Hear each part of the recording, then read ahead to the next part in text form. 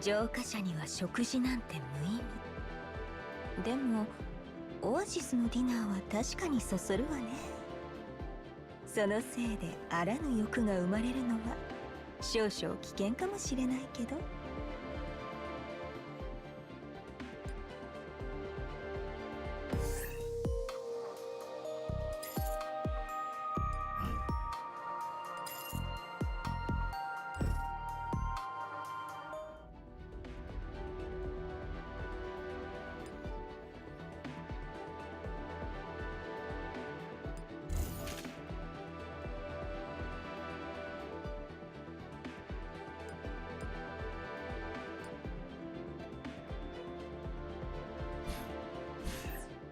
All right, and we're live.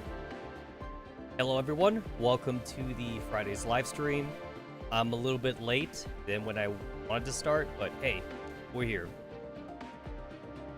And I'm here to continue my playthrough of the Steins Collab. Oh, there's a new furniture set. I did not know that. Well, I have to buy that. And also, like, I'm like super full on. I'm super full on like furniture tokens anyway.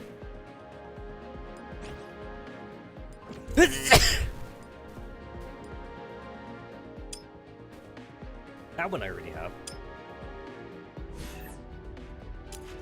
Alright, now I have to look at that.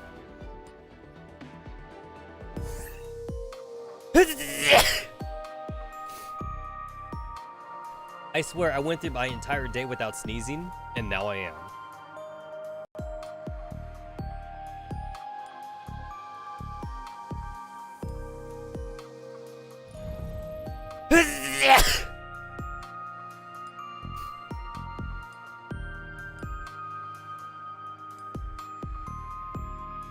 Oh, that looks nice.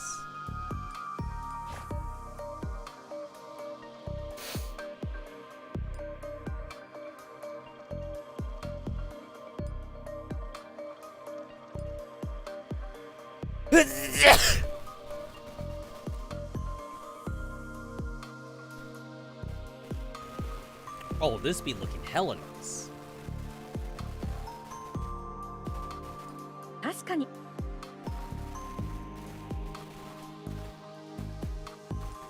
そう。 Oh, she doesn't get like a whole like speech or anything? I guess that makes sense. She's a collab character, so I suppose that makes sense. They don't want to do anything that like breaks canon or something.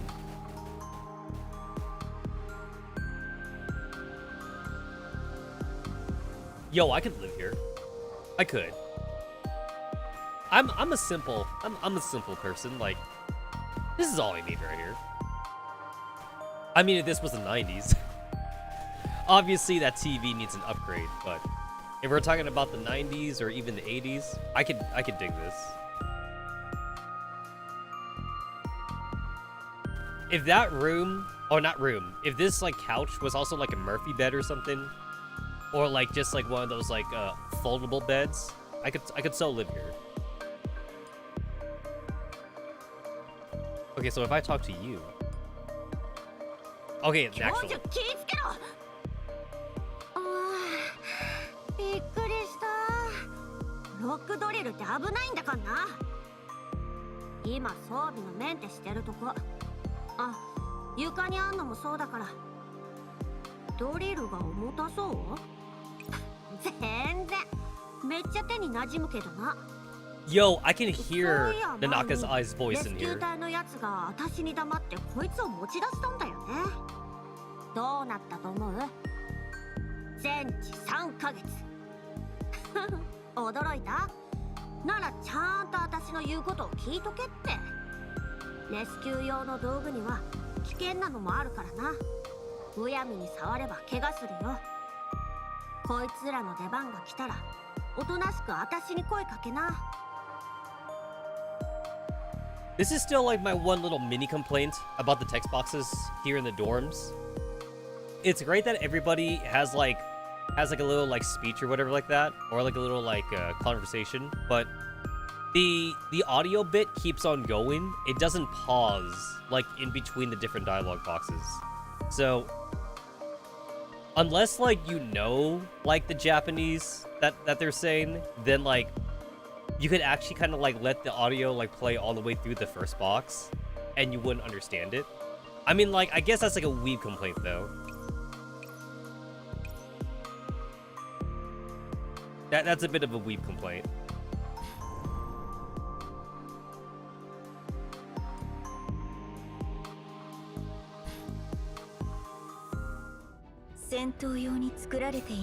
Oh shit, speaking of which, fuck, I gotta go back. Alright, so I just found out that the collab characters are actually not shit, which is a surprise to me. The collab characters are actually not terrible. And in fact, they're actually good. So I kind of need to actually, like, I need to put them in the dorms.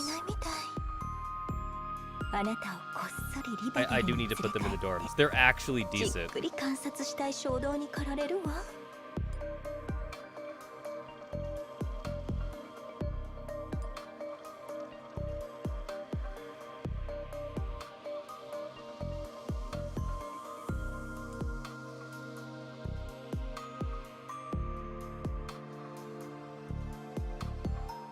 Oh, wait a minute.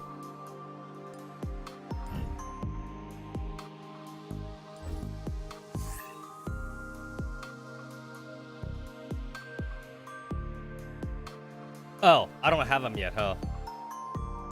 Since I only did, like, the first part of the event. I don't actually have them, huh? Oh, yeah, I don't. I guess I just assumed that I had them. Type unknown. I guess it would say that for the human characters, huh? Type unknown. Yeah, I guess that makes sense.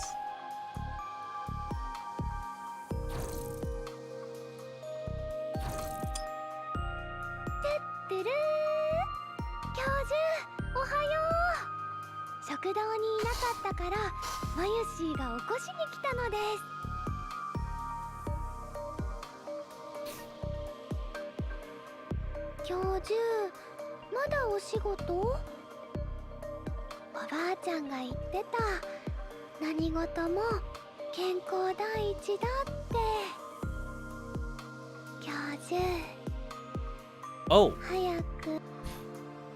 Hold up. I didn't even know that was a thing. Hold up. I keep hitting the wrong button. I didn't even realize that was a thing.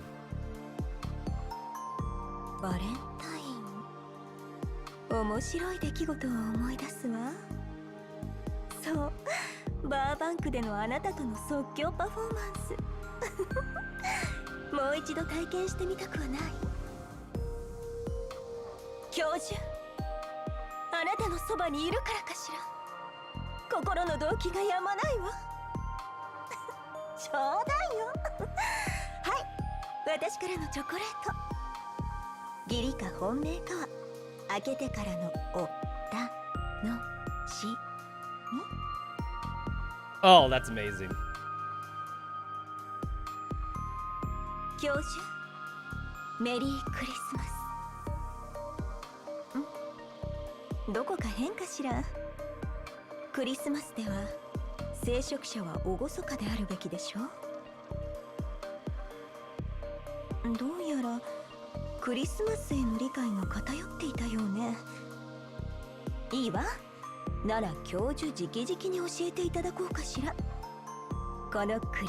Okay, now I get it. I get why they're only unlocked, like, after the oath. I get it now. They're hyper flirtatious. If I go to you, yep. They're specifically like waifu lines. Now it makes sense. I could definitely spend like an entire stream just doing this shit, which I won't. At least not in this stream. なチョコレートの話題で持ちきりですね。教授、ブランデーチョコを2人で分ければ酔わずに済むと思いませんか？はい、あなたの分には名前を書いておきましたから。他の誰にもあげちゃダメですよ。 Oh wow. いいですね。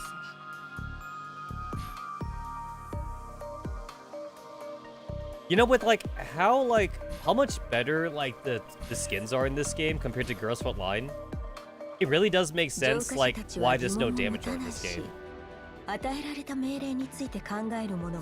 Having damage art in this game would actually be kind of like a disservice to like the game's artists.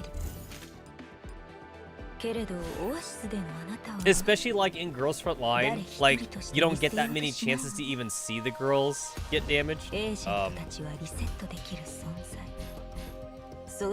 you can't like permanently have them in their damage art anyway. Like that's not like an option.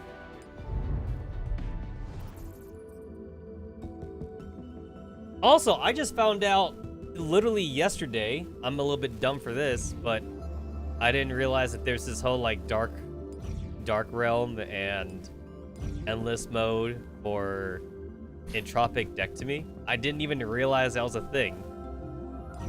I guess I can be excused for not realizing it because the other events didn't have that.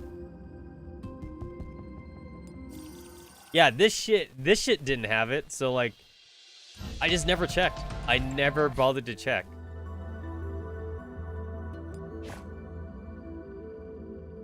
But now I know. Now I know it's a thing. So whenever I get time, and by time I mean like AFK time, I'm just gonna just auto this shit. Should be fairly simple just to auto it, honestly.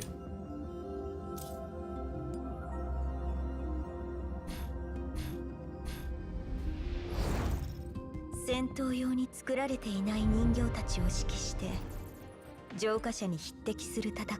this is the first time I've ever seen like so many like banners up in here.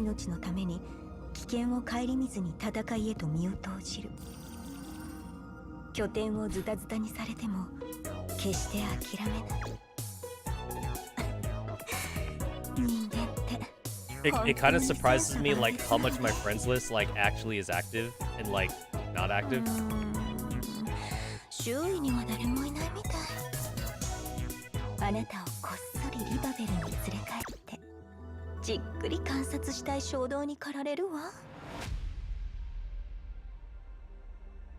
The concept of like having these events you run also in Nerual, like, is also like less of a big deal in this game versus other games I played, since in this game it actually stays permanently in your archive. So the only reason to even have this is so that way like people could just buy shit over again, which I kind of don't need to do, but at least I could just rebuy stuff and like get the rewards associated with it.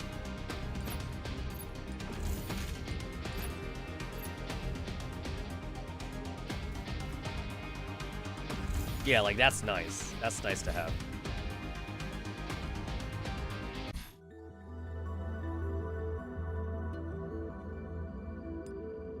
I did this. Oh, I'm so close.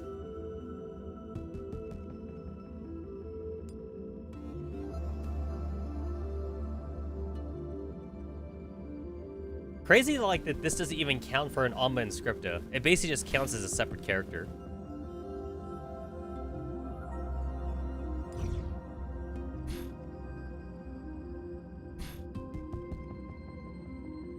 I'm also like, I guess like, I'm guessing this will like either just stay here forever or it'll at least be in the archive, because it's kind of weird to have this like take up like an event slot, especially since like the thing here says like long-term event, but I'm pretty sure this is never gonna go away.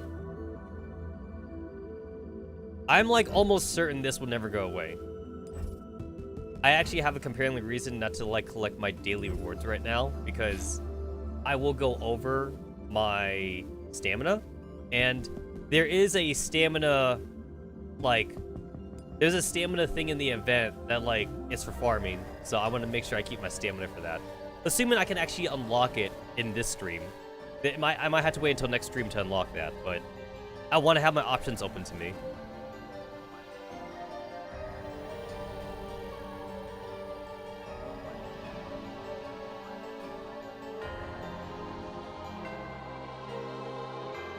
And seeing these like 4x3 monitors is such a blast from the past.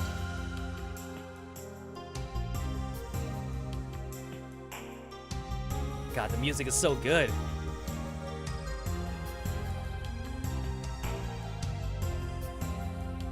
It's too bad that, like, these are not buttons right here.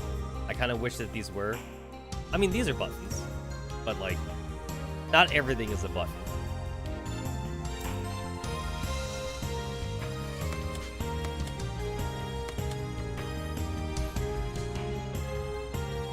I don't know why, but like I still like am not into this series.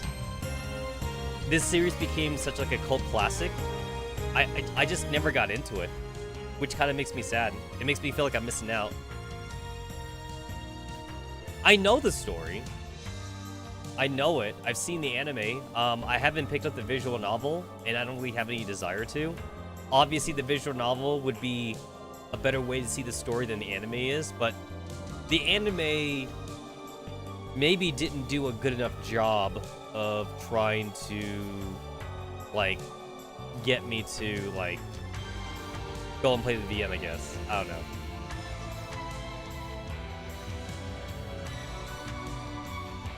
Oh, I should screenshot this. Mostly for cosplay reasons, because, like, I kind of wanted to actually, like, cosplay as the professor. There we go. This is definitely a cosplay idea. I do actually have a couple different lab coats. All I would need to do is, like, trim the bottom part, I guess, to, like, put, like, a clear thing in it, which I didn't even realize that was a thing. Wait, does that even show up in the cutscenes? I need to kind of, like, look at it now. I can't see it.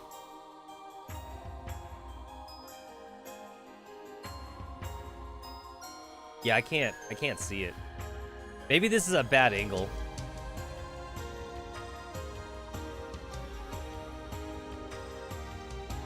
I'm also noticing, too, that in this shot that the professor, both the male and female, like, I guess they're sitting on their lab coat right here. So, like, we're seeing their legs shot from this side, but then the other side, like, I could see it draping down. Yeah, I see it draping down. I guess it's right here on this part. It's just not obvious in the cutscene, though. But everything else is fine, though. But, like, this whole time, I thought it was just a standard lab coat. I didn't realize there was, like, a little see-through part on the bottom. I mean, now I see it, though. I see the see-through part.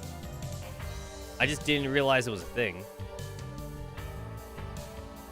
Doesn't seem like it'd be too hard to cosplay. Like a dark bluish undershirt. All I had to do was just alter the lab coat a little bit. Black pants, black dress pants. The belt, I could probably fudge the belt. The belt's not that important. Just get myself like a tag for like the necklace part, which I guess like my convention badge kind of counts for that. And then for the glasses, well, I already wear glasses, so all I would need, honestly, is just the, I kind of hate to say it, but kind of like the old people, like, glasses holder thing. I wear glasses, but like I don't know what these are officially called because like I don't use them. I don't use them because like I have another way to keep my glasses on my face. So I actually use like these ear hooks on my glasses arms. And the hooks like just wrap around my ear and that keeps the glasses on me. Instead of like the necklace thing I see a lot of old people use. And it's like, I'm not a fan of the whole, like, of this necklace thing, of this chain thing right here, because your glasses still get knocked off. So the only thing this chain thing does is, like, it just keeps it on your person, but then you still gotta put back the glasses back on, though. So if you're in a situation where, like, the glasses are falling off anyway, like, I don't know, you're jogging, or you're running, or, like, you're on a roller coaster or something, like, that's still kind of an annoyance. That's still kind of a problem. So instead, I use arm hooks, and the arm hooks, they keep it on my ear, essentially, so my glasses just stay in place then. It just seems so much more convenient than to have, like, the chains, like, dangling down. I don't know.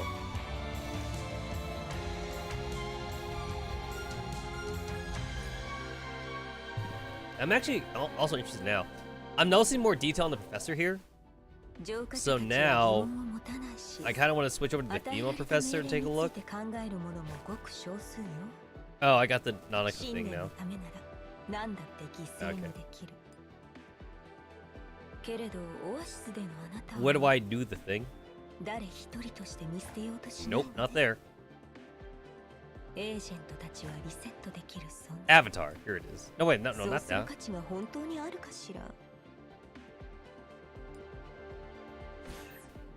It's under settings.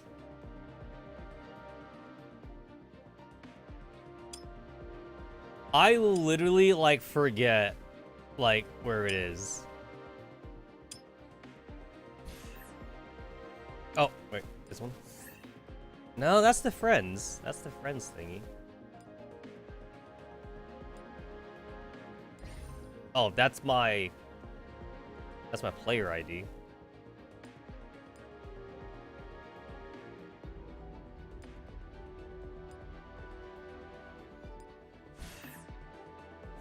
I swear, like, I've probably seen this, like, at least, like, a dozen times. Oh, here's change avatar. Here it is.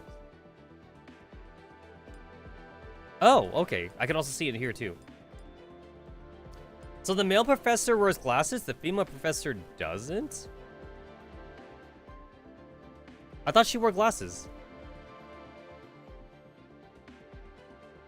Oh. I guess she doesn't. I thought she did.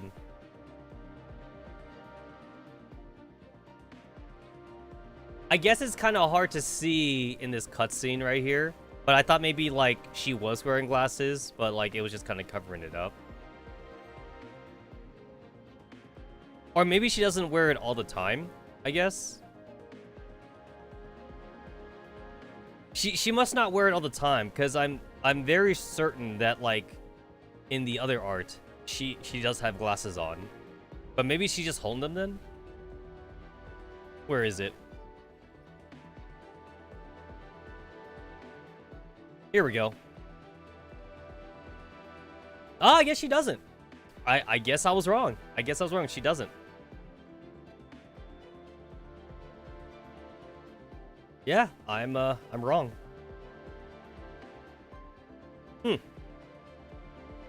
Other than that, though, she still basically wears the same coloration as the male professor. Like a blue undershirt, and like a... Instead of, like, having black pants, she just wears, like, a black skirt now. But they both wear gloves, though. They both wear gloves. And, like, now I'm also starting to see, like, the transparency on, like, the arms right here. I'm starting to see the transparency. So, yeah, I see it. I see it now.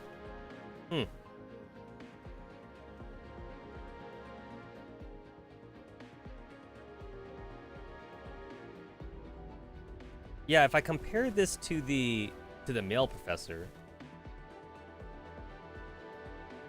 this whole time I thought they were like carbon copies of each other, but I guess not. I mean, they got to be at least personality-wise carbon copies of each other.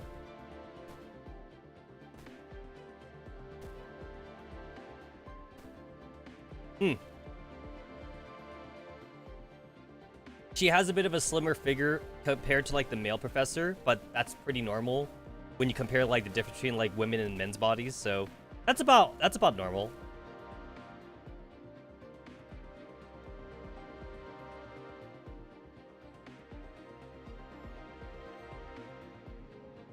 I do think it's still interesting that, like, the male professor wears glasses and the female one doesn't, though.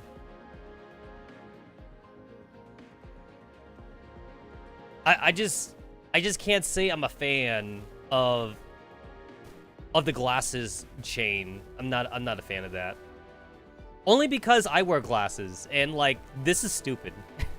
I mean, it's not that stupid, but, like, I prefer the arm hooks. I don't. The chain only prevents you from losing your glasses if it gets knocked off, I guess, but it doesn't really keep it on your glasses. If anything, I think it does the opposite. I've seen some like very heavy like necklace chains for your glasses, and like they actually add weight to your glasses, and they actually make your glasses more susceptible to falling down. But hey, at least you had like the necklace thing on, so like now when it does fall down, you won't lose it. It won't like fall on the ground or anything like that. It'll stay at least on your person. Huh, I guess I just never noticed it in the game. There's not that many cutscenes in game that show off the professor's face though. Usually the closest thing we get to in game is like seeing like the professor's like hand or something. And both professors wear like these gloves. So like you don't really see much of a difference between the two.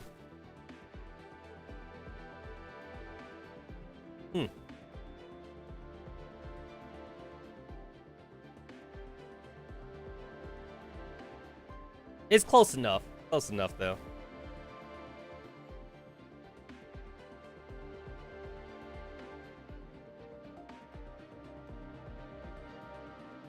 Honestly, it would have been pretty interesting if they actually went with, like, this female design for, like, the Girls for Line anime and not go with, like, Guillotine. Guillotine? Her name is Guillotine or whatever.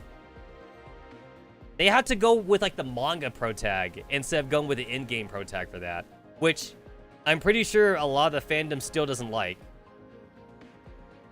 Most would have just, like, instead just went with, like, the actual game story and not the manga story. But I guess maybe the devs knew that they wasn't going to be able to, like, make everybody happy with, like, the game story. So they went with the inferior, like, manga version. So that way, like, more people could be pissed off. I don't know. The whole purpose of the Girls for Line anime was just to get people to play the game, I guess. Which I think it did a very poor job of doing.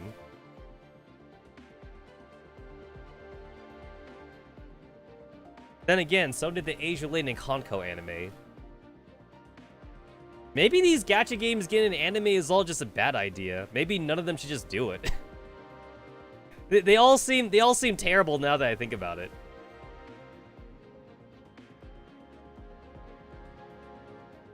It makes me mad because, like, the Konko anime was so bad, you'd think Azulane would have learned from it, and Azulane didn't do any better.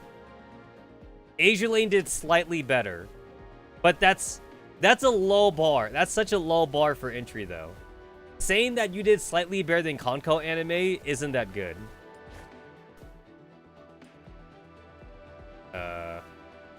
Nobody uses Nora anymore. Nora's been power crept.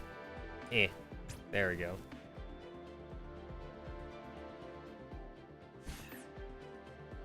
Why is my milestone for Spirit so low? Oh, that's why. Yeah, now I get why it's so low.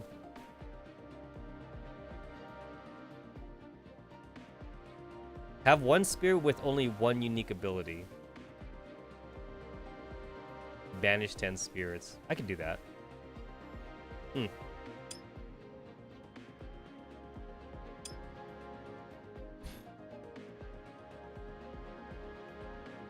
Yeah, I hate how this looks. The spirit spot, like, is so empty compared to the other ones. C, C, B, C, B, and E rank. But they did just add this in, though. So I guess maybe it's supposed to be low. I didn't even realize they added it to, like, the card thing. This is new, definitely. This was not part of the card. Your professor card. Oh, I didn't even realize the game even told me when I started. Initial sync. 2022, 12/23.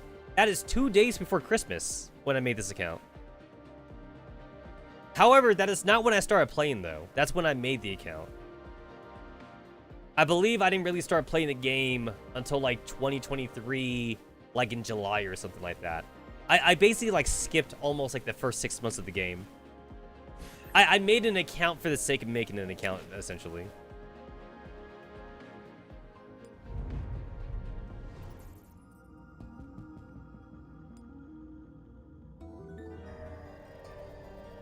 All right, I got a little bit sidetracked by looking at the professor.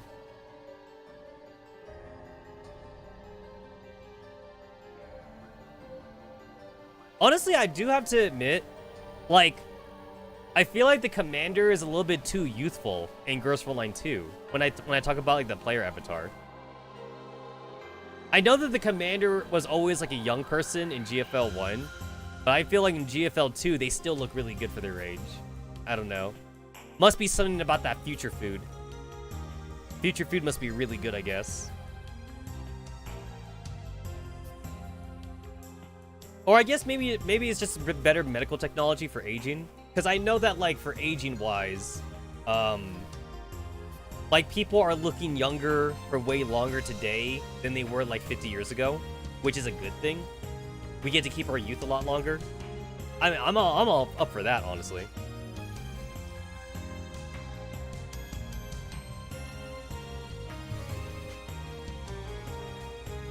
This is really good, like, AFK music.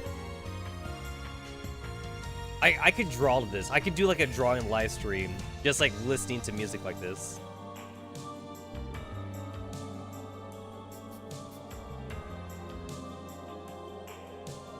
I'm lucky that, like, my daily missions for this have only been, like, just regular farming shit. Like, most of it is just, like, do algorithm collection, or do, like, 2 rounds of, like, resource collection. So the only ones I haven't been able to do is the cafe training, which I know is part of the Steins collab, and Entropic Survivors, which I haven't looked at either because I was waiting for a stream to happen. But now I can. I know the cafe thing ain't gonna happen for a while, and I feel like it might take me too long to go through the story. So at the very least, I could give Entropic Survivors a try. Which is the same as the old one, I guess. All right.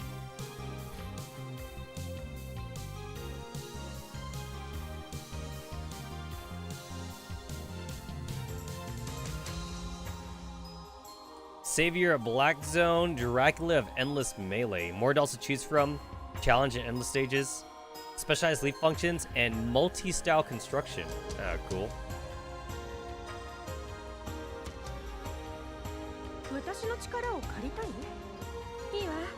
Let me see. After 10 seconds of battle, deals damage equal to blah blah, allies, blah blah. I'm not gonna turn anything on. Yeah, I don't think I'm gonna turn anything on.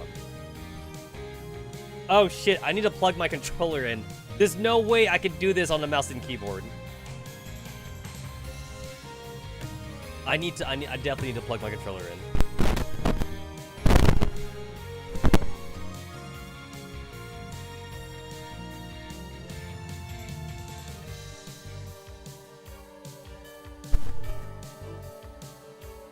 Alright, there we go.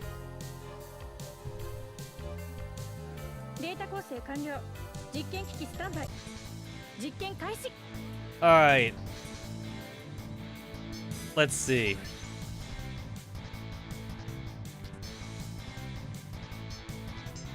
Okay. Alright.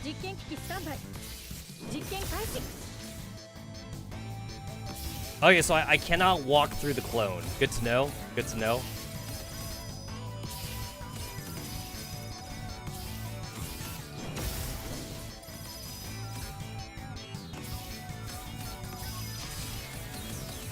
Oh shit, I forget.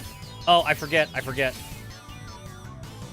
What's my hotkey for left bumper? I made a left bumper? Okay. Left bumper. I forget like what hotkey I made the super.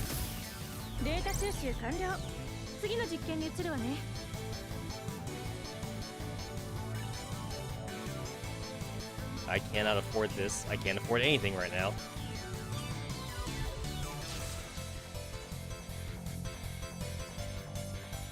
Yeah, look, I can't stand keyboard controls.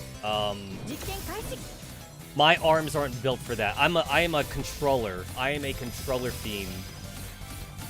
Howdy, howdy. Welcome to the Friday stream, everybody. Or at least in my time zone, anyway. We're continuing on with the Steins collab in today's stream. Started a little bit later than what I wanted to, but we're at it though. Okay, what's your super look like? I kind of don't want to waste it, but I have 2 bars. Oh, okay. There we go. All right, I see.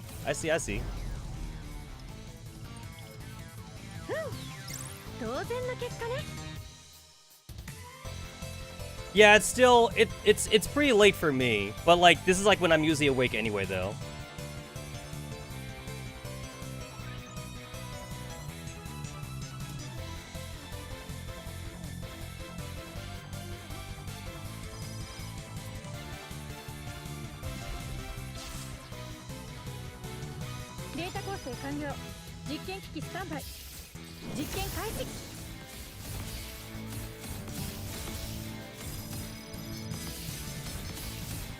Man, all these like auto shooter games that like so many gacha games are copying now.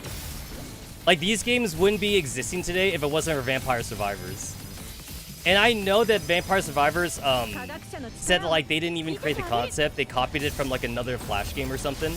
But like it's still kind of funny to think about how they popularized the idea.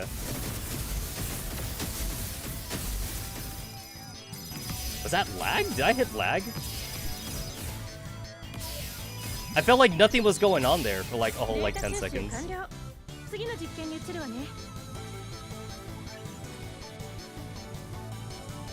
I am like not even reading these things. I'm just picking at random. I'm not even reading.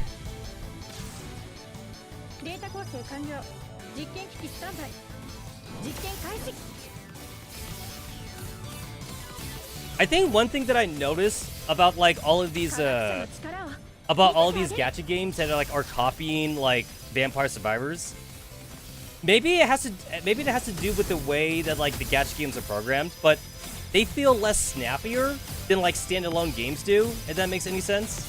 They don't feel like as they don't feel like as animated. They feel more static. They feel like very stiff.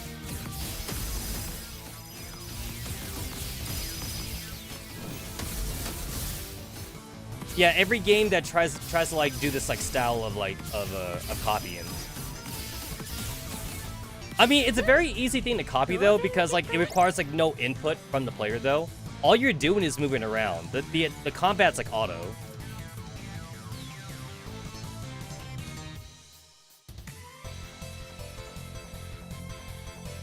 I guess what I'm trying to say is like they don't feel good to play, if that makes any sense. This, I would rather be playing Holocure or I would much rather be playing Holocure, or I would rather be playing like Vampire Survivors right now. This doesn't feel good to play.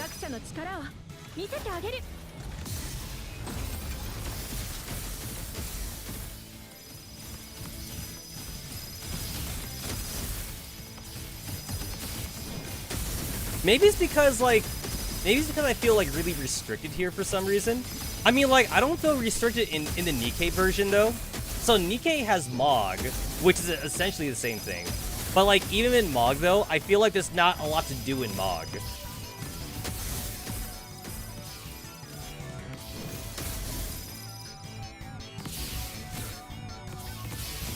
It's like, I appreciate the effort. Don't get me wrong, I appreciate the effort, but like, I just don't think it just doesn't feel nice to me.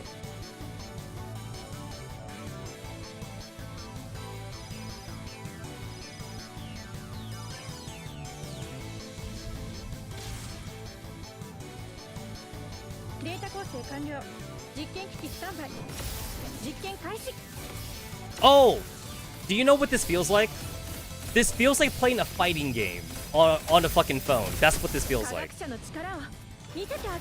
It's like playing a fighting game.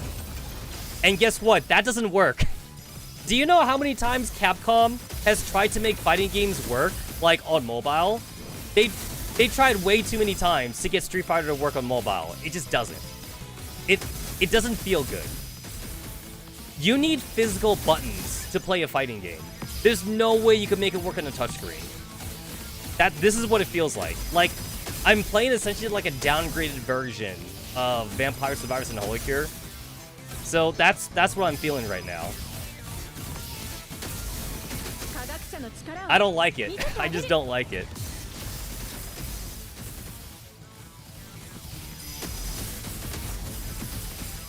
And then Riot Games also tried to make League of Legends work on mobile too, and that didn't feel good as well.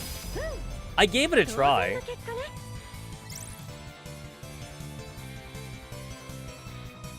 This, when Vampire Survivors, how many gacha games try to copy their game mechanic?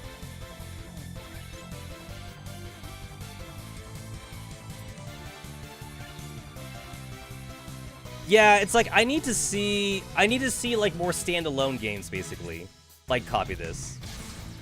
And like unfortunately, like I'm still waiting for a good Toho copy. I'm still waiting for that.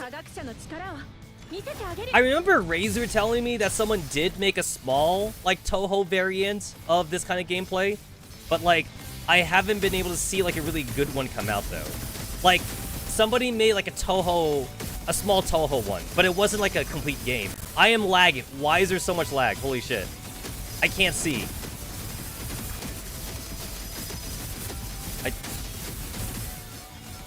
Okay, I'm good. I'm good on lag.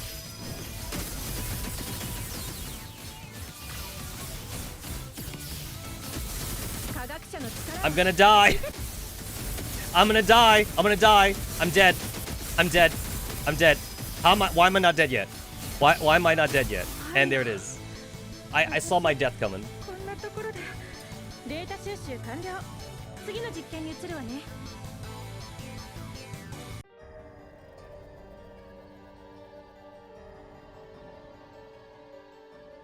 If you were to ask me like 10 years ago, like what I thought about like mobile games that like tried to be more than mobile games, I would have told you that like it was a bad idea. Nowadays, I think my opinion is changed on that. I don't mind smartphone games trying to be like something more than what they are. However, a big thing that prevents them from being more is the touchscreen. There is some game genres, I think, that just do better with like a physical button layout, and there's only so much you could do with like tapping on the screen essentially. And like this whole like, oh, let's put like a touch analog stick on the fucking screen or whatever like that. You're taking up valuable like screen real estate by using your finger like this. Like if we just pretend I'm using my finger right now. Yeah. And that's not even to say about the button part too. Like, I've seen like a lot of smartphone emulators. When I say emulators, I mean like console emulators on a smartphone. Like Super Nintendo or like Game Boy or something. It's like the bottom left corner has an analog stick or whatever. And then the right side has like the A button, the B button, the X and Y button. Like you have 4 buttons on this side. So all of a sudden, you're taking up like 30%. You're taking up like 30% of like the screen real estate on buttons. This is the screen. You're looking on your screen, and you need to like take up portions of the screen for the buttons, you know? Like, yeah, that's gonna be just a downer no matter how you look at it. There's no way you can make that work.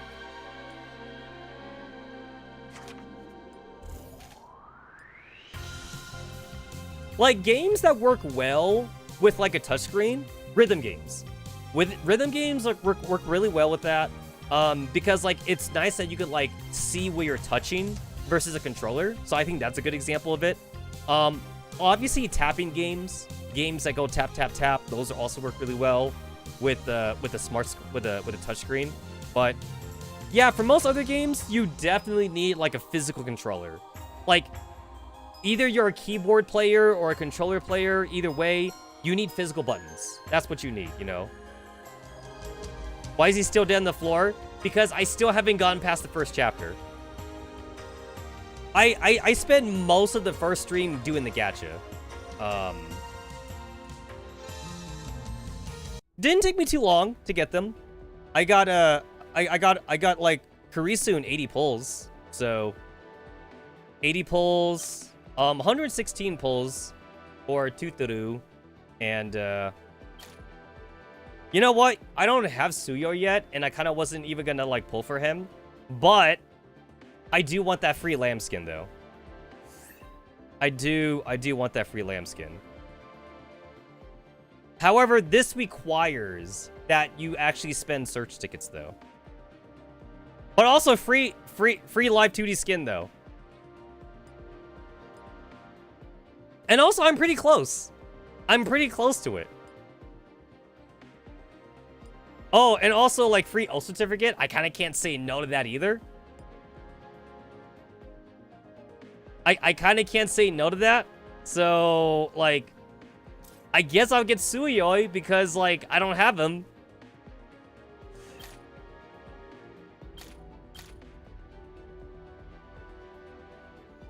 Yo, imagine if I get him, like, right now, though. It's like, if I get him right now, what do I do with the rest of my pulls?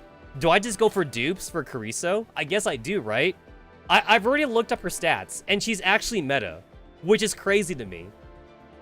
She's a physical version of 416. That's insane. 416 is operand. Karisu is physical attack.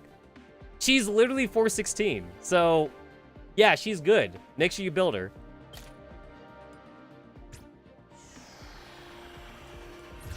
Yeah, don't sleep on Karisu. Oh my god, if I get him right now. No way. Don't tell me I got him. Don't tell me I got him. There's no way. There's absolutely no way I got him.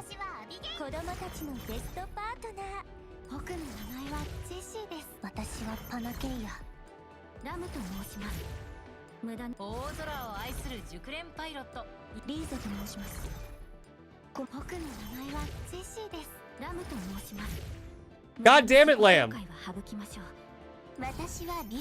Oh, I got another V dupe. Oh, that's what it was.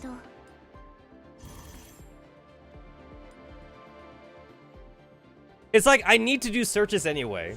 I kind of need to do searches.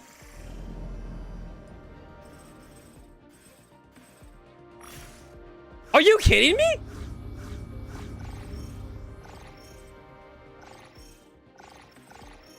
Damn!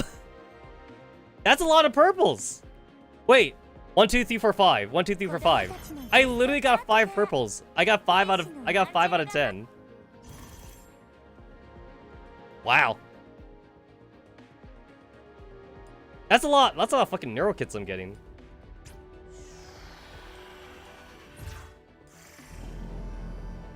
I think Suyoi wants to come home. I think he wants to come home. 3? Damn. My boy wants to come home. He wants to come home.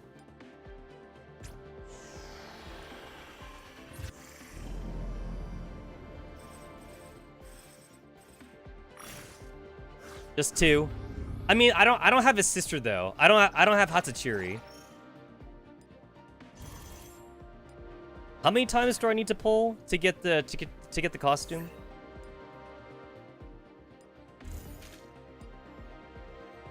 Oh, you need to pull for a lot, actually. Oh. I didn't realize it was that much. Oh, you actually need to pull for a lot. Okay, maybe I won't pull for the O certificate then. That's kind of a lot. I'd rather just spend money. I think I would actually literally just spend money on the O certificate. But I do want the costume, though. I do want the costume. So I'll pull enough to get the costume then.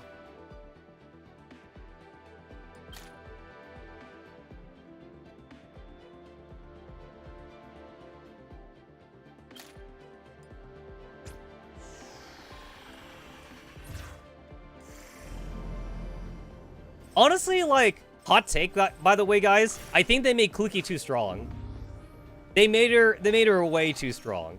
I mean, like, maybe they did it on purpose. Like, they didn't want to make 416 weak because maybe too many people would complain about it. But, like, I do think they could have made her, like, a tad bit weaker, though. They could have made her weaker. Honestly, if they made 416, like, about as strong as, like, as like Persicaria, that probably would have been good enough, honestly. If she was like Persicaria's level strength, like as an attacker or something. But they didn't though. They didn't. They had to cook with 416.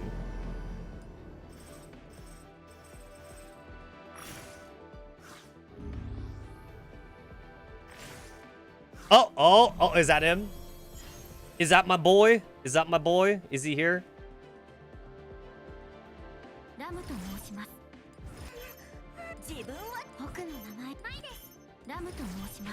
Is that my boy? Oh, I got another Nanakaduke. Alright. Come to think of it, who can I get in here? Let me see. Oh, Python. I don't have Python. Alright, so I have everybody here except for Python. So if I do pull him, it won't be as bad then. Yeah, it won't be nearly as bad if I pull him.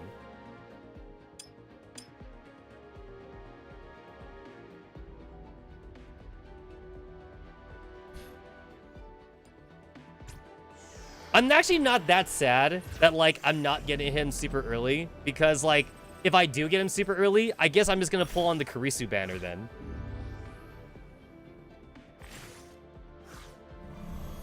Wait, did I just get another... Wait, what? Wait, did I just get another 3-star? That was fast. Oh, there's my boy. Alright, cool. Alright, there's my boy. Well, shit. I guess I'm pulling on Karisu then.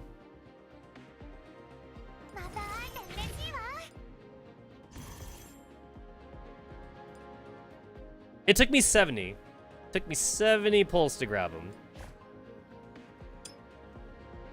Wait. 70, 69, 68, 66, 65. Alright. So technically it took me 65. I pulled my boy in 65 pulls. I don't think that was enough. I don't think that was enough actually.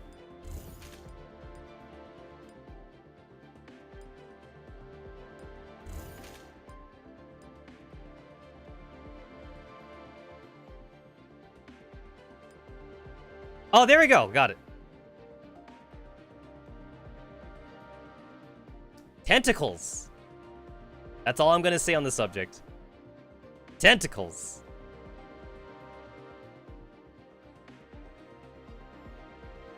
Let me see. Lost. Riley? Riley? Is that how you say it? Riley?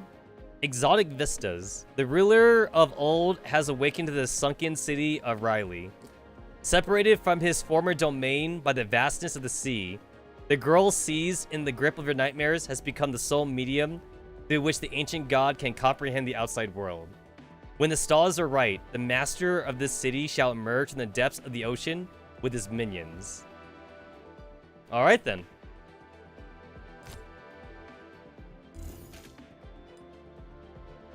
Alright, so if I want to keep on pulling, I could get that free L certificate, which I guess free-to-play players, this would be worth it then. Like, if they want to keep on pulling for, like, the collab characters.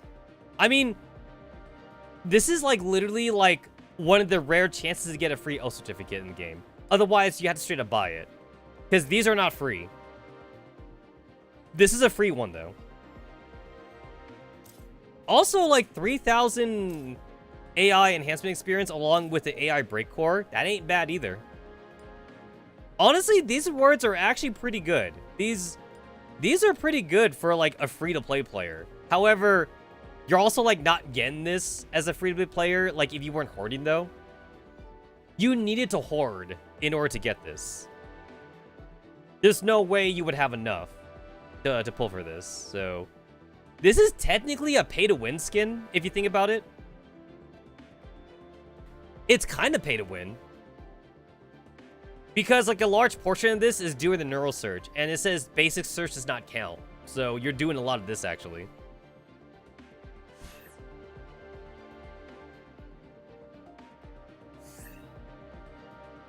Where's my thingy?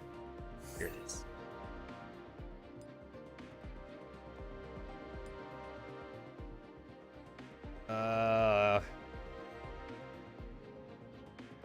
Where is she at? Oh, here she is. She has a lot of costumes, my god. I didn't realize she had so many costumes.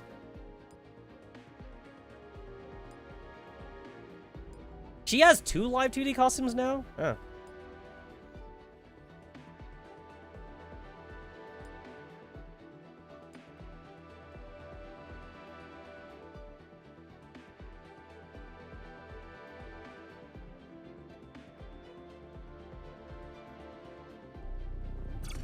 Oh, damn. Yo. There's jiggle physics. Yo, there's jiggle physics.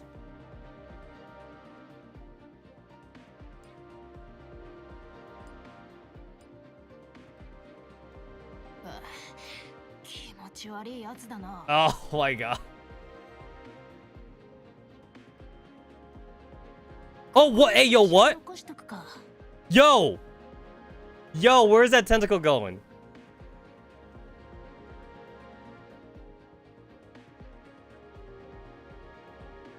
Yo, that's a tummy click.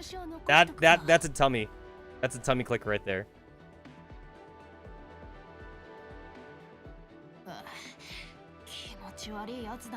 Jesus.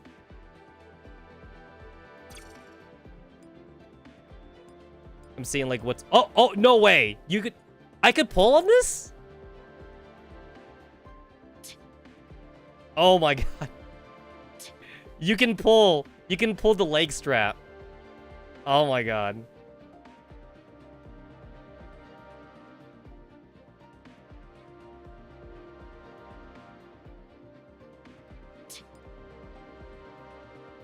Is there anything else I can pull? No, no way! No fucking way. You can pull on her fucking top.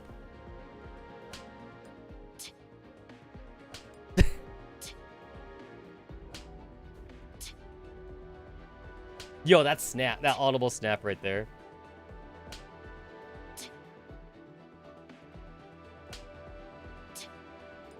What else? What else can I pull? I think I exhausted all the pullable bits.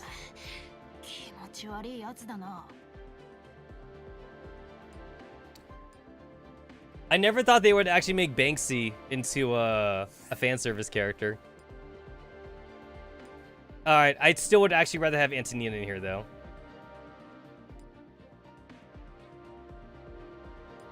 I mean, the Valentine's one is pretty nice, too, though.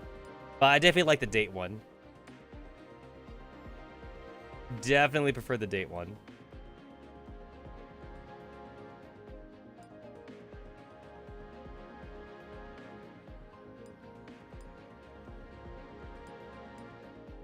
I like the beach one. All right.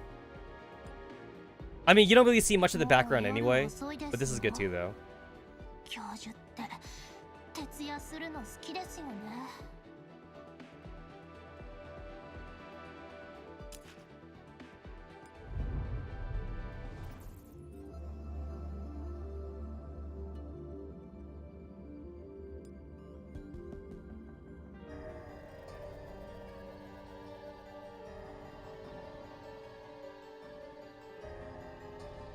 Alrighty, I did all my gachas. I got Suyoi, I got Kurisu, I got Tuturu.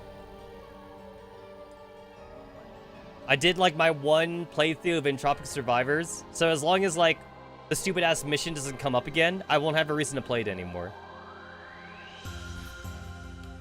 It's like, what's the second one then? I'm just gonna look at it. Oh, okay. Oh wow, Fresno's in here. Oh dang. Okay. More dolls available to choose from, I see. V's in here? Oh, I forgot that I had V in the idol costume thing. I mean, how different does V play?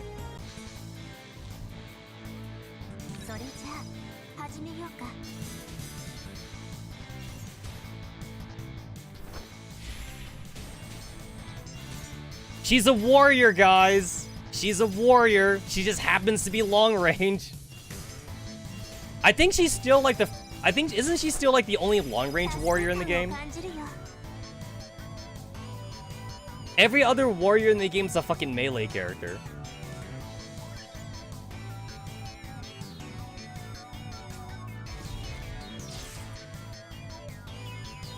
How does her ability work? Oh wait, it still works like based on like an area? It's still the same? Oh, it's still the same. Oh, this... I'm gonna assume this is shit then. Yeah, I'm gonna assume that's crap.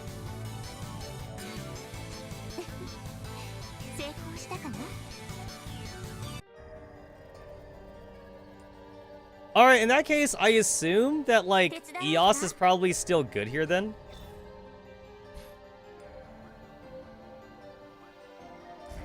Yeah, I assume that's still good because, like, her skill, like, does, like, just full, like, full battle AoE. 416 is like a centralized AoE. And then EOS is like full screen. She's like a full screen wipe or something.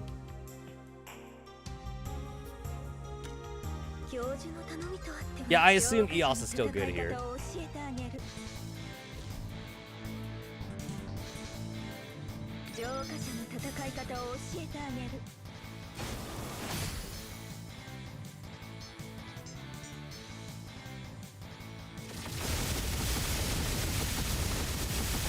Wait, do I even need to move? I don't even think I need to move with her. God, her wedding costume is so good.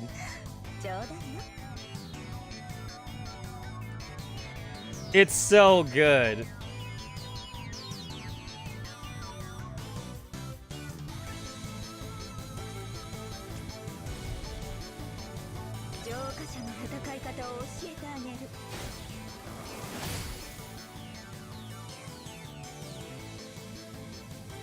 Can I AFK with her? I guess I do need to move. I guess I probably do need to move then.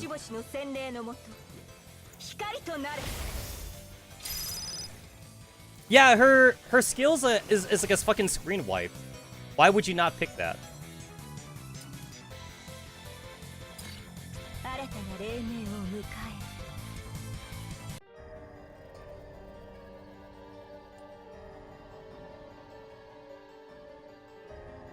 Yeah, I don't care too much about, like, my friend leaderboard. I don't think I'm gonna mess with this.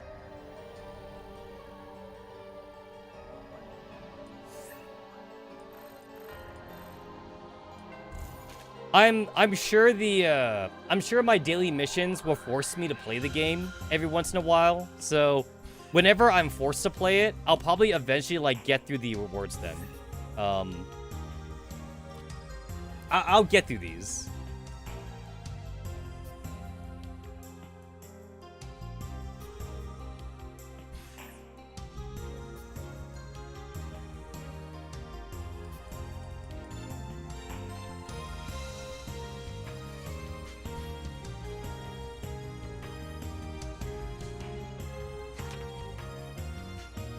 Did I remember to change back my avatar? Oh, I did. Alright. Mostly because I do know the professor does show up in the story, so I just want to make sure I'm playing as the guy professor.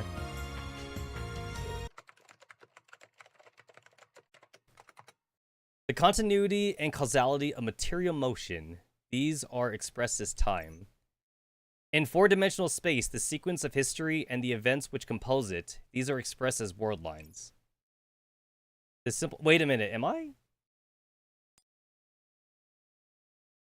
Wait, am I replaying the first one? Okay, there it is. I am replaying the first one. I'm like, wait, that seems so familiar. I didn't even do the stage yet. Okay. Alright, I assume I'm like massively overloaded for this still, so I could just like auto this.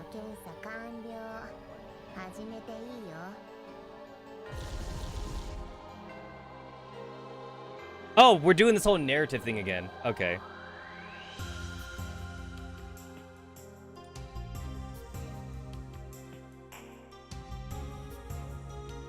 I actually don't like this. I don't like it when they do like this narrative, like little blocks in the actual gameplay. I would prefer it if they separated like the cutscenes, like with the gameplay part. Like, I don't like it when the character chapters do this too. Like, I hate that. I hate that as well. It's kind of like how Girls Frontline also did that too. Like in Girls Frontline, they used to like do like the cutscene like before and after the stage. But like now, Girls Frontline, they do cutscenes separately from stages. That's what I want Project Nerual to do. I want Nerual to do the same thing. Just keep the story bits to the story like blocks and keep the gameplay to the gameplay blocks. I want them completely like separated from each other.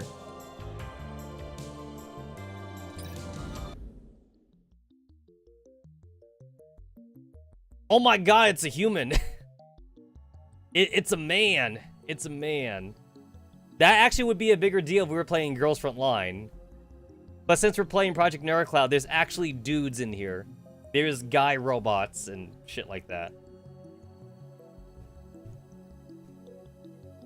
Never forget, guys. Never forget that Diane gets cucked from you in GFL 2. Never forget. Even though it technically hasn't happened yet. I look at the man lying on the ground. He looks to be around 20 or so, and wears a white coat. Both his clothing and hairstyle mark him as being out of place in Magicami. Inspection complete. How was it? Was there any useful information? He has no combat modules, and his neurocloud shows no sign of entropy virus infection. So we don't need to worry about him posing a threat for the time being. From the condition of his neurocloud, he should be regaining consciousness soon. Any further questions will have to wait until he wakes up. Before that, let's examine this room. Perhaps you might learn something. Professor, now that the system has been upgraded, we are capable of grasping more battlefield information. We've added a new special region indicator to your command interface. These indicators provide information on the special characters of the new area. The next area is labeled sealed by the looks of things. It ought to be impassable. Please plan your route to avoid sealed areas. Cool.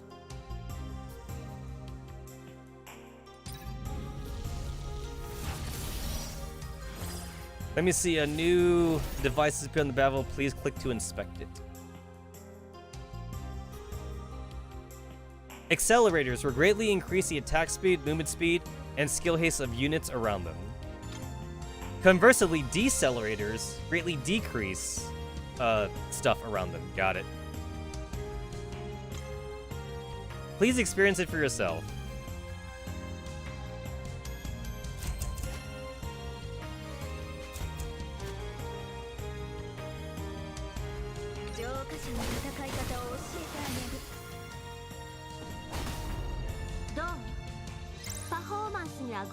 I am playing in a hard mode. I assume it probably gets hard later on. Let's check the doorway and see if we miss anything. Investigate the TV, investigate the doorway, investigate the stove. The display shows a strange animal with a human face. It seems to be called Alpacaman. You feel nauseated as it stares at you. Is this what they call Busu Kawaii? There seems to be a gun-like object near the TV. It has a bit particle gun written on it. For some reason, it feels like it came from a Metal Suit anime. The calendar is from the year 2010. It seems both the date and the year are different.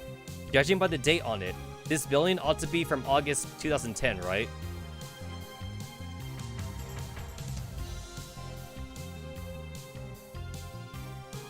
August 2010. I have videos dated back to August 2010. Hold on. I'm looking at my backlog right now. What was I uploading in 2010? What was I uploading? Let me look. Let me look. All right, let's see. We gotta look for my 2010 shit. All right, all right. Let's see, what do we got? What do we got? Sort by date. Sort by date. Oh, I am sorted by date. All right. Let's see. Flandre's Christmas was 2008. That's 2008. Nope. 2008, 2008, 2008, 2009, 2009. This one's 2000. Shit, I can't see the regular date on this one, I think. 2009. Regular date on this one is 2009. 2009, 2009, 2009, 2009. Oh, 2010. All right. I finally found a 2010 video. 3 Sweet Stories. I translated that one in 2010. 2010. That's January. These are January 2010 ones. You were busy in 5th grade at the time. I was translating Toho video. Oh, also I just found out the first time I did Toho Chome Chome. Wait a minute. Wait, these dates are actually wrong. I'm not looking at the correct date right now. Hold on.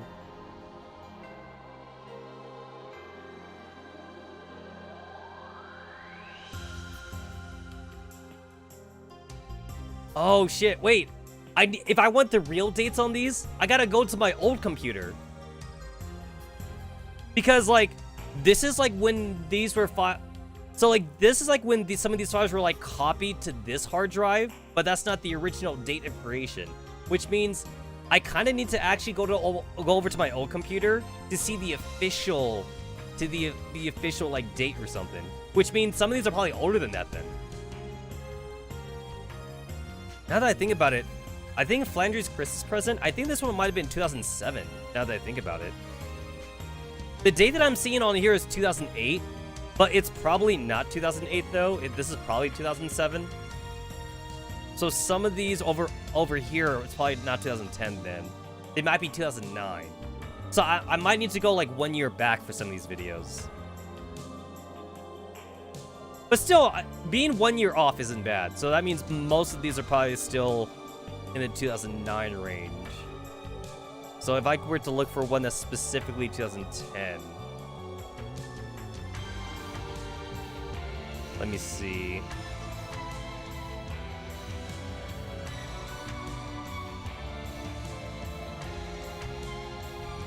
No, not that one either. So, like, I need to look for the 2011 videos I have on here, and the 2011 videos, it's probably 2010, which I think I found it. Toho Chomi Chomi manga number 7. Now, this one seems to be labeled as 2011, which means if I go 1 year back, this is probably 2010 then. It's only 2011 on here because that's the copy date, but that's not like... That's like the date modified date, essentially. I need to look back at my old computer then. Okay. Alright, so starting from these videos, these are probably 2010. Man, what a blast from the past.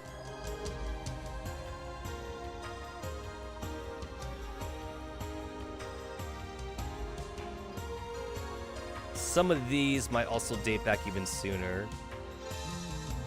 The old translation scripts I have. Because these, I'm looking at like the date modified, but the date modifieds are like the last time that I accessed them, so I need to look at the date creation, but the date creation here is definitely off, so I would need to go back to the original hard drive.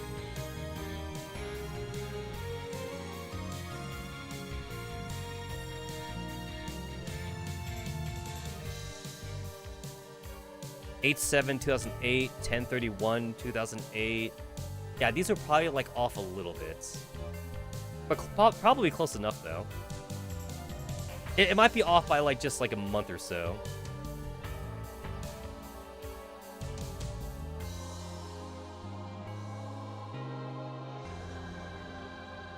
I know that, like, if I were to, like, bring out, like, if I were to bust out the old floppy disk, I'm pretty sure I have some floppy files that, like, date all the way back to, like, 2002 or, like, 2003. They're, like, my old, like, my school book reports, essentially. And Like, obviously, this computer doesn't have a floppy drive, so I'll need to plug in my old computer in order to have access to those files again. I mean, not that I would need access to those files, but, like, also, floppy drives kind of, like, last forever, though. Or floppy disks last forever. I think floppy disks can last for about, like, I think, like, 100 years or some shit.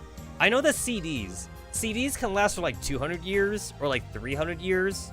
Like, without file degradation, as long as you keep it, like, in, like, a good, like, temperature, like, environment or something. Looking at, like, some of these files, like, in my own work folder, a lot of these are dated at, like, 2008, like, at the earliest, which I know is wrong for some of these files. I know some of these are definitely, like, not 2008. They're definitely, like, earlier than 2008, but a lot of that, like, is the date modified date, though. It's not, like, the date creation date or whatever. So, like, that's, like, date modified, like, for the last time, like, I touched them, essentially.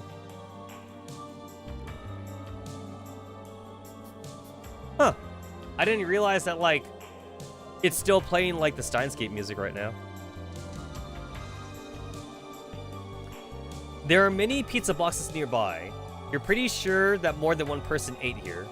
The stove also looks like it's been used. In fact, there's a half-cooked dish in the wok. However, it would be so demented as to fill an apple pie with natto beef. Okay, that's everything? That's everything.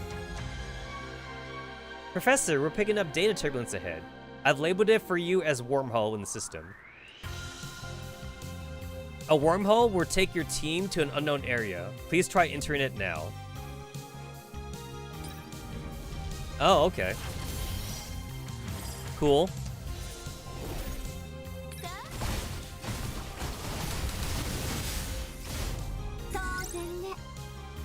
I like how if you're like extremely over level for the stage, Chelsea's like auto skill, like it basically just kind of like blows up the entire field.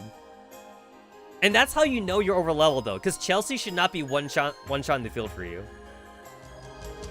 Chelsea's skill is not even meant to be like a damaging skill, it's meant to be more of a debuffing skill. So if the enemies are dying to a debuffing skill, you're definitely over leveled.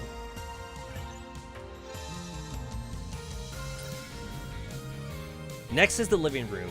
Time to put the things you learned in Dupin's detective course to use. Investigate the tea table. The table is covered with assorted snacks and drinks. A brown beverage is still emanating cool vapor. Looks like someone just took it out of the fridge. There are 6 cups on the table. Looks like they were having a party here just now. Persicara keeps stealing glances at the plush toy cushion on the sofa. You should probably get Chauncey to make her one afterwards. The whiteboard is covered in various theories and formula, covering such things as neutron stars, black holes, and speed of light. Professor, could these be? 11 disproven theories of time travel. Let's note these down for now. Do you think this relates to the incident? Call it a hunch. The last area, yeah. Okay, hold on. Let me wait for that to finish scrolling. I can't read that fast. The last area you have yet to investigate is the space behind the curtains. The mess here reminds you of Kroku and Antonina's workrooms. You find a strange device that looks like a claymore mine. The label on the side reads Future Gadget Number 4, Mode Snake. After further investigation, you discover that it is merely an instant humidifier that can spew large quantities of vapor. Professor has definitely seen the anime. I mean, like, based on the professor's, like, conversation with, like, Kroku, like, the professor definitely is a bit of an anime fan. But maybe he's a casual. He might be more of a casual fan. Also, like, if you remember that the professor is the commander definitely watches anime with some of the T-dolls. Like, we have some otaku T-dolls, like, in the base. The table has many antique computers on it. Perhaps it might be good news for lovers of such things like Antonina. However, their models indicate that they might be even older than Antonina's antique computers.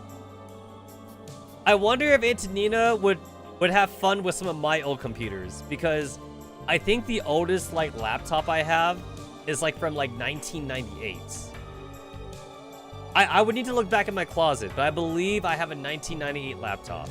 And my oldest desktop computer that I still have is from 2001, I believe.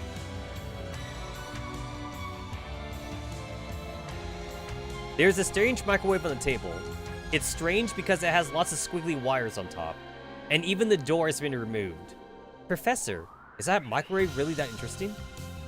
If this really is a future gadget lab like it says on the doorway, then perhaps this microwave with a phone wired to it is one such future gadget. The smoking machine is very obvious, being only a small distance away from the unconscious man. Judging by its position, perhaps it is the culprit behind his loss of consciousness. It looks like a model satellite, and its name is Future Gadget number 99.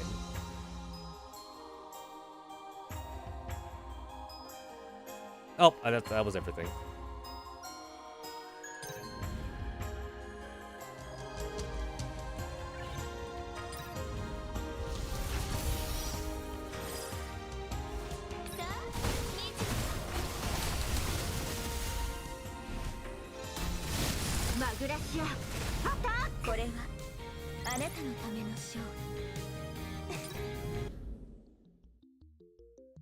Phone wave, antique computer, I hated when Mika does this. I mean, like, I'm sure, like, it's not the translator's fault. It might be more of a game coding problem, but, like, I didn't read that as future gadgets. I read that as F-Ucher. F-Ucher gadgets. Like, come on, Mika. I'm sure that the translator is just given, like, the original script, and then all they do is just convert it into English. And then, like, it's up to somebody else. There's, like, a second person who has to, like, put that translation script in the game itself. But, like, all they're probably doing is just copy and pasting, though. They're not looking at, like, the way the letters are being, like, split up or something. I do feel like it should only take, like just like a few minutes just to like look at like how the words are being split up and shit in here, and like no one's doing that job essentially.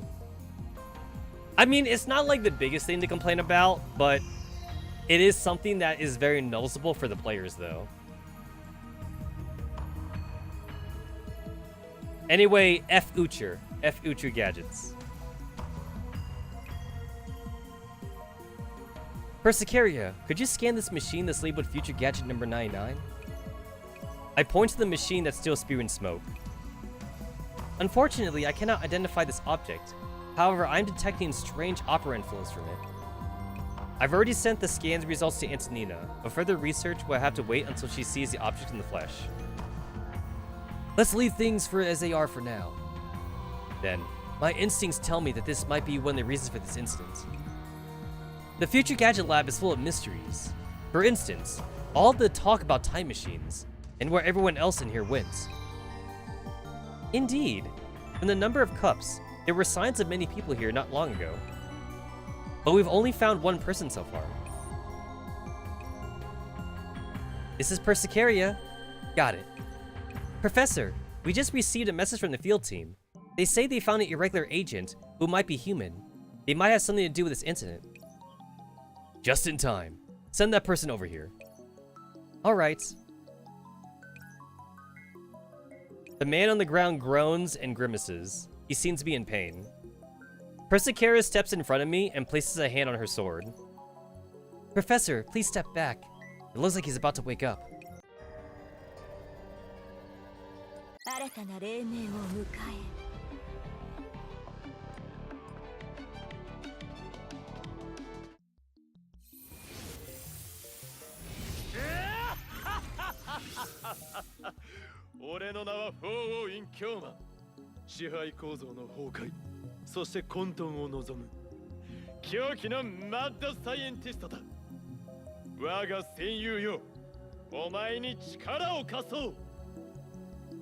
So once again, the collab characters are actually like not trash. So they actually all have a reason to be built.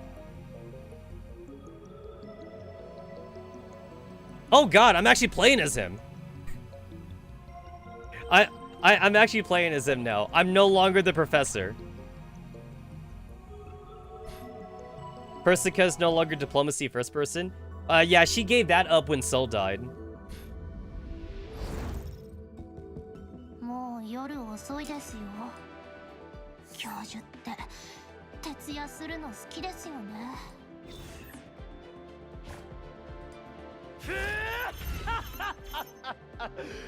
混沌を作り出し、世界の支配構造を崩壊させる時が来た。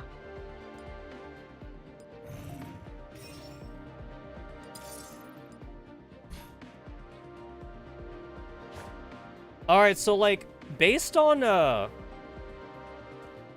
Alright, so based on like what I read from like the early analysis for like the collab characters, filter, others. Alright. So based on what I read, so Kurisu is 416, but she's a physical attacker version of 416, whereas 416 is an operant attacker. So she's a physical version of it, but other than that though, she's about just as good as 416. She just operates slightly different. So definitely buildable. And then like he's supposed to be like another version of Dashvanaya's, like except like he's Dashvanaya without needing to Amma and Scripta him though. Because like Dashvanaya is only good after you Amma and Scripta her. He's already good out the gate though. So I guess if you don't have Dashvanaya built up, you might as well build him up then. So that way you don't have to like worry about Dashvanaya's Amma and Scripta. And then like for Tuturu, she's supposed to be like, I think she's supposed to be like fucking, hold on, filter, specialist. She's supposed to be, I saw a lot of names being thrown out over here, so I think maybe everyone's still figuring it out, but I saw some people say she's close to like Groove, and she's kind of like also close to Abigail or something. Like she serves like a similar purpose to Groove and Abigail, but I think like people are still kind of figuring out right now. Either way, they're not trash. They're not trash. So build them. Definitely build them.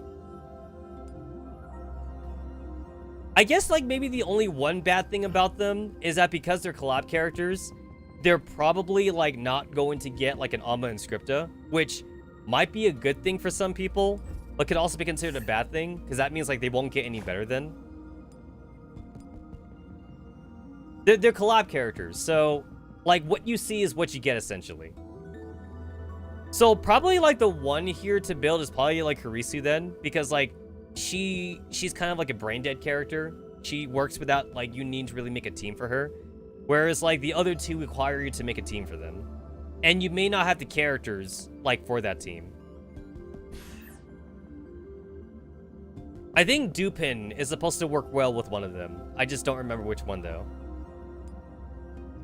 I don't have Dupin, so that doesn't matter anyway. I skipped Dupin.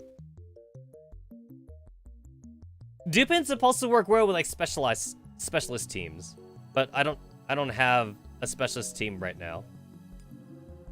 The closest thing I have to a specialist team is the Undini Turin team. That is the closest thing I have.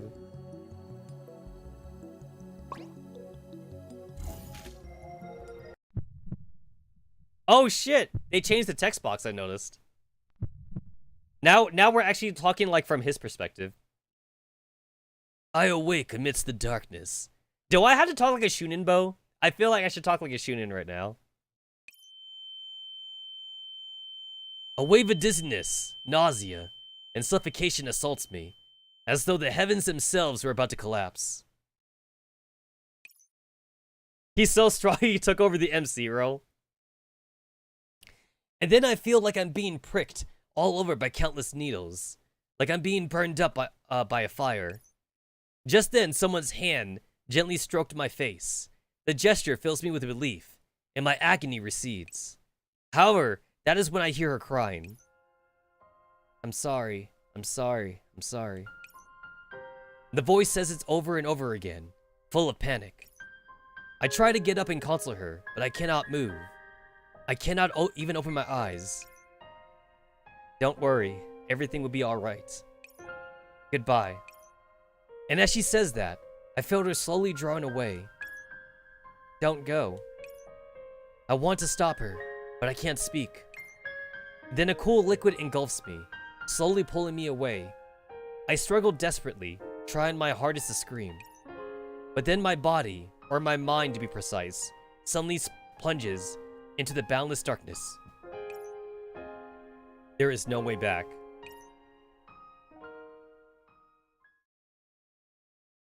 Ah! I suddenly sit up, my scream echoing through the room. My clothes are drenched in cold sweat. I wipe the moisture from my forehead as the familiar scenery of the laboratory come into view. Ugh, so it was all just a dream. Wait, could it be that the organization has mastered the art of psychological warfare? How despicable. To think they would try to weaken my will with such methods. Ugh, my head hurts. Mayuri, can I get some water? Oh my god, we get to see the professor in first person view. Or I guess like, I should be saying second person view, but whatever. We actually get to see the professor now. Yo, the professor has like some messy ass hair though. Like, you could actually see like the individual strands of the professor's hair going like all like wonky and shit. I'm actually not a fan of that hairstyle. Like, he should at least comb his hair like in one direction or something. I don't know. Anyway, this gets me a good front view of the professor though. So like, if I really want to cosplay as a professor for my next con, I can do so. And then I can see like how many people recognize me.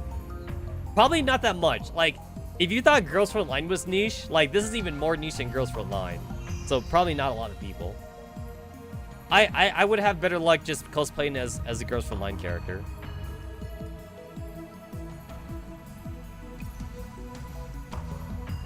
Thanks. Hey, wait! I sprung up from the ground as I assumed a defensive stance against the unfamiliar pair before me. Who are you? What are you doing here?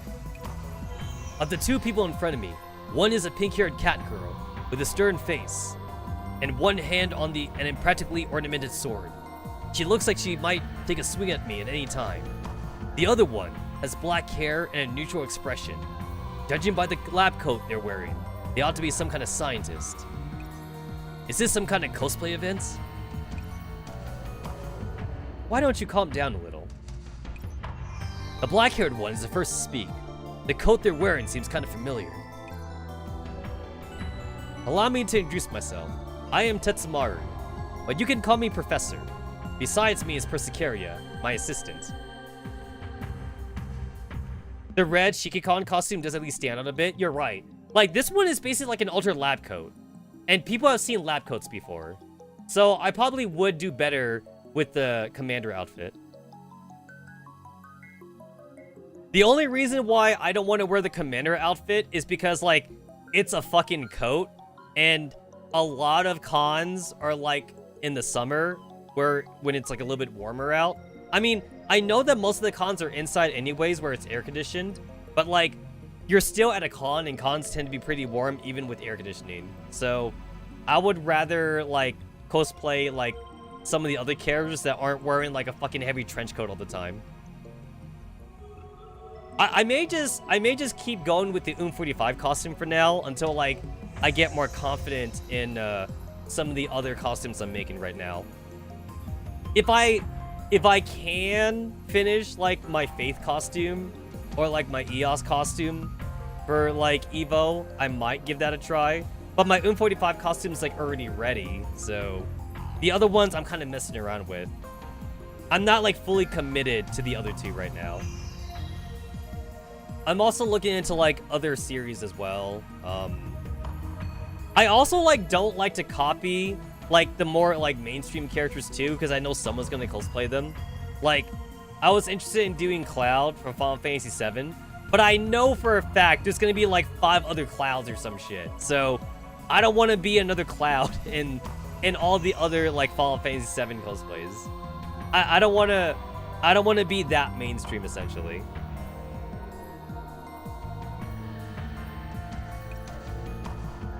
Professor, are you from the organization? What organization?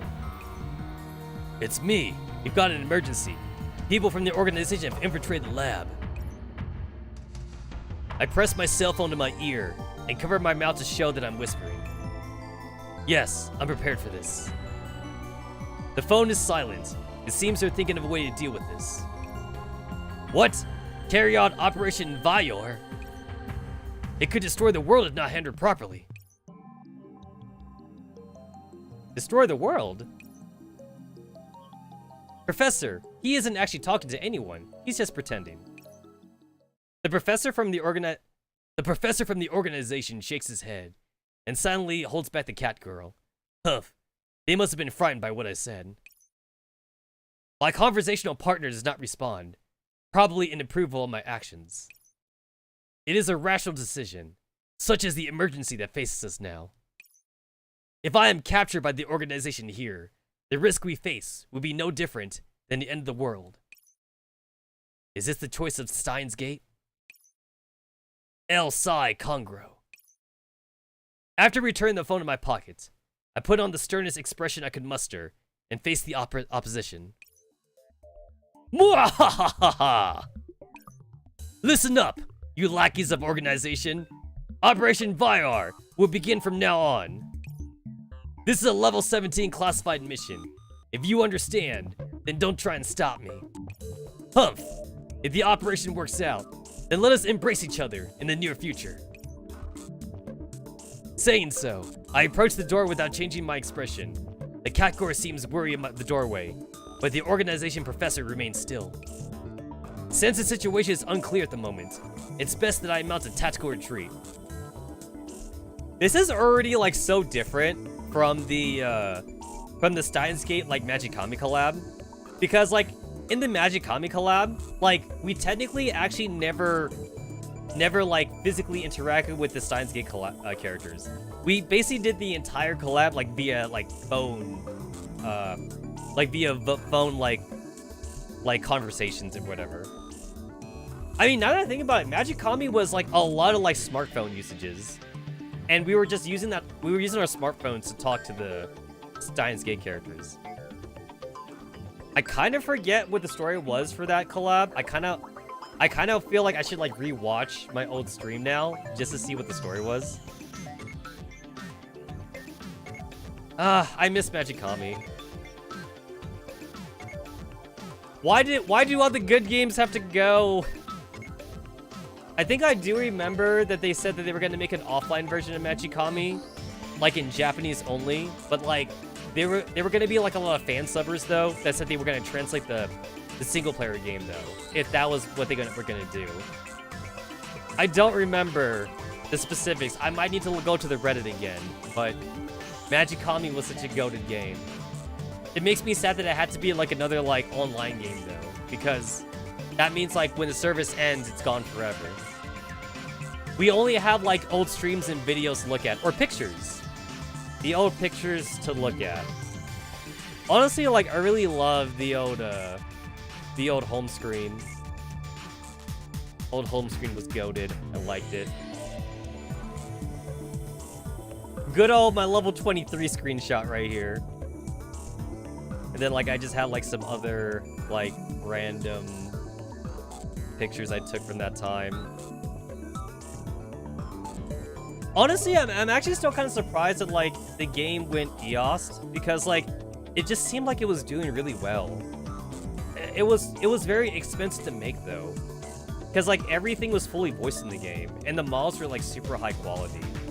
But then like they also had like developer interviews though, and like all the music had like vocal soundtracks in it and shit. So it probably just costed way too much money to make, I guess. They could have like probably like stop doing full vocals, but I guess like the developers didn't want to like downgrade the game, I guess.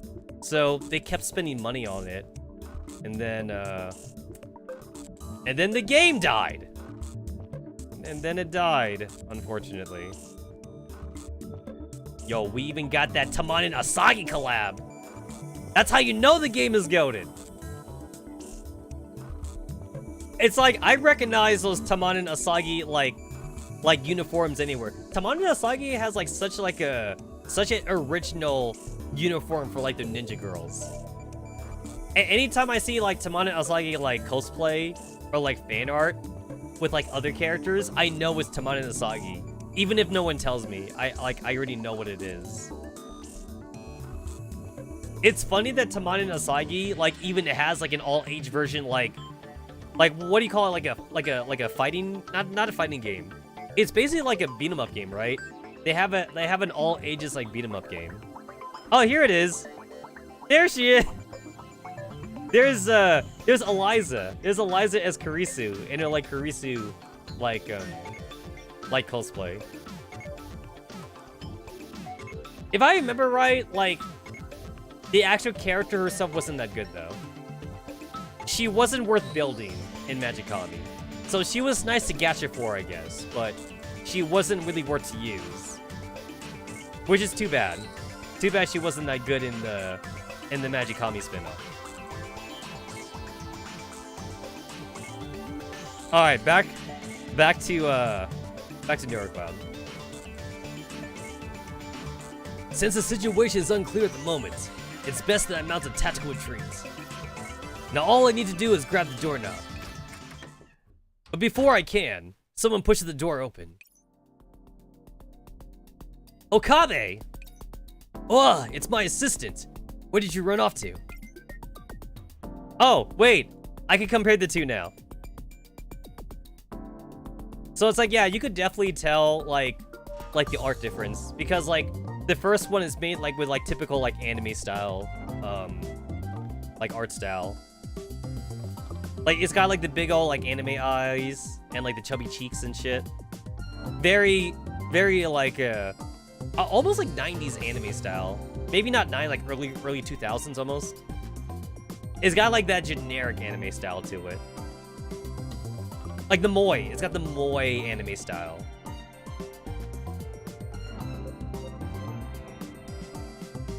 No, wait! More importantly, we're in great danger. Huh? Did someone find out what you were doing? Also, since when did I become your assistant? Now isn't time for this. We need to get out of this lab ASAP. Given how you're acting, it probably isn't a big deal. I can't believe I was actually worried if you were alright after coming to this world. What? What did you say? We've been sent to another world? That's right, we're not in Akihabara anymore.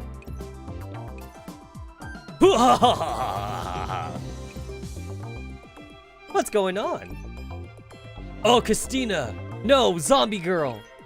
Have you spent too long on @channel? Or have you lost your mind from all the experiments you've been doing? How could we possibly have been sent to? As I say this, I look out the window. What? What the hell is going on? The unfamiliar scenery is gone, replaced by towering, futuristic-looking skyscrapers. I told you, right? We got sent to another world. I see. Outside must be some kind of hologram, right? This is a hidden camera gag show. I bet Daru and Ferris are hidden somewhere, trying to film my scared face. Come on out! I've long since seen through your evil plot. However, nobody responds. Kurisu plants her hand on my hips and continues looking at me silently. Meanwhile, the professor and the cat girl seem to be at a loss for words. Oh, Christina, there's something I must confess. When you went out to buy ingredients, I indulged my scientific curiosity and steeled myself before sampling the food you made. What? What did you even have to steel yourself for? My cooking isn't that bad, huh? You mean you ate my cooking? You did, Okabe? The taste was most explosive, like venom from the Sons of Nil, mouth of the void. Alright, once again, I must voice my displeasure for this very tired fucking character archetype. I really hate the waifu is so bad at cooking archetype that they make poison. I hate that archetype. And like, I hate that archetype because like, I've seen it in real life, and like, it just like, it triggers me so hard. I see people put like toxic ass shit like in like a fucking like cooking pot. I'm all like, are you daft? Are you stupid? I've seen people like do stupid shit, like we're making like fucking fish soup or something, and then like I've seen people put like weird ass shit, like I'm gonna put chocolate, I'm gonna put a candy bar in here because people like chocolate, right? Oh, I heard that durian's really healthy for you. I could put durian in here. I'm like, what are you doing? Your cooking privileges have been revoked. It's like, just because something is good for you, like, by itself, doesn't mean it combines with other foods. It's like, people like this exist in real life, and, like, it just really annoys me to no end. It's not that hard just to look up a recipe online and just see what works, you know? It's not that hard at all. But then, like, what hurts me even more in real life is that, like, those same people don't even want to look at a recipe because, like, they think they know how to cook. They're like, oh, I don't need to look at a recipe because I know my cooking's good. And then, like, when you try their cooking to be nice and you tell them it's trash, like, they just think you don't have any taste or whatever. It's like, listen, girl, I like you, but I'm just gonna be straight up with you, though. This is poison. And then they're all like, yeah, you don't have any taste. And it's like, okay, you eat it then. You eat it. You eat it. At least somebody needs to eat this cooking, otherwise it's a waste of food.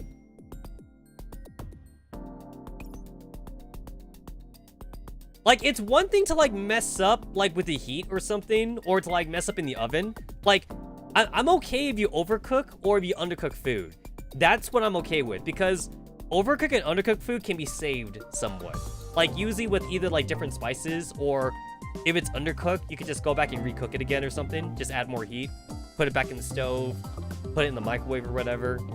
If it's overcooked, depending on, like, how much it's been overcooked, you can either use that food as an ingredient for another dish. Like, maybe, like, if it's overcooked steak or something. Like, if it's overcooked steak, you could usually salvage that by, like, using it, like, as a soup ingredient or something. Or maybe you could also use it as, like, for, like a stir fry or some shit like that. As long as you're not making charcoal. As long as you haven't, like, outright, like, made the food, like, black or some shit.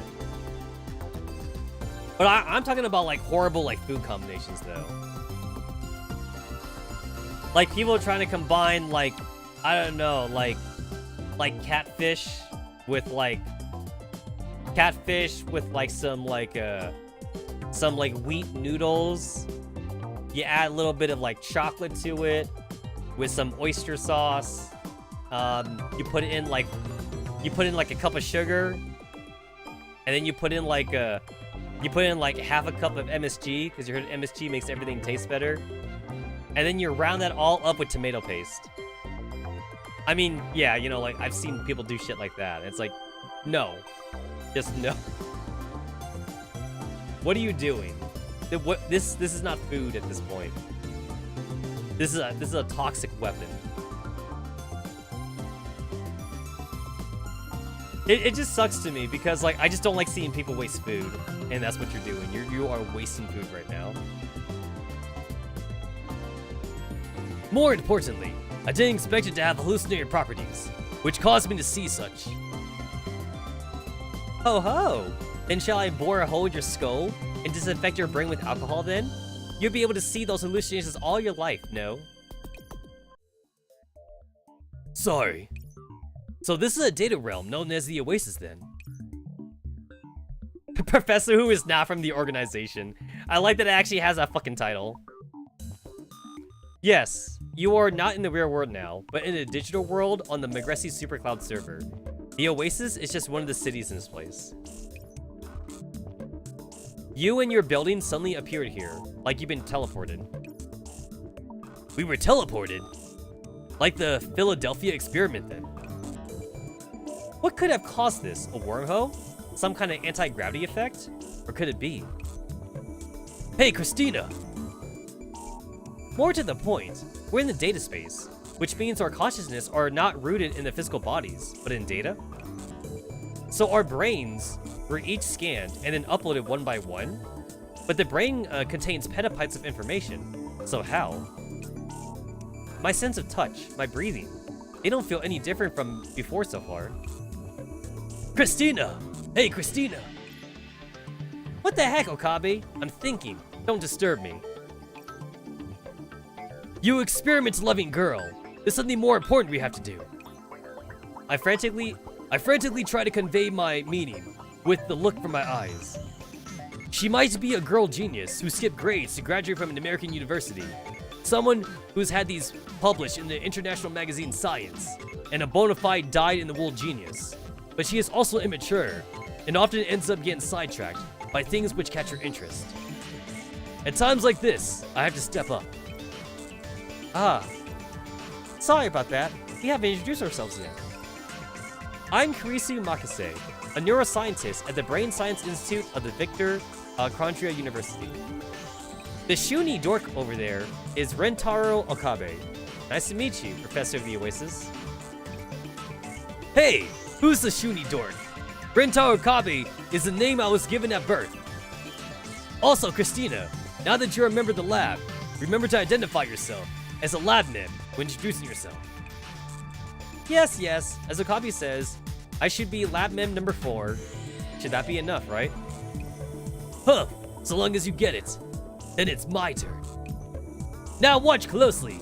This is the true, perfect self-introduction. I flare out my white lab coat and strike a trademark pose of a mad scientist. Greetings, Professor Tetsamaru. I am none other than lab mem number 1, destroyer of this world's ruling order, seeker of chaos, the founder of the lab, the insane mad scientist. Hoenn Kyoma. I'm actually starting to feel secondhand embarrassment here. Hoenn Kyoma? A mad scientist? Indeed. That'll be none other than yours truly. Hey, wait a minute. What? I say what you're trying to do, you pink-haired cat girl? Security, this is Persicaria. We have a dangerous person here who needs to be taken into custody. Wait a minute! It's not what you think! Ah, that's right. Actually, we're carrying out Operation Vyar. Operation Vyar? Correct! This operation involves the destinies of all mankind.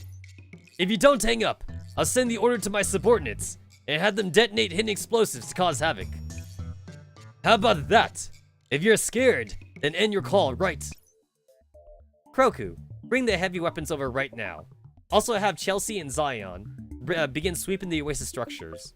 There might be an upcoming wave of explosions that needs to be dealt with. What?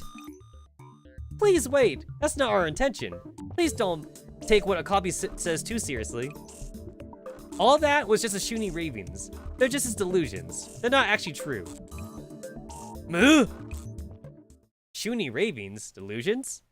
If he is truly that badly afflicted, the Oasis can provide him with treatment. The mood in the air it instantly turns awkward. I think his case is terminal. There's no cure in him. Hey! I see. So this condition called Shuni is a severe disease. Looks like we need to pay even closer attention to it. I'll contact the medical department. There's no need for that, Persicaria. Let me handle this. Oh, wait! I remember! Doesn't the commander deal with, like, fucking Shuni T-dolls, like in Girls Front Line? I think I remember a couple Shuni T-dolls. Professor? Do you know how to treat this illness? Ahem.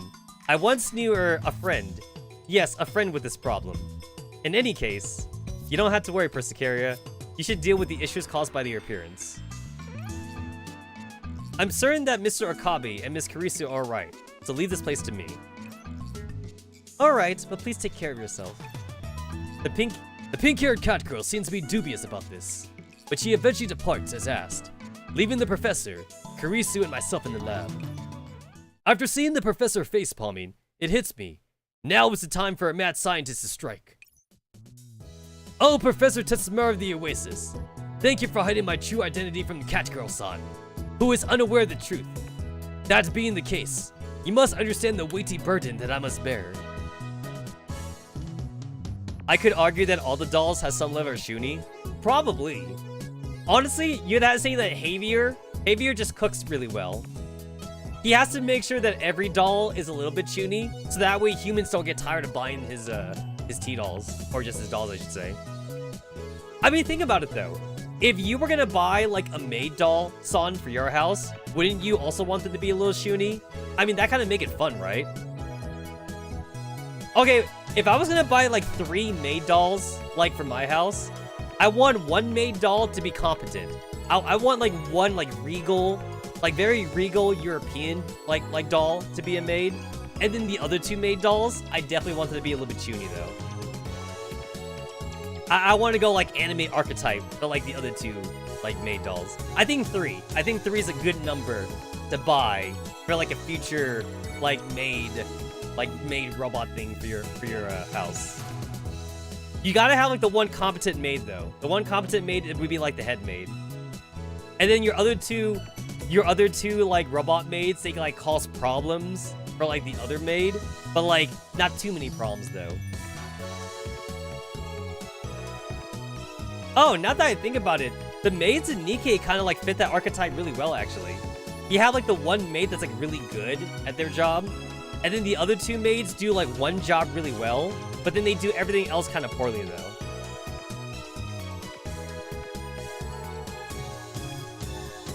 There's no need to hide it any longer, for I already know it all.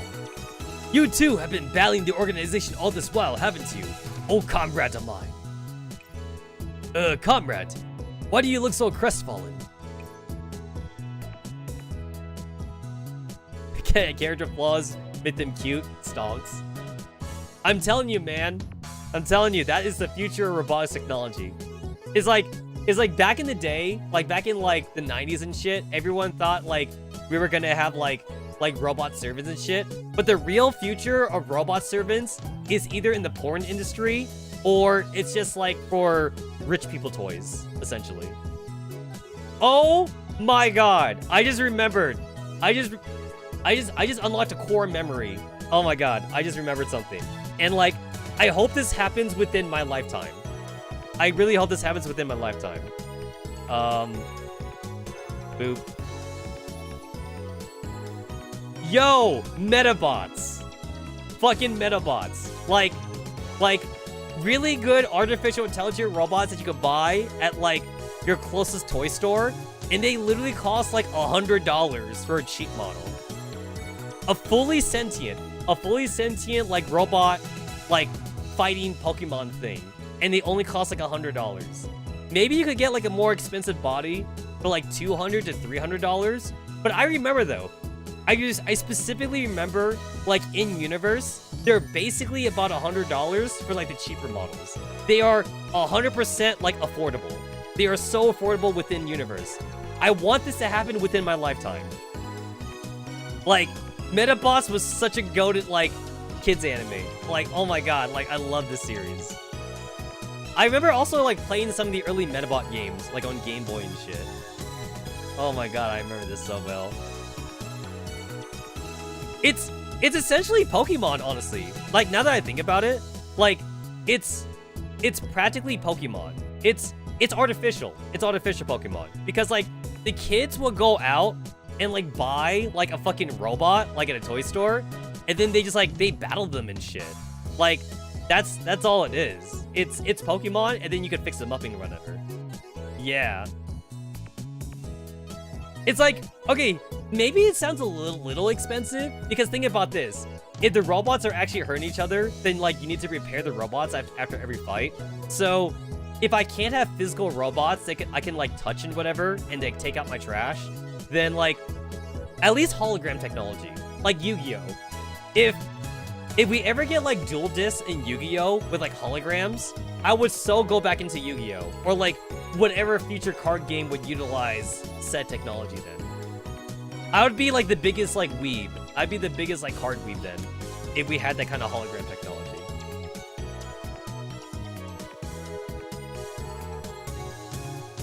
But like having a physical robot though would definitely be pretty good though, because they definitely show within the anime that like the robots are definitely like not dinky. Like they're actually good enough to like do manual labor. So I remember like in the first couple episodes they actually show like him like taking the trash out for like the mom and shit. I think also they show like Metabots like cooking as well, I think. Like the Metabots are just like, they're basically like just kid size, but they're about as functional as an adult though. So I bet they probably have in universe like actual like made Metabots probably. So they probably could cook and clean for you, like if you wanted them to, I guess.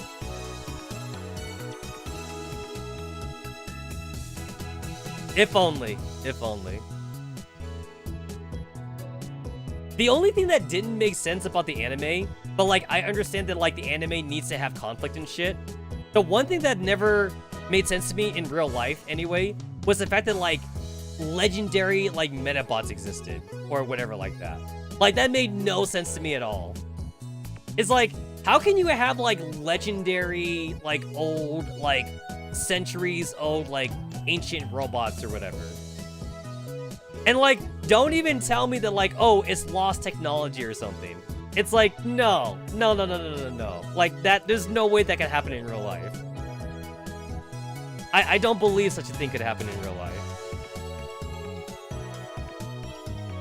If I remember right, like the plot twist for like Metabee, as well as like some of the other Metabots, was that like they had like a very like ancient core or some shit that like people would like excavate from like ancient ruins or whatever, and like somehow that shit is 100% compatible with like the modern like bodies or whatever. I don't know, like to me like that never made sense to me, like even in lore, less so like in real life. But you know, like it's anime, it's anime, so like I'll take it. I'll take it.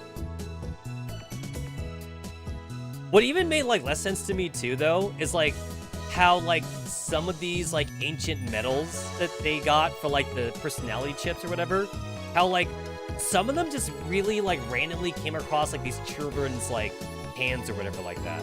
Like that never made sense to me, like in universe or whatever. Yeah, it was like a coin. Yeah, it was like a coin or something. But like I guess like what kind of like detracted like from my immersion a little bit though is the fact that like some of these kids were able to get their hands on it. I know that for Metabee they show like in the very first episode that like his coin was like in a museum and it gets stolen, and then like Iki finds it like on the fucking side of the road or some shit. Like that makes sense to me, but like it doesn't make sense to me for like the other characters though. For the other characters, it's a little bit more immersion breaking. It's like, I'm just gonna like fucking like just get my metal at the store, and then somehow like it's made out of like the ancient technology. That's like winning the lottery right there, honestly, you know? And then like they're not able to like recreate that ancient technology or whatever. So like if you have like that ancient metal, then like they have like the metaphors, that's what they called it, I remember. Where like they could shoot like fucking key blast like out like at each other and shit. Which is kind of crazy. Metabots Metaforce or whatever. Yeah, this fucking Super Saiyan like aura shit like in that anime. Honestly, like at that point though, you kind of have to question like the legality of like letting Iki still keep Metabee around, honestly. Because in real life, if a kid had access to like essentially like nuclear warfare, like the fucking state would so take Metabee away from him. They would, if they were nice, if the state was nice, they would like reimburse Iki by giving him like another Metabot or something. It's like, yo, here's a $1,000 Metabot or whatever like that. But we're taking Metabee because Metabee is basically like a walking nuke. You're like, they would never let him keep it like in real life. Then again, to be fair, like if Pokemon makes even less sense though, obviously, because like you wouldn't allow a child to have a dragon for a pet, right? Like how irresponsible is the world of Pokemon, right? Like to let children walk around with like dragons or like ancient like beasts and whatever, and like they're strong enough to like make earthquakes and like rainstorms and shit. Pokemon is just as bad, like in that regard.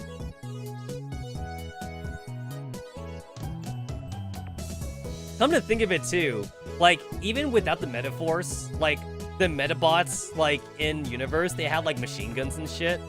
Like you would have to think that like the architecture for like the buildings in Metabots, they must be super strong. Like the cement sidewalk that you're walking on, like they gotta be like bulletproof or whatever like that. And here's the thing, I don't care if like you're gonna like, if you can like rationalize it by saying that like, obviously the Metabots don't have like real bullets or something.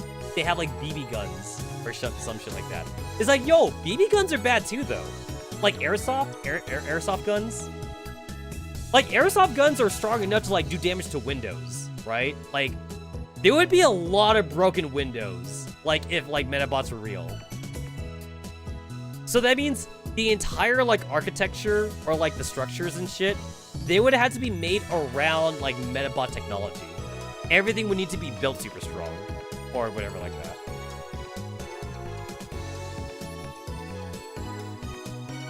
Alright, I definitely went super off topic, but fucking core memory unlock, man, though. I had to talk about Metabots. Shit, I'm gonna fucking download that shit, man. I'm gonna rewatch it. I'm gonna rewatch Metabots now.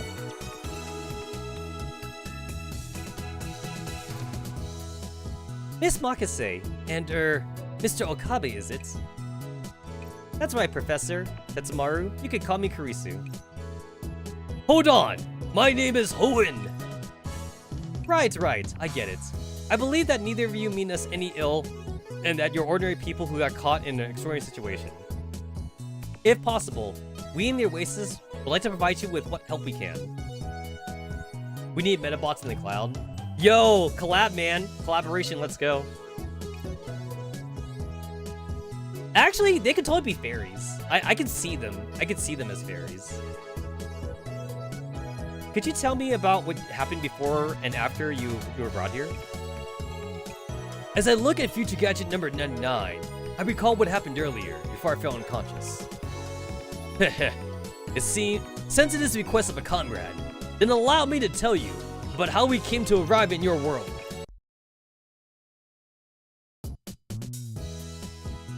Oh my god! the fucking Sepifem filter. The fucking filter.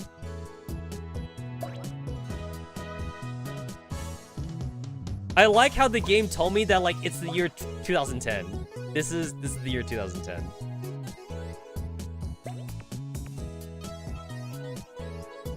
Yo, bro, it's the year 2010, and yet you still have a 4x3 TV though.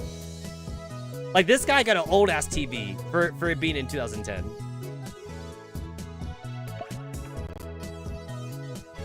Doo-doo-doo. I can't talk to her. I cannot talk to her.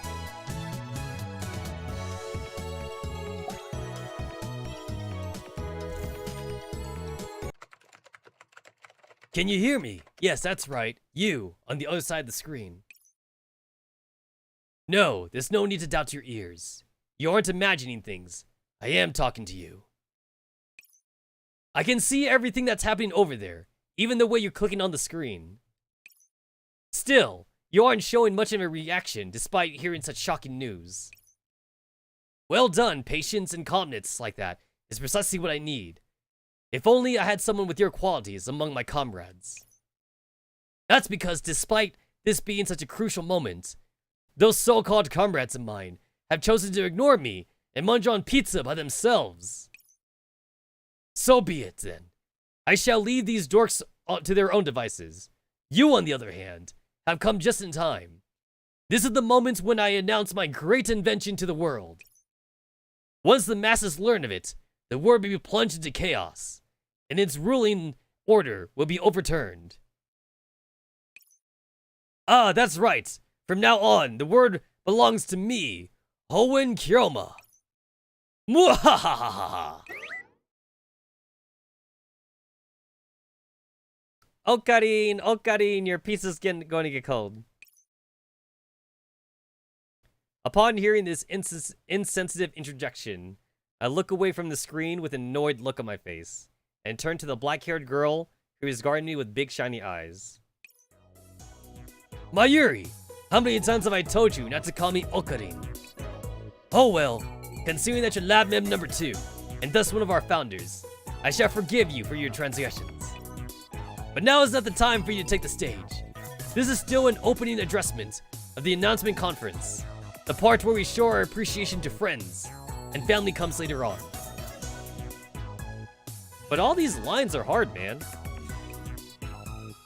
You're stuck talking to yourself in front of a TV screen because nobody's paying attention to you. I feel sorry for you, Okarin. Wait a minute. Isn't this supposed to be like a self-insert for the Arthur? I think I remember like that was supposed to be like a fun fact.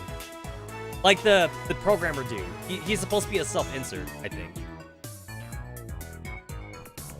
Or maybe that was a different series. I'm pretty sure it's this one though. He's a self-insert.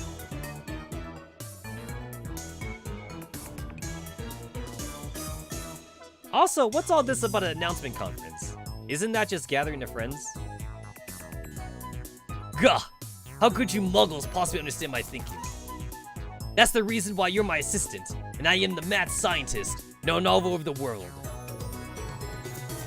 The long-haired girl pays me, and the look of pique on my face no heed. Instead, she picks up the bottle of Dr. P on the table, and calmly takes a mouthful of it. Suddenly, a revelation strikes me. Not a fan of Dr. Pepper. My sister, though. My sister likes Dr. Pepper.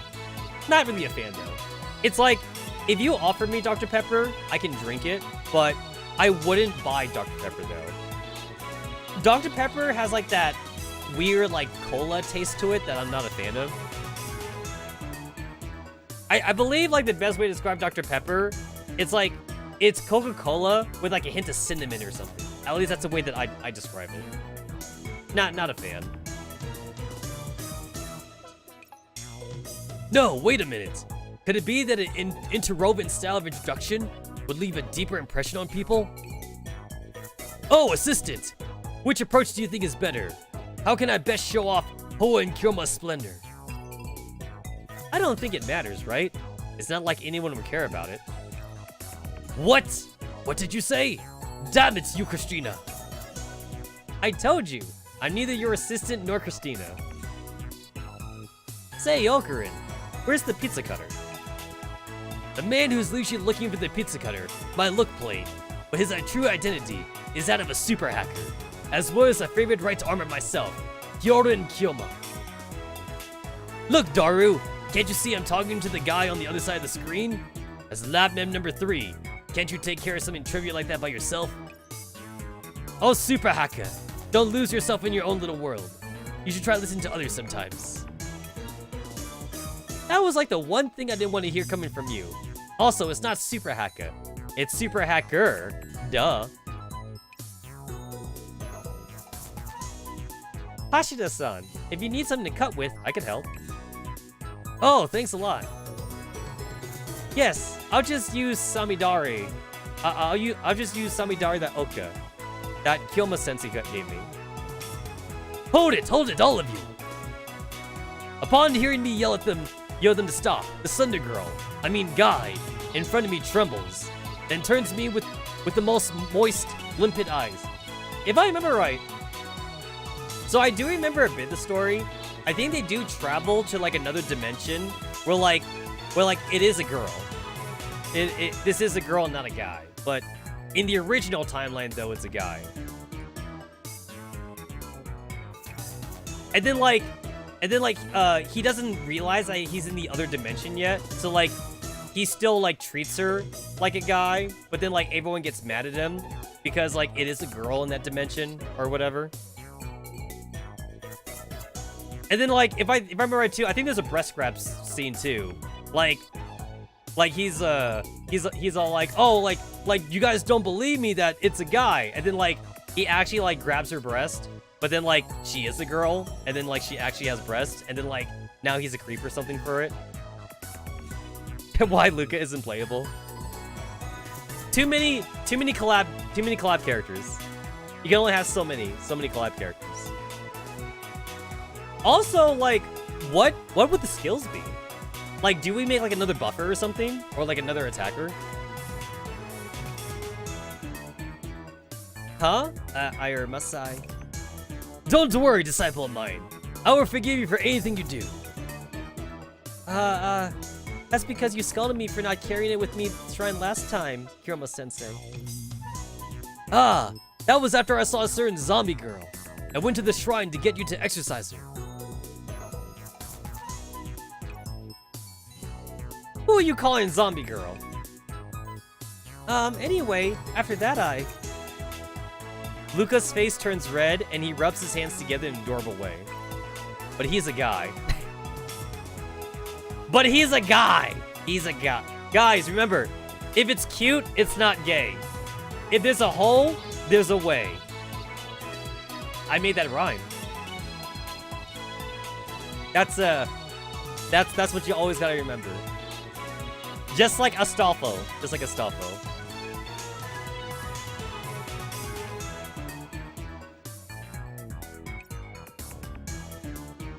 Ahem! Well, I understand now. It seems I was the one who made you do it. You are truly my beloved disciple. Kikiyama-sensei, did I do something wrong? No, Lukako. You did nothing wrong. Oi, Daru! Don't you think there's something wrong with the cutting of pizza with the Japanese katana? As long as it works, right? Okarin, haven't you seen Lupin's the Third? The katana-wielding thief does it all the time, doesn't he?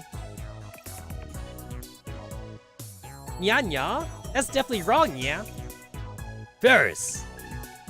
I looked at the pink-haired cat girl, the other one who's going along with me. After exchanging looks with her, she waves to the screen too. Hello, Ferris' name is Ferris, Nya. Excellent. You need to introduce yourself like Ferris. Takes no assistance.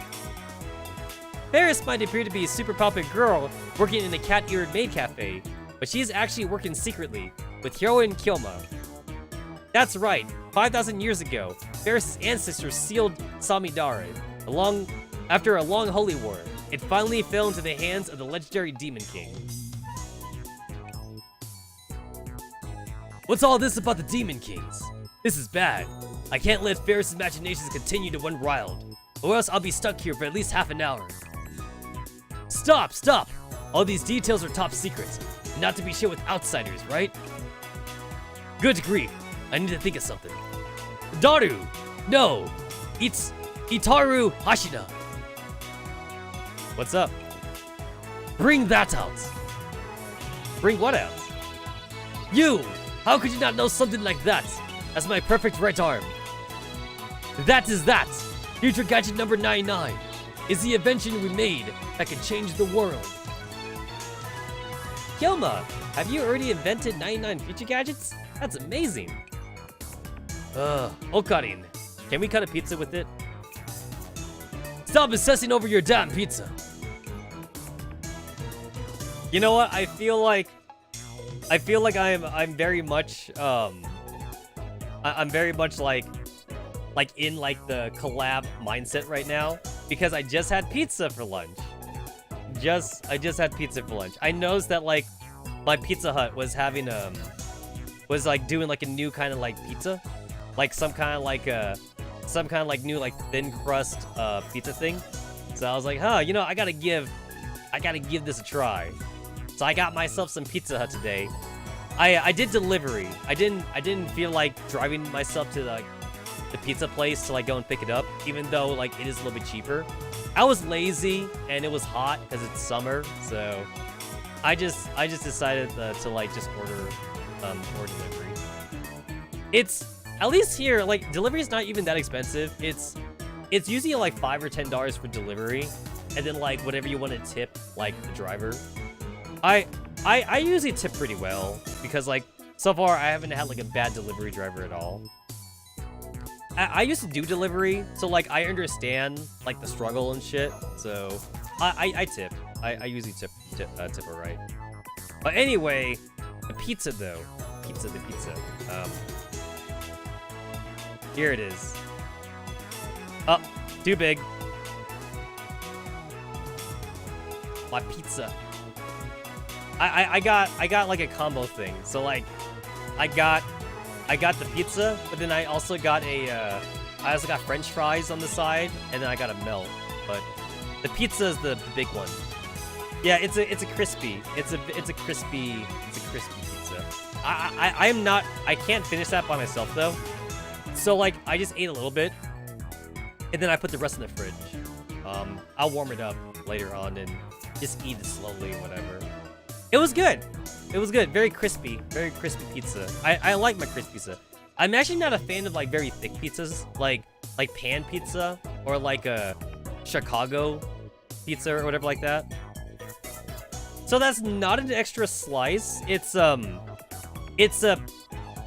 as Razor put it in the food and stuff channel, it's basically a pizza sandwich. Or close to like a calzone, basically. But like a calzone's like fully enclosed though. It's not fully enclosed. It's a different texture. It's a different kind of texture to the pizza. That's why I got it, because I like it. So Pizza Hut calls it a melt. That's what they call it. They call it a melt, but a melt doesn't really tell you anything. So it's more of a pizza sandwich, but like yeah, a calzone, like half a calzone is like one way to say it is, or like it's a pizza sandwich. That's one way to put it. So basically, the way Pizza Hut describes their pizza melts is they basically do like a thin, like regular sized pizza, and then they fold it in half, and then like that's what makes a melt basically. And like the texture is very different because they add extra cheese. The extra cheese is what goes in the middle, so it really is kind of like a sandwich. And then the crust on the outside is a lot more crispier than like what it normally would be. So it's very different from a regular pizza. Whereas if you bite into the pizza, you can actually taste like the tomato sauce and whatever in it. The pizza melt doesn't have that much tomato sauce in it. It's mostly very cheesy. There's a lot of cheese. And then like whatever like toppings you have inside. Although I guess with the melt, it's not a topping anymore. So what do you call it now? Filling? It's just filling now, I guess. But yeah, but they're very different flavors though. So for the pizza, for the actual pizza, that is a mushroom and chicken sausage pizza. And then for the melt, I got like a what did I get? I got like a bacon. What was it? Bacon cheese chicken. Bacon cheese chicken? Bacon cheese chicken. Try saying that 10 times fast. A bacon cheese chicken melt or whatever like that. Hold on.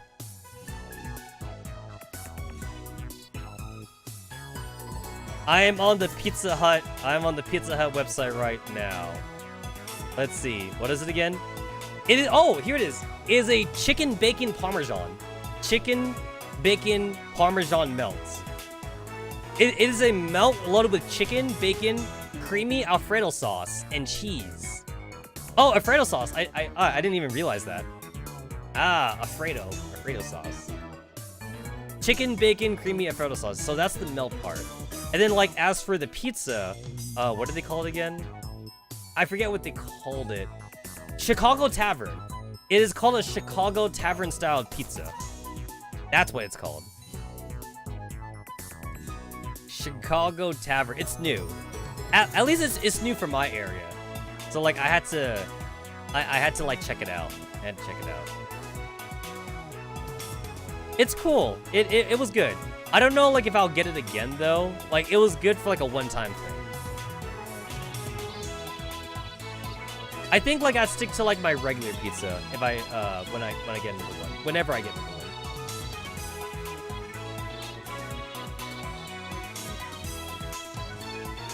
Fine. In any case, this is what you're looking for, right? Even though complaining, Dara still places the object that I'm looking for on the table. It is a metallic object that kind of looks like a satellite. Well done, Super Hacker. You understand more quickly than normal people do. If you had a coin for every VTuber you've seen that likes fries with pizza, you'd have 2 XP. You know what? Like, I don't see a point to getting like chicken wings with pizza, because I know that's also like very common as well. But like, I don't like to get chicken wings with pizza because I feel like it's like a lot of meat, and like I already have meat with the pizza itself, so like I need to have something else with the pizza, and something like fries helps to dilute, or not dilute. It helps to differentiate itself from the pizza. At least to me. I like my crispy fries. Kakyoma, is this what I think it is, Nya? Indeed it is. It's exactly what you thought. Yeah, that's amazing, Kyoma. I can't believe you managed to break the disaster seal of the Demon King of the Sixth Heaven. Isn't breaking seals a really bad thing? But that's what happened, yeah. In that case, I guess Ferris would just have to tell the truth. Hidden for several hundred years. Not good. At this rate, Ferris's fantasies are going to steal the show again. Hey, assistant! Say something normal. Simply put, you built a miniature time machine, right? I now declare the 132nd Future Gadget Lab Roundtable Conference officially open. Please dispense with these unnecessary formalities. What? How could you say something so important is unnecessary?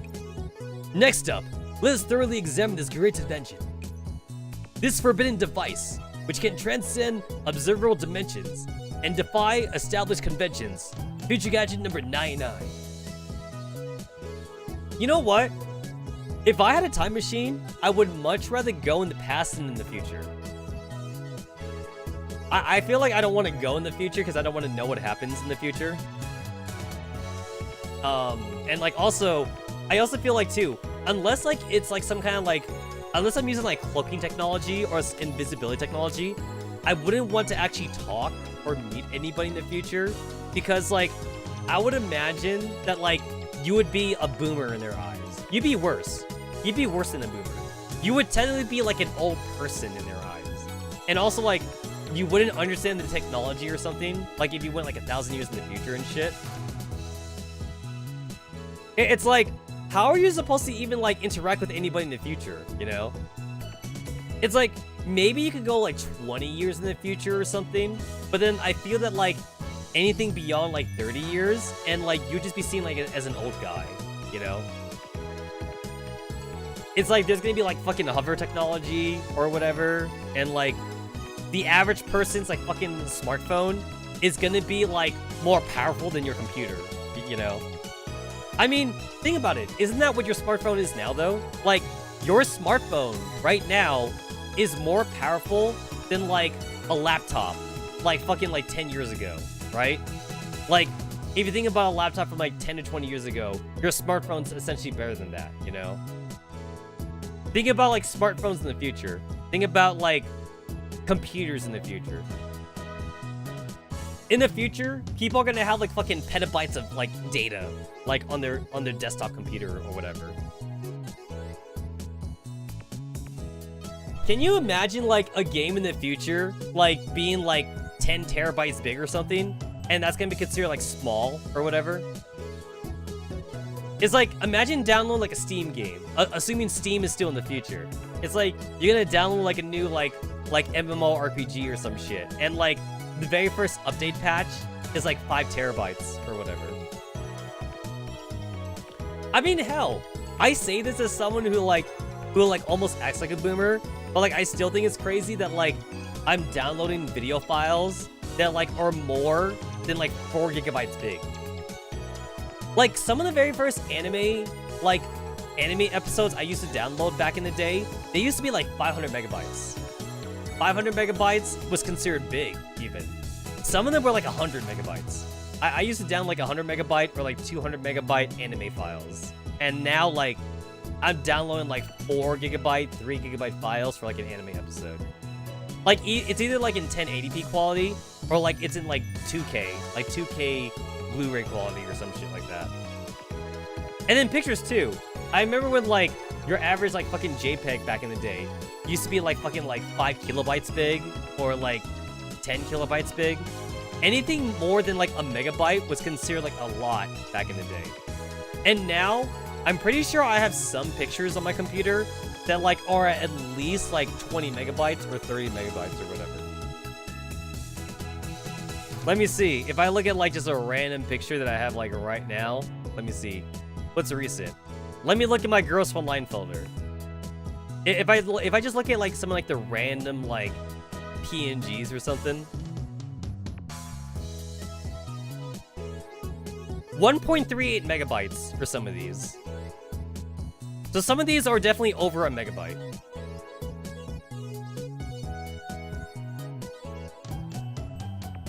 Oh, 2 mega. I found a 2 megabyte file.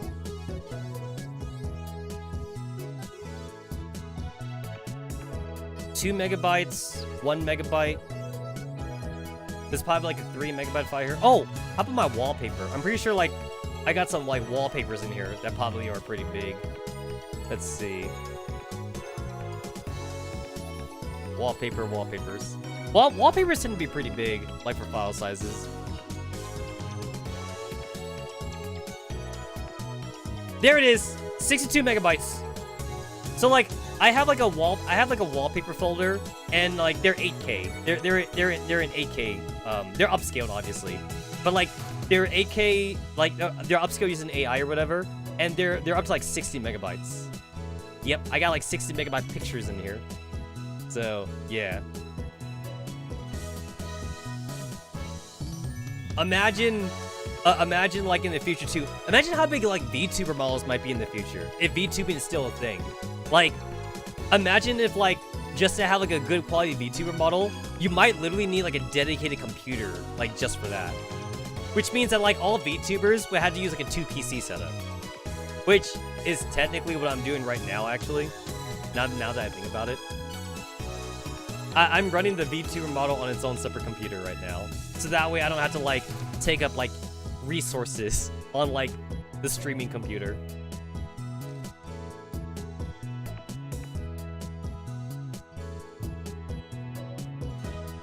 I mean, I'm not using that much resources either, like running the game either though. I usually only have to worry about that when I run like 3D games. And I don't play a lot of 3D games usually. Not that I hate 3D games. It's just that like I just really like 2D animations.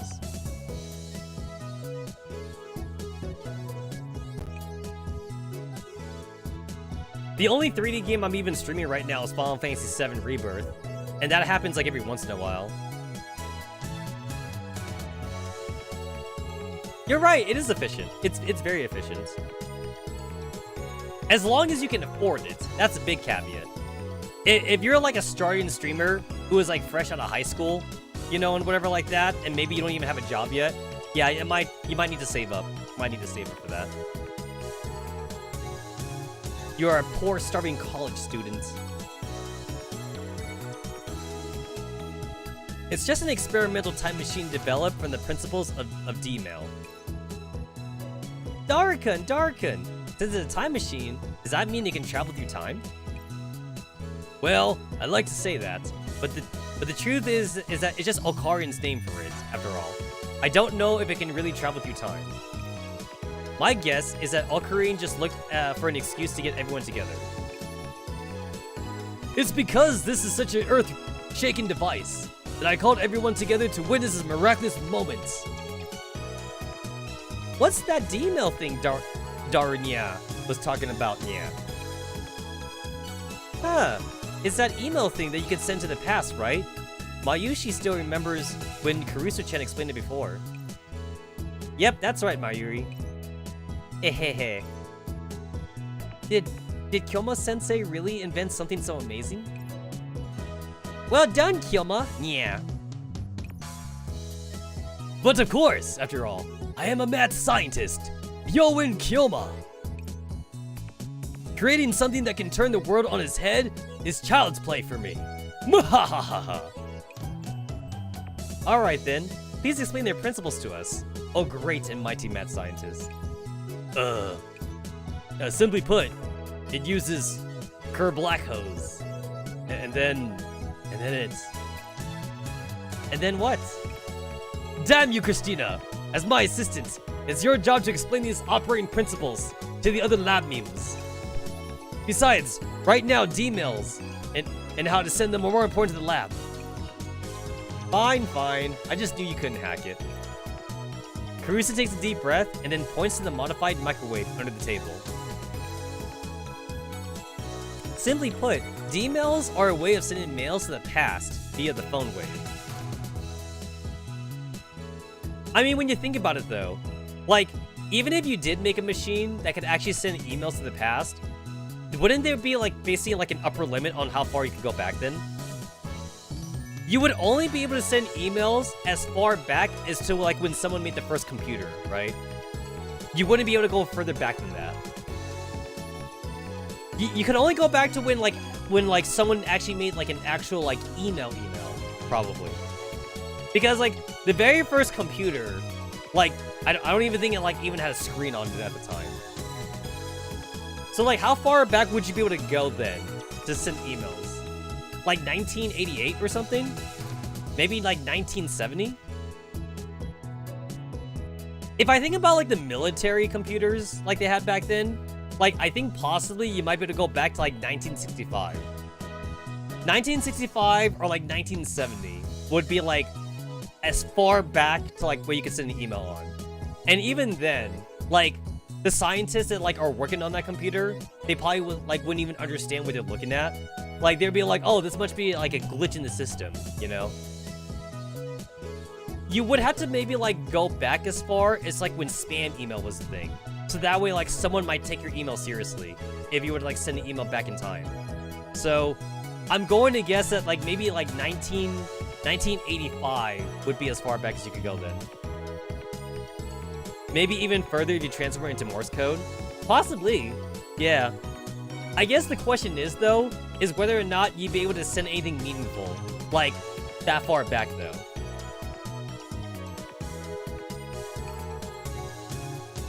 Use the full name. It's Phone Wave. Name subject to change. Yeah, whatever. When the phone wave runs backwards, it begins to discharge electrical arcs. During this time, mails can be sent to the past. According to my calculations, 1 second on the microwave timer corresponds to 1 hour in reality. In other words, if I wanted to send a D-mail to Okabe from 5 days ago, I would have to have the microwave run in reverse for 120 seconds. After verifying the destination time and the contents of the mail you want to send, you start the microwave and wait for it to start producing arcs before pressing the send button, which sends your email to the past. Oh, wait. Oh. This is actually kind of similar to the Magicami collab. Yeah, I think the Magicami collab kind of like used the same concept for like their reasoning for collabing. If I remember right, I believe Magicami is like also in the future, but like not like mega in the future though. It's only like mildly in the future. It's like modern in the future.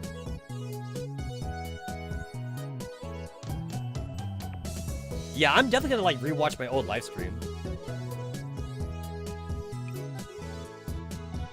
There was definitely like time travel shenanigans in like the Magicami collab.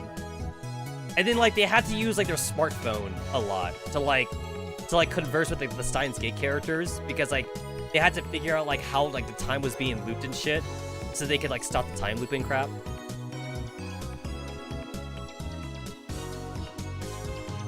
If I remember right, I think it was someone's birthday too.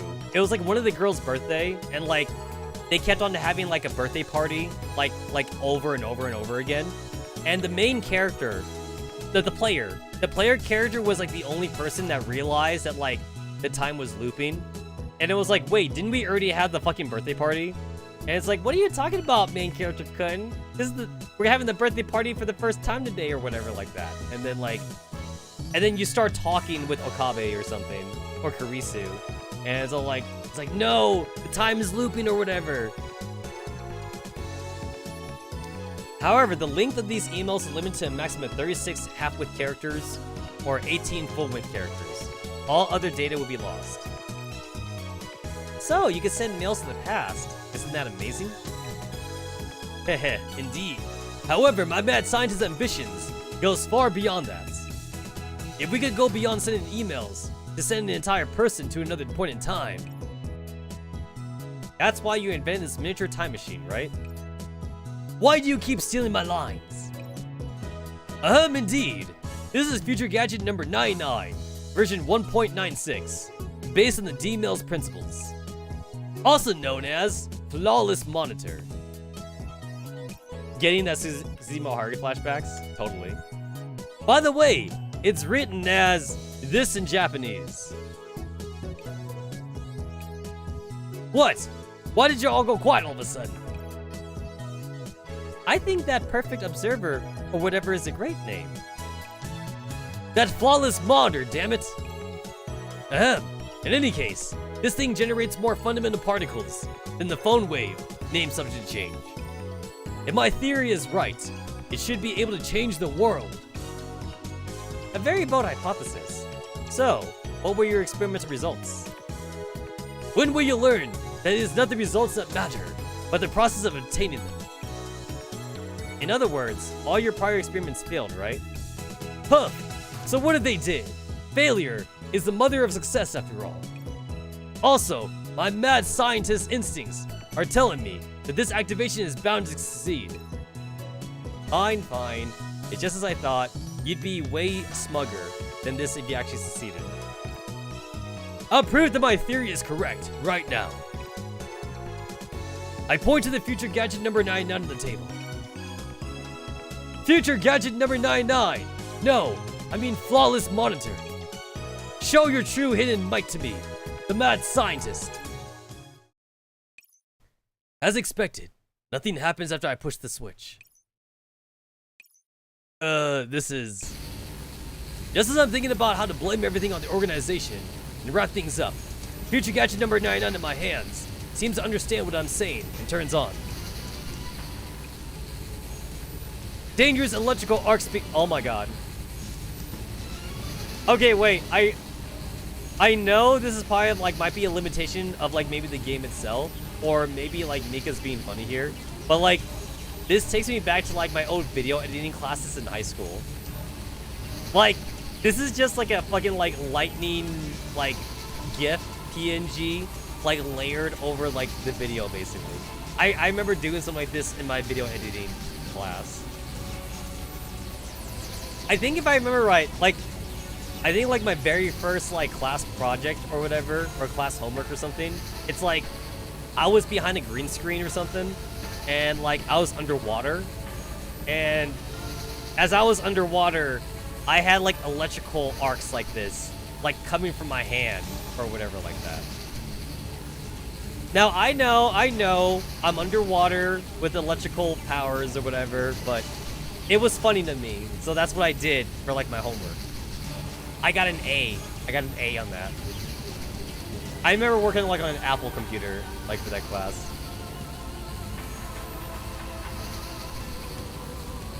Yeah? Is that lightning? Ah, what's happening? Okabe, what did you just do? I didn't do anything. Daru, did you install a voice-activated controller into it? Of course not. You think we're rich enough for that? I'm pretty sure I didn't do anything else to it. But why did the Hit Herto Quest into Future Gadget number 99 suddenly react so strongly? The ground beneath my feet suddenly started shaking. The lab is that an earthquake? Oh no, my waifus! Everybody run! I'll cut the power. Just as I'm about to move, an intense electrical arc suddenly discharges in Mayuri and Kasuru's direction. Ah! Mayuri, look out! Mayuri! Karusu tries to grab Mayuri, but she is pinned down by electrical currents. I frantically run toward them, but I end up stepping on something and my foot slips.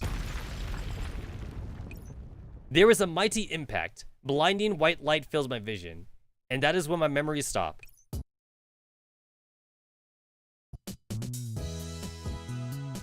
Alright, current position, December 21st. But that was fast. I couldn't read the whole thing.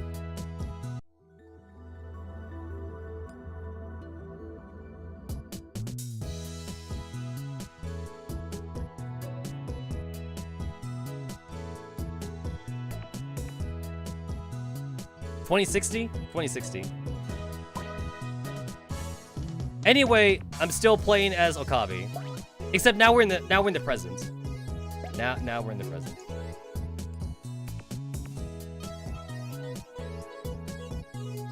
Okay, this actually kind of makes me wonder though. Hold on. I am going to change avatars.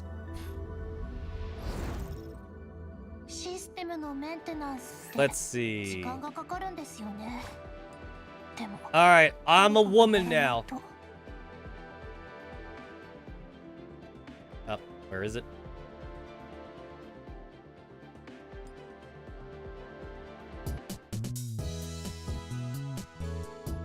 Oh my god, it's female professor.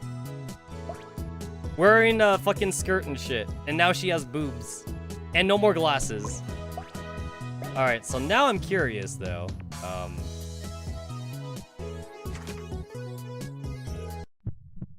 Now I am curious.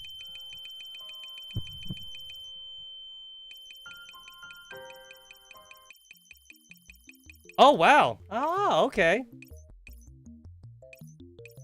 Yo, female professor's hot.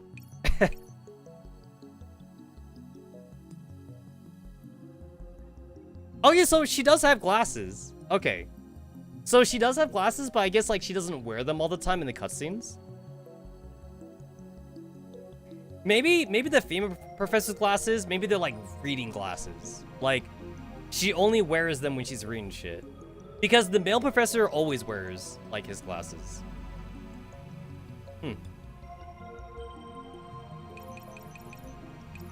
They both have, like, a characteristic, like messy hair kind of thing going on, though.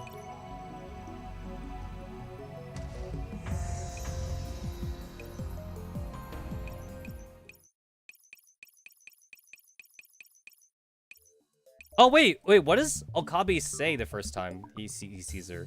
Hold up.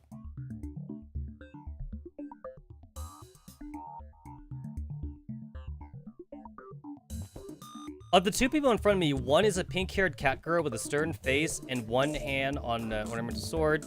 The other is a black hair and neutral expression. The other one has black hair and neutral expression. Wait. Oh, he doesn't even say that it's a girl? The other has black hair. Oh, that's very gender neutral.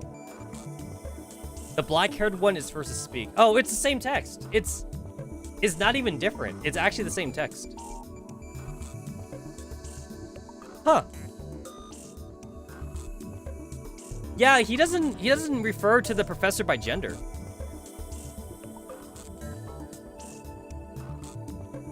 The professor from the organization shakes their head. Yeah, very gender neutral.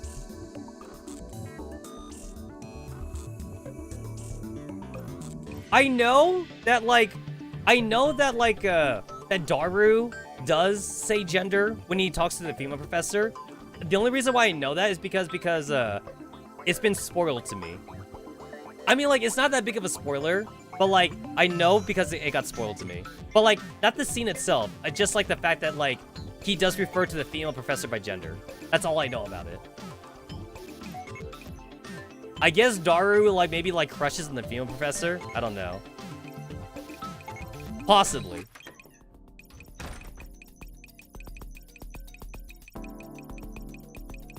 Other than that, the cutscene is mostly the same, I see. Not really any different. Just a female avatar. Professor who is not from the organization. Yeah, same thing. Seems the same.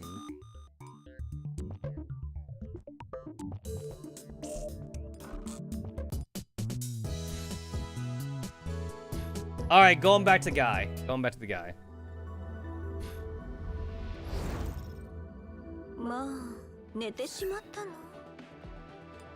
I like never do this, so like it took me so long just to freaking find the button the first time.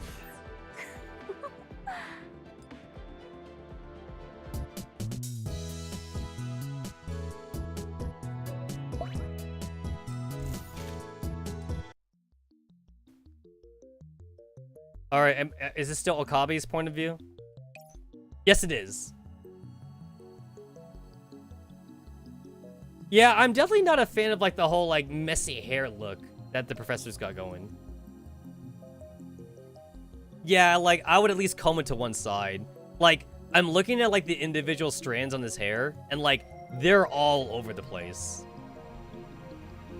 It actually literally looks like he doesn't even do his hair at all. Like he just wakes up from bed and then he just goes about his day essentially. That's what it looks like to me. He doesn't comb it. And also, like, his hair doesn't look like it's, like, naturally curly hair. Because I know that curly hair goes in all directions, but his hair doesn't look curly. It just looks straight. It's, like, smooth gloss or whatever. But it's just, like, a bed hair kind of style. After listening to my story, the professor falls silent for a while. Well, that certainly is an interesting way to be transported to another world. Do you have anything else to add, Miss Kurisu? That's pretty much all I remember too. Okabe slipped and hit a gadget number 99, which suddenly glowed with bright light, and by the time I came to, I was in this world. I have a rough idea about the sequence of events, and it matches up with what we saw. An electrical discharge and a bright light? Could it be? Okabe, do you have any idea what's going on?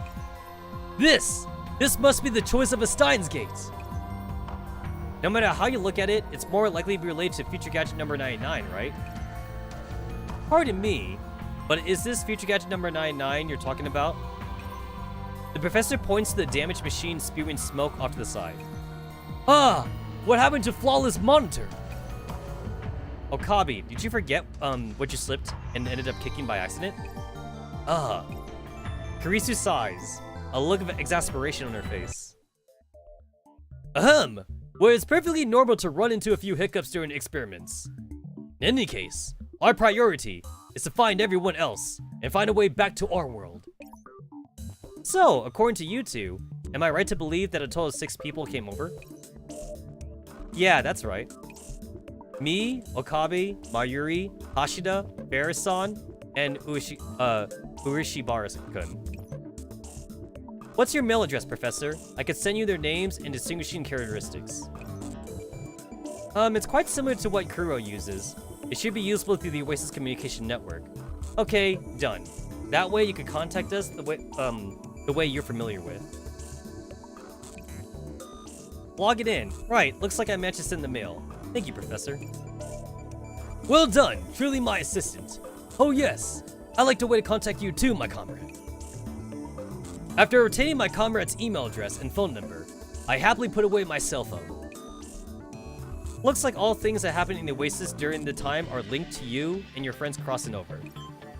Speaking of which, what did you see? Did you see anyone else on the way here, Kurisu? Nope. After I crossed over, yeah, let's go with that term for now. After I crossed over to this place, I found myself outside the Oasis. I headed towards the Oasis and encountered one of their dispatch teams, and then I was brought here. Outside the Oasis, you say? I have a theory about that. Future Gadget number 99 might have sent us based on how close we were to it at the time. Is it based on our distance? Yep.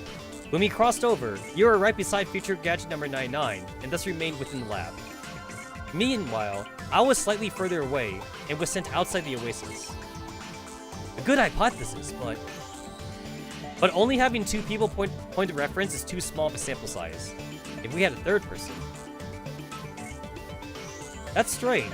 Why are you being so quiet, Okabe? Normally, you'd go, hey, quit stealing my lines or something. Or you call me Christina for revenge, or something similar. As expected of Christina, she's as sharp as a knife. In truth, the fact that I don't know how the others are doing is weighing heavily in my heart. But this is not the time to let my dear assistant worry about me. My top priority now is finding the others ASAP and ensuring their safety. Okabe, I didn't expect you to. That's right, this ought to be our priority at the moment. I'm sorry for messing with you. I pressed my phone to my ear and turned away. Yes, it's me. The plan's going well. The assistant has placed her trust in me as expected. Huh? Yes, I know. All that remains is to have her remain in the lab after graduation and be my assistant forever. I won't let her fall into the hands of the organization. All this is the choice of Steins Gate. El Sai Kongra. Mwahaha! Indeed it is, my assistant. Come, offer me your respect from the bottom of your heart. Kneel before me, Hyoin Kyoma. He's beyond saving. Professor, just ignore this guy. Let's get back to business. Ugh! Don't look at me like that all of a sudden. And you, comrade, don't just stand there without saying anything. I shoot a plain look at the professor. Ahem. In any case, I understand your concern for your friends. I've already asked Persicara to trace any foreign signals. We ought to be able to find clues about your friends. Truly, you're my most faithful comrade. Thank you very much. Someone who can place frank and unconditional trust in a complete stranger who crossed over from another world. I am doubly certain now that you are a comrade who is destined to battle alongside me. Professor, Okabe does this all the time. Don't pay him any attention. Haha, it's alright. I actually like being called comrade. If if Mr. Kyoma likes it, then I don't mind if he calls me that. There's no way Christina would understand this friendship I share with my comrade. One that transcends the world lines themselves. Mwahaha! It seems our encounter was destined by fate. My comrade, I shall entrust my back to you. I sweep my bangs back and extend my hand. The professor smoothly bumps fists with me. Such camaraderie, I have never felt it before. Well, since I'm your comrade, there's no need to be a stranger. Just leave everything to me. Oh no, Shunies of a feather flock together. To think I would encounter someone of like mind in this other world. From this day forth, let us resist the organization, the plots to take over the... The sound of a phone interrupts me as I seek to further my bond with my comrade. Well, since the situation is urgent, it seems the plan to deepen our relationship and fight the organization will have to wait. Persicaria, have you learned of anything? I finished the internal sweep of the Oasis. Including the 2 people in the future gadget lab, we picked up 5 contexts in the Oasis thus far. Upon hearing this, my heart seizes up. 5 people? But there are 6 of us. Are you sure you haven't missed anyone out? I'll check again just in case, but I don't think I missed anyone. Then can you tell which signal belongs to whom?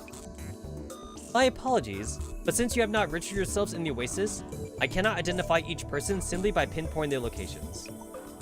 I see. Professor, I've sent you a list of the signal locations. Thank you, Persicaria. Inform the field teams and have them look for people like Kurisu outside the Oasis. After hanging up, the professor shows us a holographic map of the Oasis.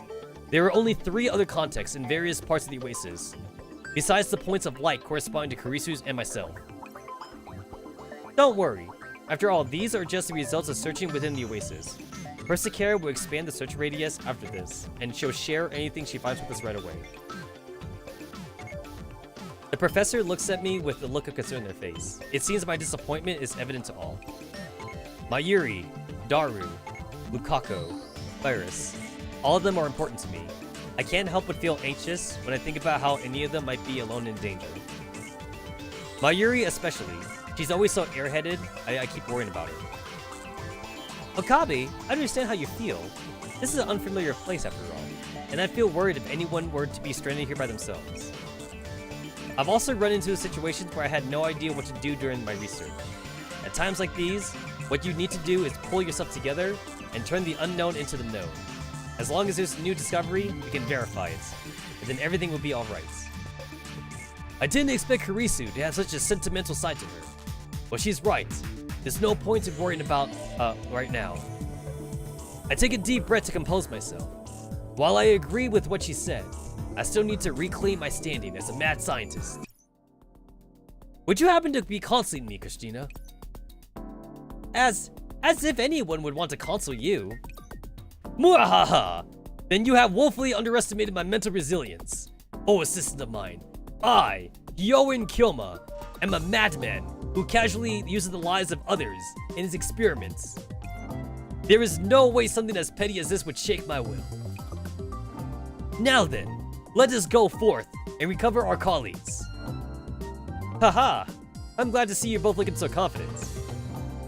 Although there's something very important I need to confirm before we head out.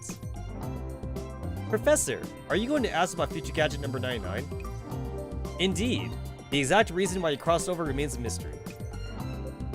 If we can fix future gadget number 99, we should be able to find a way to get you back to your original world. Damn it! If only Daru were here right now. Daru? Ah, you must mean Mr. Itaru Hashida, as mentioned on the name list. Yes, he is my favorite right arm, and the only one who knows the inner workings of the future gadget number 99. It seems we would need Mr. Hashida's help to repair it then. It seems that we have two things we must accomplish at the moment. Number 1, find your other friends who crossed over. Number 2, repair future gadget number 99 and figure out why it caused you to cross over. Indeed, my comrade. I'm glad you understand so readily.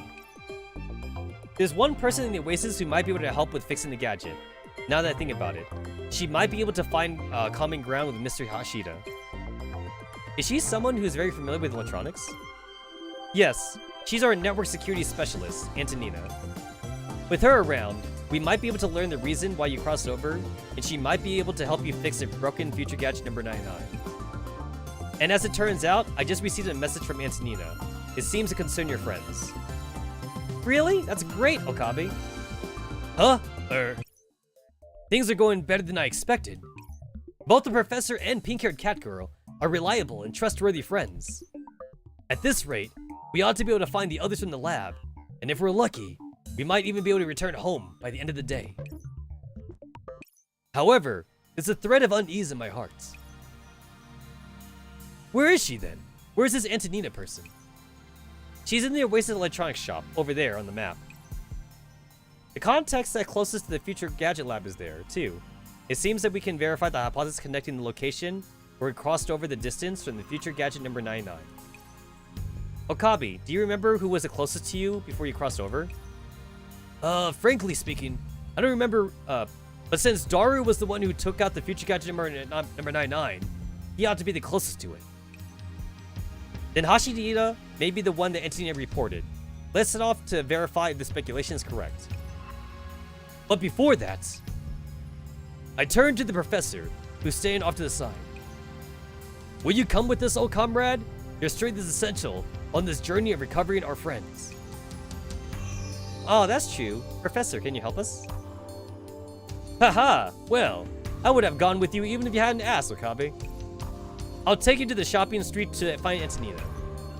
As for the lab, I'll have someone take over the place. They'll inform me immediately if anything comes up. Is this arrangement acceptable? Of course. Thank you very much for your help, Professor. I expected nothing less of my comrade. Well then, without further ado, let's be off.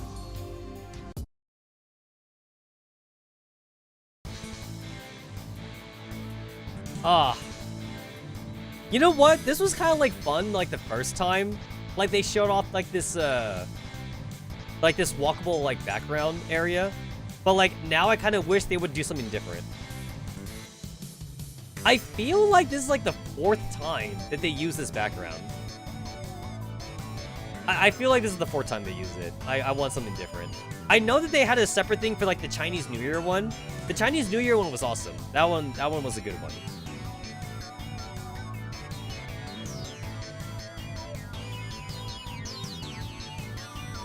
I'm still waiting for like the mutative entropic baby to like do something. Do something, damn you. Do something. Oh, I'll poke you with a stick. He's a cute. Actually, I want a plushie. If Mika ever were to like sell a plushie of like the entropic baby, I would so buy it. And if no one makes it, then like I guess I have to make it myself. I make doujin items.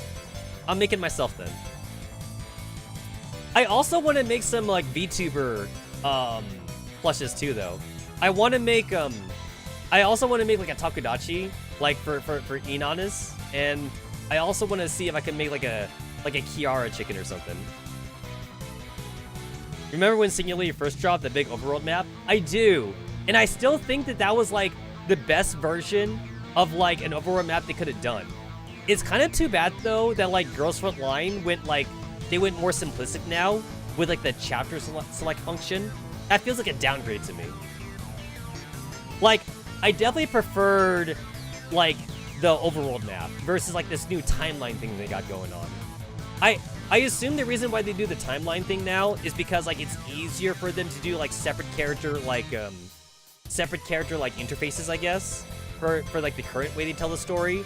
But I like the overworld map though, because the overworld map kind of like gives you a sense of like how big like the area is or whatever. I kind of like that, but they don't do that no more though, which is too bad. It's too bad they don't do it no more.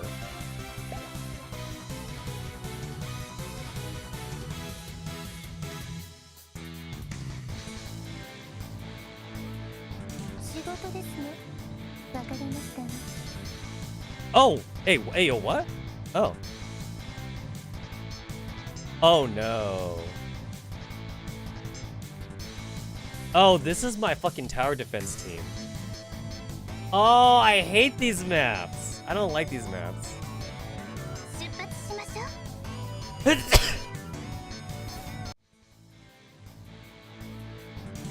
Ah, Antonina's such a cutie.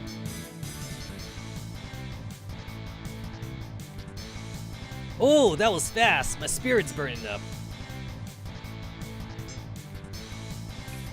Huh, don't think you can stop me that easily. Take this. Oi, Daru! What the heck are you doing? Kurisu, the professor, and I arrived at the electronics store, but it didn't seem to be open. Instead, a pair of people are fighting a furious battle on the computer screen before us. This casually run private enterprise makes me think of a certain workshop, specializing in bronze tubes. Oh, it's Okari! Can it wait? I need to finish this match first. Oh, nice combo. What's going on here? You mean the game we're playing? It's from the classic Street Fracas series. Duh. I can't believe they went all the way up to SF51. Oh, that was close. Oh god, SF51? Damn. Yo, Street Fighter 51 sounds cursed as hell though. I kind of feel like at some point in the game series, you need to like stop like numerically like just adding numbers to it. Like, what Final Fantasy are we on right now? We're on Final Fantasy 15, right? Like, I kind of feel like the numbers like stop meaning shit now. I kind of feel like you need to like just start giving them like a new name now. Street Fighter 51. Assuming Capcom is still around by that point. Man, when I'm like 90 years old, I feel like I'm gonna be like on like Final Fantasy 50 or some shit probably. Like usually like we have to wait like 2 or 3 years between Final Fantasies, so that sounds about right. Maybe it would be like on Final Fantasy 45 or some shit, Final Fantasy 40 by the time I'm 90 years old. Honestly, like, I don't even think we'll be on Street Fighter 51. Because, like, Capcom usually sits on a Street Fighter game for about 5 years. That sounds like a long time, honestly. But that's because Capcom does a lot of DLC, though. So, I think, like, 5 years per Street Fighter game is pretty average for Capcom. Maybe 4 years. Maybe 4 years per Street Fighter game.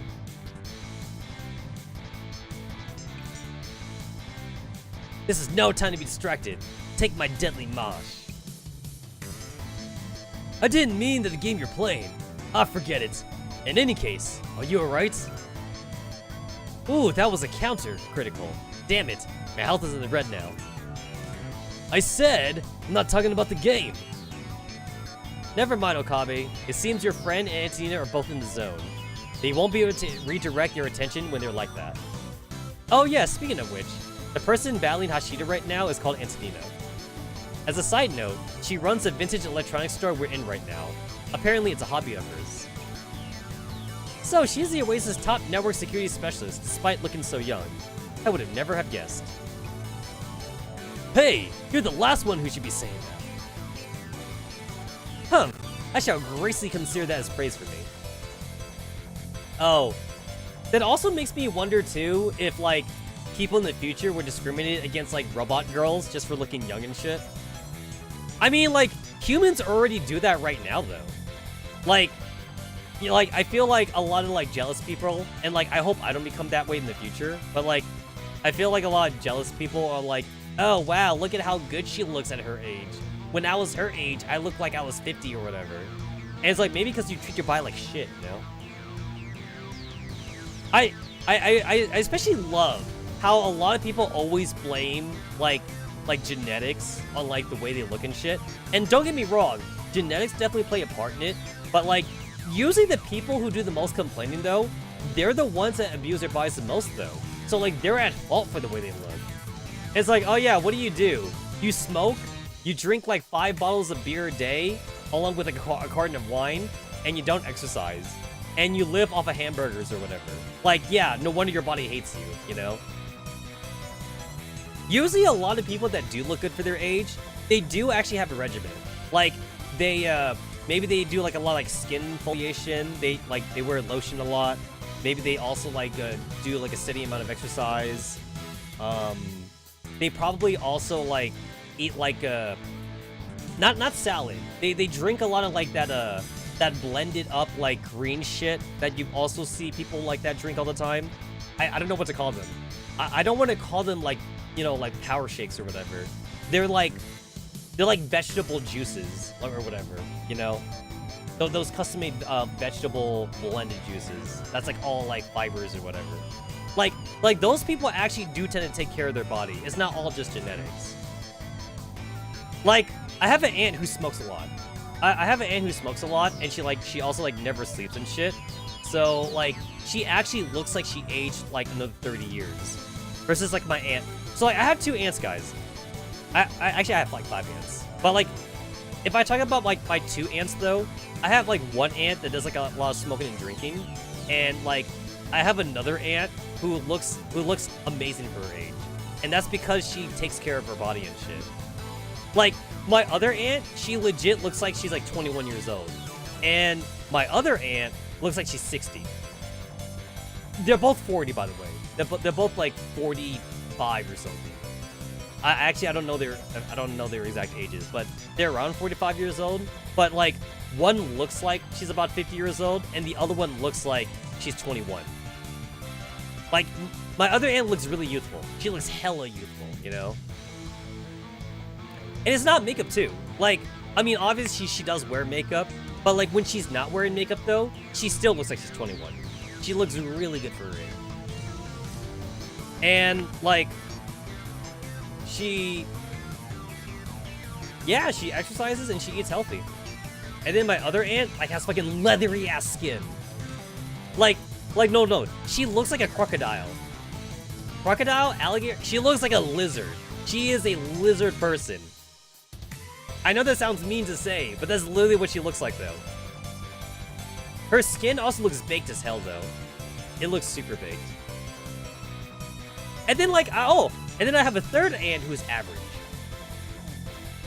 She doesn't really exercise a whole lot, but she doesn't really abuse her body. So like, she doesn't really drink or smoke.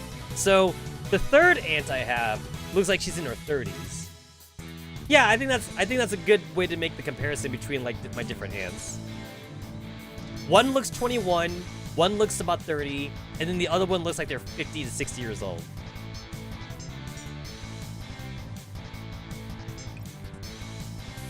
Yeah, it definitely makes you wonder if people will be like robot racists in the future, just because like you're gonna have like a 90-year-old robot, but like the 90-year-old robot would look, you know, like younger or whatever. I'm also going to assume too that like people will fucking judge the fuck out of you if you have like a lowly robot or some shit. So I guess like if you want to make sure people don't judge you, don't have a lowly robot. Have like,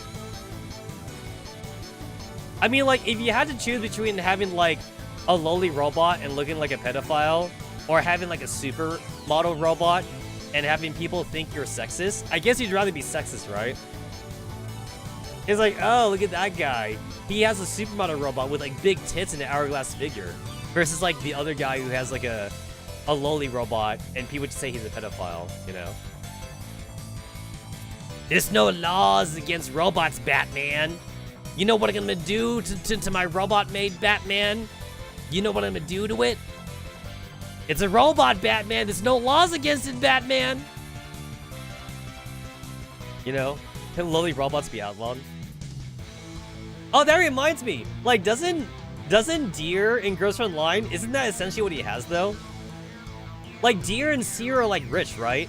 And Deer literally has, like, a bunch of, like, G11 made robos. And G11 is kind of like lowly, right? She's short. She's petite. The correct word is petite. He has a lot of petite maids. So, that kind of makes Deer almost like a lolicon. Almost. It almost makes him a lolicon. They're not quite lolies, but they're definitely on the petite side, though. Deer is definitely, like, robot sexual. Yeah, Deer is into, like, them robot girls.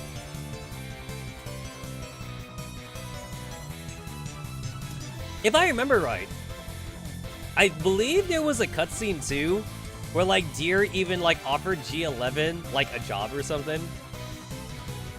He offered, like, G11, like, a job to, like, live with him or something like that. And 416 said no. Mama 416 was like, no, you will not go live with that man. He's gonna dress you up in, like, a maid outfit or some shit.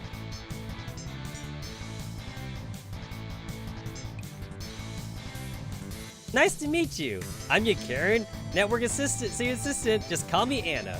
I like how Antonia's two-faced. Because, like, Antonina has, like, a high-pitched voice, and then she has, like, her regular, like, low-pitched voice. I like that. I like that about her. Two-faced characters are always very interesting to me. Damn it, die! Is she always like this? Like, does she have a split personality or something? Usually she shows off her crabbier side.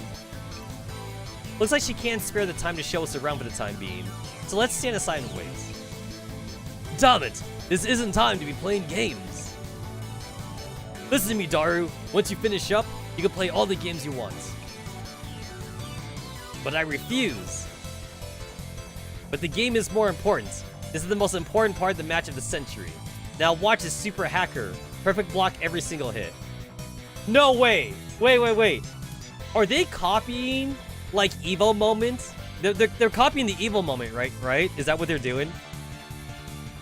Wait, what was the Evo moment again? Is it, like, Evo moment 21 or some shit? Wait, Evo moments... 37? Is that what it is? Evo moment 37? Yeah, that's what it is. Evo moment number 37. Daigo versus Justin. That's it right there. I wonder if that's what they're referencing. Because Street Fighter Third Strike is the only game that you can perfect block. They took out perfect blocking ever since then because, like, the devs legitimately, they hate perfect blocking. Which is funny because they're the ones that designed it. The reason why the devs themselves don't like Street Fighter Third Strike is because there was such a large divide between pro players and casual players. Because pro players learned how to, like, block all attacks. So casual players can, like, basically, like, never catch up unless they also go pro. There's a very huge divide between pro and casuals. I mean, like, it's not that hard, honestly, to learn it. But, like, it's the fact that, like, it's very mechanical. So, like, the devs hate how mechanical it is. Basically, skill issue. Skill issue is a problem with Street Fighter Third Strike. And they don't like that. In that case, it's time for me to get serious, too.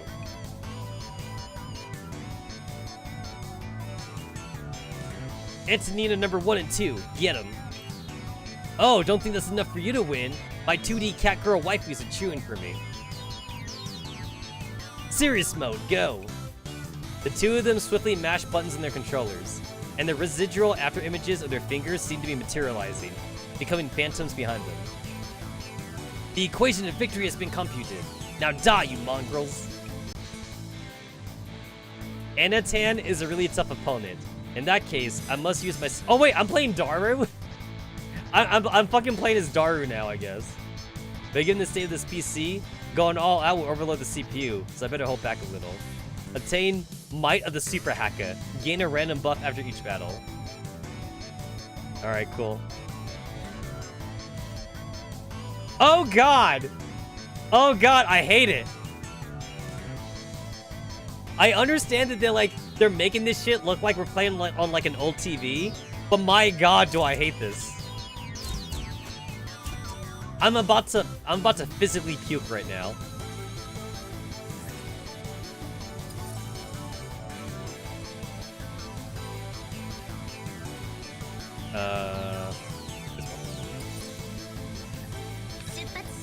Oh god, it stays that way? Oh no, I hate it. I hate it.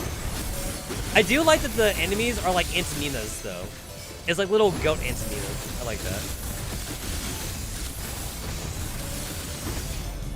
Also, Mika, what's wrong? You couldn't copy Street Fighter in this game?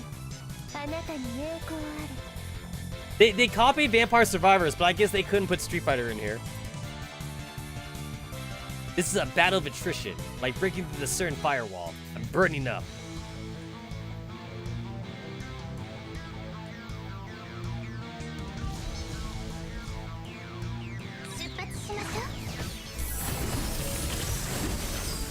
Anyway, like these are the maps where like it's best to use Turin and Undini, because they get to summon shit.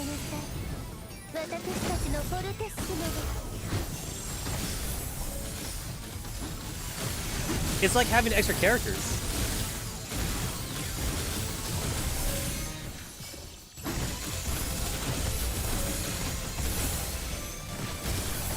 Using Undini and Turin, it kind of makes me feel like I'm playing like a fucking like RTS game.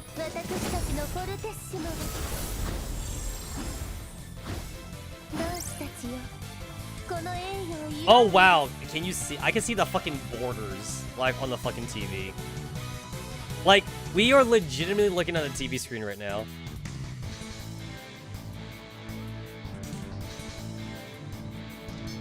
I'm not even reading those buffs right now because I assume I'm overloaded for this. I'm not even reading them.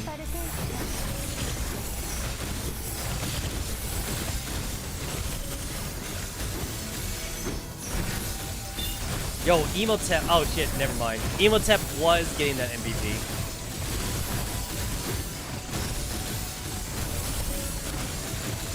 I'm still a little bit salty over like how long it took Emotep to get her Alma Inscripta on the EN server. Like, if I remember right, I think Emotep was like legit, like in the second batch of like the Alma Inscriptas on like the regular server. Oh my god, that's the Atari code. Up, up, down, down, left, right, A, B. That's the Atari code. I saw it, Antonina. No, they DOSed. They went too hard in the game. They got the fucking error thingy on the computer. Just as the fighting grows its fiercest, the computer screen in front of them suddenly goes dark. Doors, error recovery, no. The game crashed. Actually, no. The game didn't crash, the computer crashed. Eh? Huh? Before anyone else can react, the bright red flashing alert window pops up, and the sound of a deafening alarm fills the air. The PC makes a crackling noise and begins to spew sparks, followed by several plumes of black smoke as it bricks and goes completely unresponsive. Ah! I was so close to winning! My computer! I spent so long fixing it! It's no wonder the computer died, considering how hard they were pushing it. Phew, it's over at last.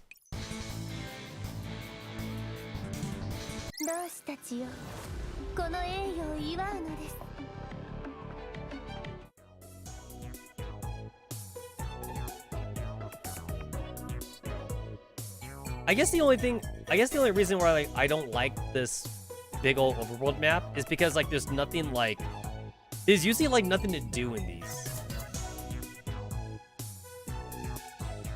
Like I would be okay if there was like something of interest here, but there isn't. And that's what I've noticed for like the past few overworld maps they've had in Nerual. Like it's here for looks, but there's nothing of interest though. Again, the Chinese New Year one was okay though. That one was decent. And there was actually like even a secret spot in the Chinese New Year one. But for all the other maps, there was like no reason to have them.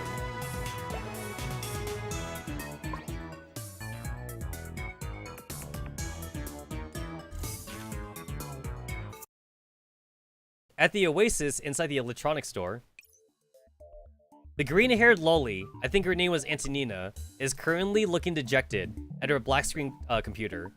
The mysterious purple life form on her shoulder pats her shoulder as though it was trying to comfort her. Gee! Ugh! The squishy little guy might be small, but I simply fear it. Perhaps it was produced by one of the organization's experiments. I can't believe she actually commands such a vile creature. It actually makes me a little curious about the crestfallen green-haired loli in front of me. My PC! It took me so long to restart it with Miss Hashida's help, and now it crashed again.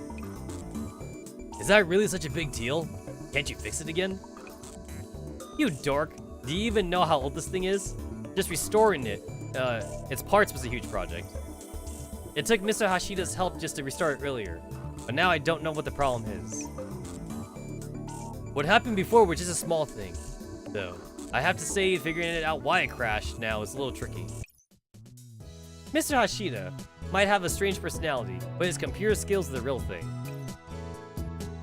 It's not often someone earns praise from Antonina. Looks like your friend's quite amazing, Okabe. Mwahaha! But of course, Daru's my favorite right arm, after all. What are you being so smug about when she's praising me? Oh, that's right. Who is this handsome 3D male? Okay, so I'm pretty sure then, like, if I would have switched avatar, he would just say, who is this handsome 3D female or something. I'm pretty sure that's what he said. Or lady. I think he says, who is this handsome 3D lady. I am Tetsamaru, but just call me Professor. That's my comrade, Daru. Don't go sexually harassing them now. A 3D Ikemen, Okari. When did you meet someone like him? Okay, now I wonder what he says, like for the girl, Professor. He probably doesn't say Ikemen. He probably says office lady. I bet he says office lady or something. This is my contact info. I hope we get along, Professor. Yes, I hope so too. So, does this mean you're acquainted with Mr. Hashida, Antonina? Well, not really. It's just that Miss Hashida helped me restart the PC while passing by. While we were at it, we decided to test our gaming skills against each other. And before we knew it, over an hour had gone by. This is the first time I met such a challenging opponent. It's a shame that we couldn't determine the victor this time around. So, you played a full hour against each other? It's no wonder the PC gave out, given how hard you two were going at it. Normally, you should have been able to take something like this. Ugh, if it wasn't because this PC was incomplete. Oh ho, looks like you're at your wit's end then. Then allow my favorite right arm, the super hacker, to help you. Daru, reveal your true identity to her. Hello, Daru? However, my favorite right arm does not respond. He is currently engrossed in studying the smoking broken PC. Huh? You used the wrong model of the motherboard here. It's from the 790 series, but it should be a C type rather than B type. Ah, well spotted, Miss Hashida. I confess I did put it together in a hurry. Perhaps that's a problem. I'll see if changing it helps. The green-haired loli's spirit seems to have been restored, and her little squid buddy raises a tentacle too. Kiki! I've been meaning to ask, what's this little octopus-like guy over here? That's a diminutive entropic creature. It's a life form unique to the cloud server, a so-called computer virus. Normal entropic creatures savagely devour other agents and assimilate them. I immediately step back and take a defensive stance. Looks like my instincts were right. It is a vicious creature. Doesn't that make them zombies? I can't believe there's such a terrible creature in the Oasis. Looks like the organization is everywhere. Okairin, those are usually called parasitic viruses. Although, doesn't that make it really dangerous, Professor? Indeed, normal entropics are extremely dangerous. However, this little guy is special, and we've rendered it harmless. Just think of it as a little puppy. Since when were there such creepy looking puppies? Kiki! What? You got a problem with that, Mr. 8 Arms? Huh, that said, it does look kind of cute when you look at it up close. Though it's ugly cute. Ugh, I didn't think you were into weird stuff like that. As expected, the perverted genius girl. You're the only one who calls me that. Okarin. What is it, Daru? Do you wish to praise me for my naming sense? Yes, as if, dork.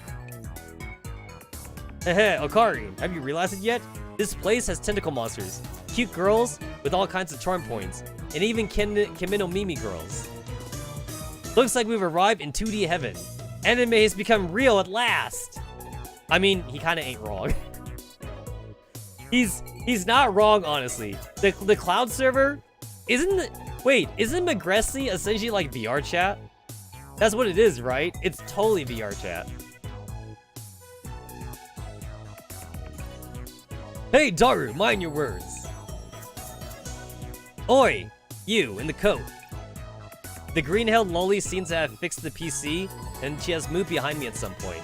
There's a very scary smile on her face, and I feel a chill go up my spine. Yes, Mom! Tell me, what do you usually call Mr. Hashida? Huh?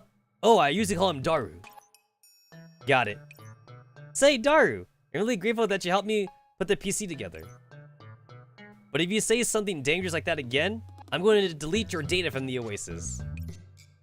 Oh yes, that's the feeling. Please, Anna-sama, scold me more. God damn it, he likes it. You can't yell at him like that, Anna. He's into it. Joke's on you, I'm into that shit. Professor, what is this pervert's malfunction? I'm not a pervert, I'm a gentleman. Daru, you should introduce yourself in a normal way. Yes, Sensei. This humble one is Itaru Hashida.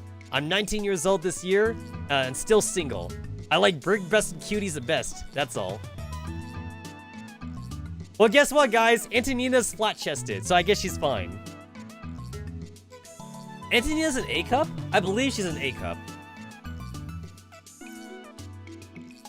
I didn't tell you to introduce your fetishes. Okabe, your friend is quite lively. Ahahaha. Alright then, in any case, you three are the humans who crossed over along with that building, right? Mr. Rentaro Okabe, Miss Kurusu, and Makise the Perv, I mean Daru. Wah! Why didn't you scold me more? Get your act together, you perverted gentleman. Also, you got one thing wrong, green-haired loli. You are addressing Hoenn Kyoma of Seeker of Chaos, the one who overthrows the order of the world, the insane mad scientist. The green-haired loli doesn't answer. Instead, she backs up by 2 steps and retreats behind the professor. What the heck? Why are you looking at me like walking garbage? Let's get down to business. Miss Anna, we're here because we have requests for you. We heard you're very skilled when it comes to working with electronics, so we're hoping you could shed some light on why we crossed over to this place. Ew, at least there's one normal person among you. For some reason, it feels like the two of us could get along. Go ahead, Miss Kurusu. Hey, you two! Don't just ignore me! And what's wrong with that, Hoenn Kyoma-san, the self-proclaimed mad scientist? Yeah. Or did you want me to help you fix your height, Beanpole? Ugh. I take out my cell phone in my pocket and press it into my ear. It's me. A new emergency just came up, and I need to contact you. Do you know why they stopped listening to me all of a sudden? Could this be a conspiracy by the organization? And that's how it is, Anna-san. That sounds way too far-fetched. Is what they're saying true, Professor? Well, given Mr. Hashida's understanding of those antique PCs, they definitely don't seem like people from this era. Everything else matches up with what we've observed so far. How about now, green-haired loli? Willing to help us out? Honestly, like, I don't even think Antonina counts as a loli. She's a petite girl, but she's not a loli, though. The girl thinks before slowly shaking her head. I'm sorry, I can't do it. But why? Is it a technical issue? No, the main problem is that I can't convince myself that crossing over is possible. Huh? What's so strange about that? Of course it's possible. What's standing in front of you? Isn't that the best possible evidence of it? Actually, I do understand how Miss Antonia feels about that, Okabe. What? Et2 assistant? Heck no. Understanding and taking sides are completely different things. If we had an experience crossing over like this, like we did, I'm pretty sure the others, myself included, would have laughed it all off. Unless we can provide convincing evidence. That's right. It's just like Miss Caruso said. I'm going to have a hard time believing it unless I see it with my own eyes. More to the point, I can't possibly help you get back to your own world based on what you said alone. I need more detailed data. Ah, where's your romance as a scientist? Where's your curiosity for peering into chaos? Scientific rigor and empirical evidence is a thing, you know. Gah! You got a terrible personality, but you can't fool me. You must have become like that because of some mental trauma. Indeed, it all happened on a cloudy afternoon. Don't make up non-existent backstories for people, please. Gah! She comboed me. To think you could take Okabe down so expertly. Good job, Anna-san. Damn it! The assistant is adding fuel to the fire. Isn't there some way to persuade this green-haired lolly? Think, Hyo and Kyoma. What is the creativity you have when talking to the voice on the other side of the phone? Wait, my phone? Heh Muhahaha! What's wrong, Beanpole? Did your brain break at last? Exactly the opposite. I, Hyo and Kyoma, had never thought more clearly than what I am doing now. Oh, green-haired lolly, what if I told you I can help you fix your PC? Would you believe what I said before? That wouldn't prove anything apart from the fact that you had good PC repair skills. Also, what does that have to do with what does that have to do with you guys crossing over? Now prick your ears up and listen. The flawless monitor, which causes a crossover, in other words, feature gadget number 99, was based on technology that can change the past. In order to prove that we do have the technology to change the past, I should now create a world where the anti-computer won't break. What do you mean? Okabe, don't tell me you're going to. Mwahaha! Indeed, assistant, it is what you're thinking. I pull my cell phone from my pocket and hold it high, striking the coolest pose I can imagine. I shall use D-mails to show green-haired lolly what for. D-mails? What are those? Listen here, up, green-haired lolly. They're a great invention that can change the world. I'm leaving. Wait, I'm sorry. In any case, D-mails are mails that can be sent to the past. You're kidding, right? Anna-san, I can understand your frustration, but Okabe is telling the truth. Alright then, I'll hear you out for Miss Caruso's sake, Beanpole. Gah! Green-haired lolly sure is stubborn. It can't be helped right now. I have to count on John Teeter's theory. The self-proclaimed time traveler called John Teeter once posted on the @channel forums and told me about attractor field theory. While I still don't fully understand what he said, I should be able to add my credibility with his arguments. With the power of D-mails, I can send your past self a message and tell you the right way to put your PC together. That would shift us to the world line where the antique PC didn't break. I think I get what D-mails do, but world lines? What are they, and how do you shift across them? Alright, allow me to try to explain with a vivid metaphor. The structure of this world is like a length of yarn, running all throughout human history. It may seem like there's only one strand, but on closer inspection, the yarn is made of multiple threads twisted together.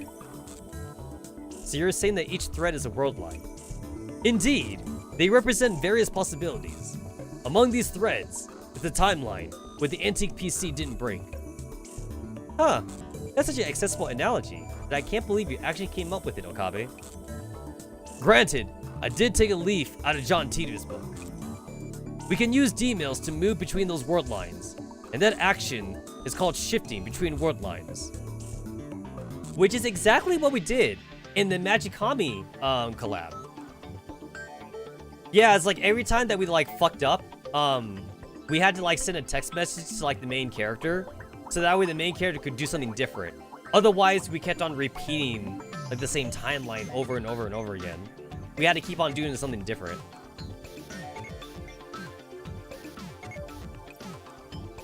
I think I get it. World line theory is a model, which would explain time travel paradoxes. But according to your theory, will it really be okay to shift between world lines? Won't it cause problems? Relax! Like I said, while these threads represent different paths, they all converge into one in the end, and reach the same conclusion. All we're doing is changing the quality of the antique PC. The structure of the world isn't fragile enough to be altered because of that. That doesn't feel reassuring at all coming from you. Are you afraid, green-haired lolly? Be quiet, Okabe. While I had the same concerns as you in the past, the truth is, we've done several experiments which have verified what Okabe said. Small changes won't affect the progress of history. All they do is cause minor variations in the present. Huh, so you're saying that I can obtain data on world line shifting at little to no cost then? Isn't that handy? I'd like to study this phenomenon to see how I can use it to fix future gadget number 99.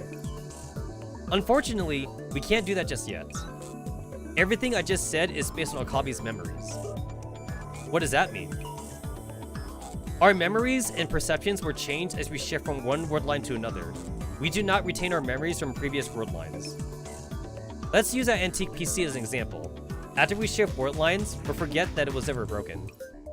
To us, in that word line, the antique PC would never have broken down in our recollections. So doesn't that mean that we can't prove this word line theory, since we lose our memories when we change word lines? No, that's where you're wrong.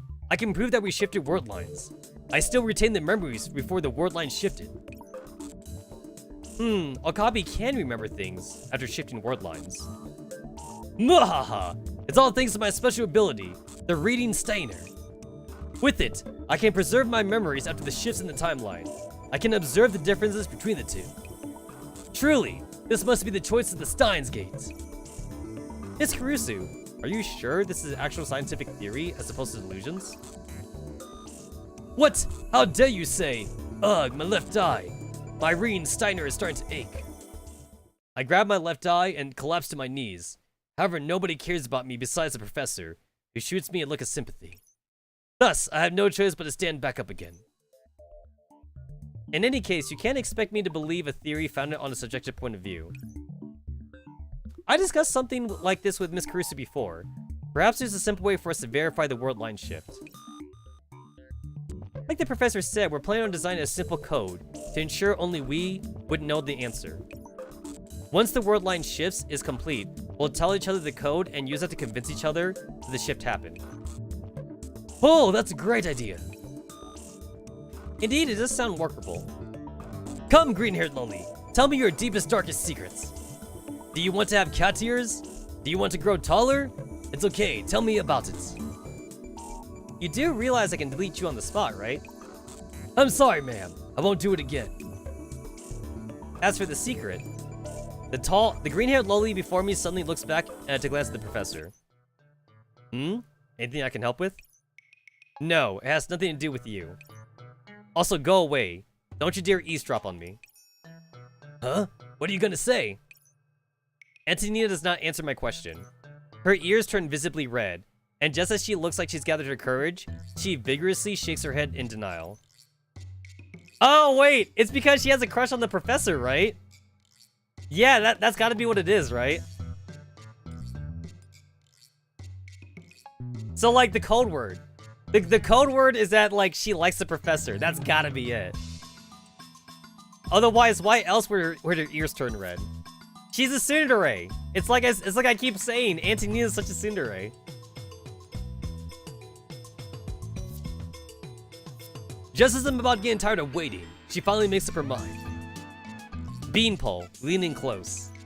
Huh? Oh, okay. So, about that demand of entropic. Pwah! I didn't expect you to do such a thing, green-haired lily. Shut up. Make sure you never ever tell anyone about this. If you do, I will delete your very existence from this world. Oh! It's about the baby? It's about the baby entropic? Oh, that's so cute. Do you remember that, Mr. Rentaro Akabe? Your caring network security assistant Anna is totally capable of following through on her promises. Yes, ma'am. Clear as a bell, ma'am. I guess that'll do. Anna lets go of my ear. This two-faced loli is pretty scary. I guess my comrade must have a pretty hard time dealing with her. So, what exactly do you need to do to send this email of yours? Mwaha! I, Kyoen Koma, shall now... Ch. Hey, I heard that. You went ch to me, didn't you? I think I'll handle the explanation. The emails need the help of a phone wave, name subject to change in order to be sent. The phone wave, name subject to be changed. What's that? Simply put, it's an incomplete time machine we're working on.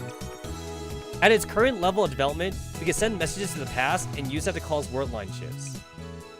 Where is it now? Inside the wheeled building? Don't call it a wheeled building. It is the 0 point from which shifts in the word occur. The genius of collapse. The genesis of collapse. The future gadget laboratory. Your naming sense has reached a new and sadder low, Beanpole. However, this phone wave of yours, which can travel through time, does sound very interesting. I'd like to take a look at it myself. Several minutes later, at the Future Gadget Lab. You call this a lab? Ahem! Great inventors had never been constrained by their environments. Miss Karisu, please explain what happens next. Understood. The first step is to input the recipient's email address into the computer attached to the phone wave, name subject to change, and input the appropriate time in the timer. This computer that's connected to the phone wave, was it specially customized? You know your stuff, Anatan. Not bad. I see where you're going with this. Oh ho! Seems like the computer's here after all. Seems like you like the computers here after all. Ahem. We'll talk about this later. In other words, I've entered the address. How do I set the timer? The timer represents how far back the message will go. 1 second corresponds to 1 hour in real time. Anna-san, do you remember when you finished building the antique PC? It was close to when you guys crossed over to the Oasis, around 1330 or so. 2 o'clock, 2:30. That's 12. Oh, 1:30. 1:30 p.m. 1:30 p.m. There we go. I had to convert that in my head. And it's 16:10 now, so almost 3 hours ago. Just in case, we'll send it back further than that to Anna-san from half a day ago. Let's set the phone wave to minus 12 seconds then. The next step is to prepare the mail and wait for the electrical discharge to start. Electrical discharges? Now that you mentioned it, my antique PC was throwing off electrical arcs a while back. We don't know why the arcs take place, but we know for sure that mails can only be sent to the past when they occur. In addition, there's a strict limit on the length of D-mails, 36 bytes plus metadata, and the mail will be split into 3 parts for sending. If you want to ensure it works, then keep the contents of the email within that link. Understood. The contents of the email would be U790C for the antique PC motherboard. That should work, right? I couldn't find the problem after working for 3 hours and ended up using 790B instead. If someone had told me the solution back then, I'm sure the antique PC would have been able to hold up to my duel with Daru, and it wouldn't have broken from overloading. Oh, then my epic match with Anatan could finally see a conclusion. Alright, we'll go with that. After that, we'll have Okabe send it to the dedicated cell phone attached to the phone wave. Heh, it's my turn at last. The key of destiny now lies within my hands. I finished entering the message. Now all I had to do was start the phone wave. Name subject to change. Mwahaha! Time for the curtain to rise on this grand performance. As the microwave begins turning backwards, sparks begin flying in this cramped lab. Electrical discharge run undetected. Now to complete the final most vital step, to press the send button and deliver the mail to the green-haired loli of the past. I mean, guys, let's all be real here. Even if this is like very limited to text messages, I mean, you guys would so use it, right? To like tell yourself like gambling, gambling like betting answers or like stocks, right? You send yourself either like stock messages or like to gamble or something. You give yourself like the lottery numbers and shit. You know? That's a simple. That you could do that like in a simple text, right?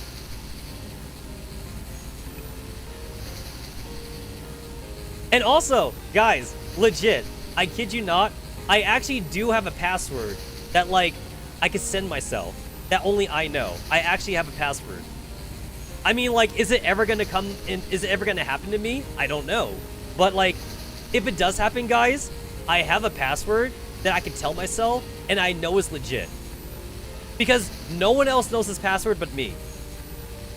It's something that's like really like deep into like my personal life, and like absolutely no one knows it but me. So like, if I ever get sent to the past, or if I send someone in the past to find me, if as long as they know that password, I know it's real, because no one else would know this. It may happen. It may happen sometime in the future. I don't know, right? It may happen. If you guys don't have your own password, make one up right now. Make one up right now. You guys gotta have your own like time travel password. Or like, it doesn't have to be like one word. It could be a phrase. It could also be a phrase or some shit, you know? Like, something about you. Something about you that no one else would know, you know? You gotta do it, man. Who knows? The whole world might rest on it. Maybe like your kid from the future, like travels back in time, and like he or she has to tell you something. It's like, you're my dad. You're my dad from the future. I had to tell you something, you know? Obviously, you won't believe them. You're just gonna think it's some crazy kid. But then, like, once they say the password, you know it's real. This sounds like the simplest stuff to me. Huh, have it your way. Oh, green-haired loli. See you in the next world line. I press the send button, and the familiar ache assaults me. The canvas called the world is roughly shredded before my eyes, and my consciousness returns to the infinite, fathomless darkness once again.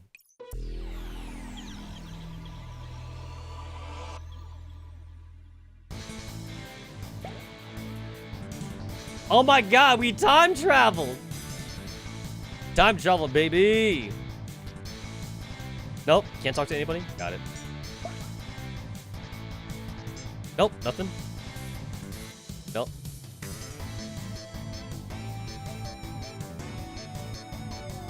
I guess not.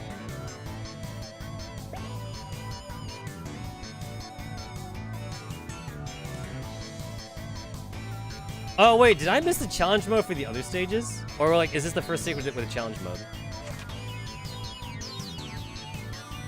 Oh, okay, this is the first stage with a challenge mode. Okay. Oh shit! Oh, look at different timelines. Oh, that's cool. Yeah, we're already seeing the different timelines. I like that. Obviously, you go full on, right? Go full on with the challenges. Obviously.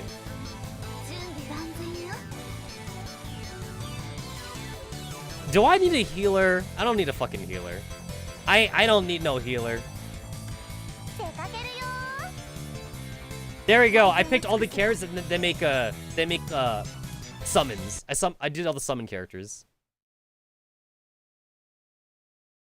Amidst the darkness, light appears.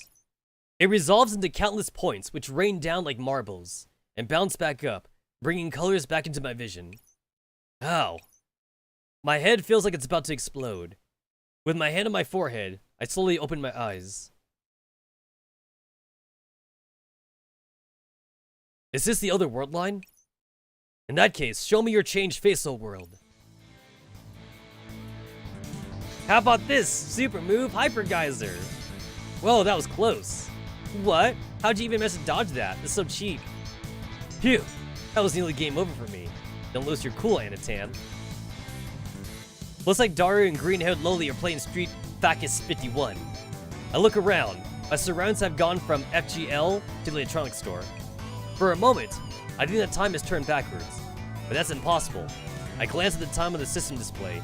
It's almost the same time as when Demo was sent 1650. In that case, what exactly had taken place? You're wide open, Anatan. Take my raving storm. Like hell, I'm going to let you follow up on that. Oh, well done, Anatan. Both parties' HPs are depleted. Not sure if that's enough left for one more punch. I won't hold back any more from now on. I told you, my name is Antonina. Crap. Looks like their showdown has reached its climax. Considering their depth to all outsiders, I might as well wait until the game ends before I ask them for details. Huh! I've got to read on your patterns. Let's sell this once and for all. Oh ho, you're on.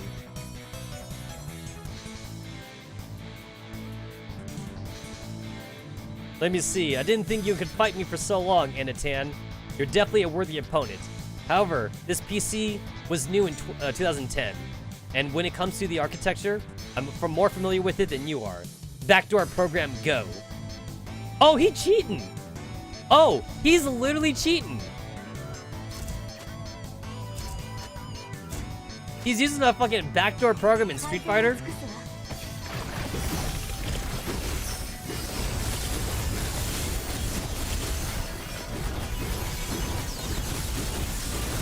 So right now, like, my crit rate on Jiangyu is 61%.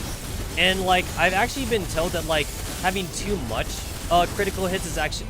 Having too much of a critical rate is actually bad for Jiangyu. But, like, I still don't understand why it's bad for Jiangyu, though. I don't get why.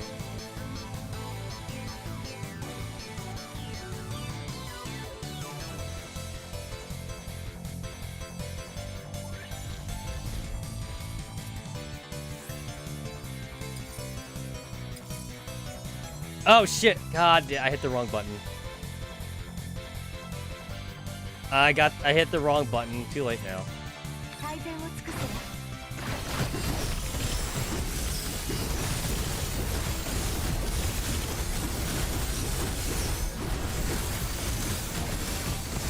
The fairies in this game seem more passive than they do in Girls Front Line. Like, I feel like nothing's really changed since they brought the fairies in here. I mean, like, maybe they're actually making the bigger difference than I think they are. But, like, oh shit! I saw the fireball. I saw the fucking, like, Hadouken. Oh, that's a Shoryuken! I saw the Shoryuken.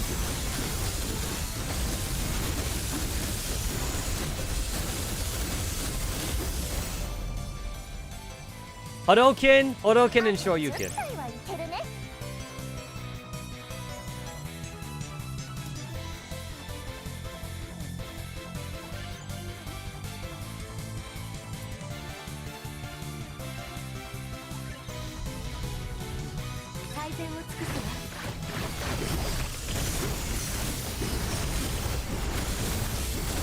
I was actually kind of worried that Jane would end up dying because that first stage she went pretty low in HP, but I guess she's fine now. Man, I can't fucking see shit. Like, I get, like, why, like, the screen's going all willy-nilly because, like, they're trying to make it realistic, but, like, I don't need this kind of realism. I honestly don't. Am I losing?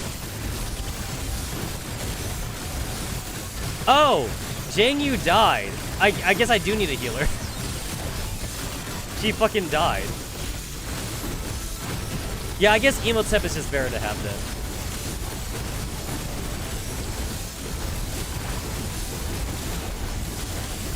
It's like I'm using Jiangyu because she does kind of like, she does work with Undini and Turin. Or just Turin specifically.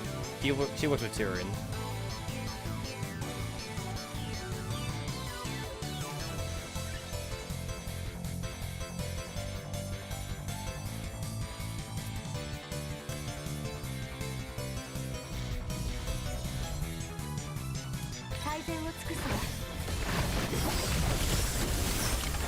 Huh, if I remember right, I think I was told that, like, Kroku is actually bad for, like, these tower defense stages.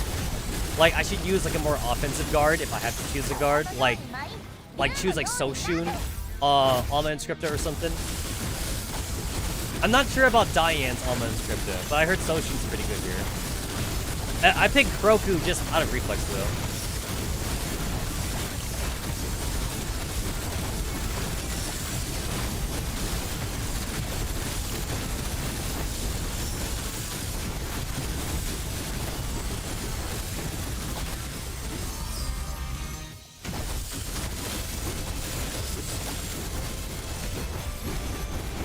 Man, that's the funny thing about Jang Yu sometimes. Sometimes Jang Yu's clones like literally get in her way, and Jang Yu can't hit anybody.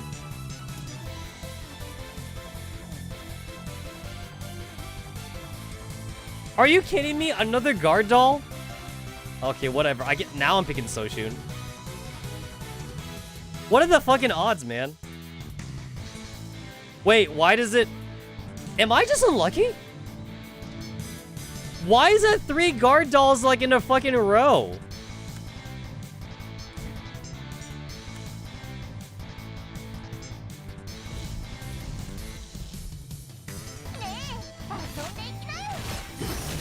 That's gotta be unlucky. I keep getting fucking guard shit.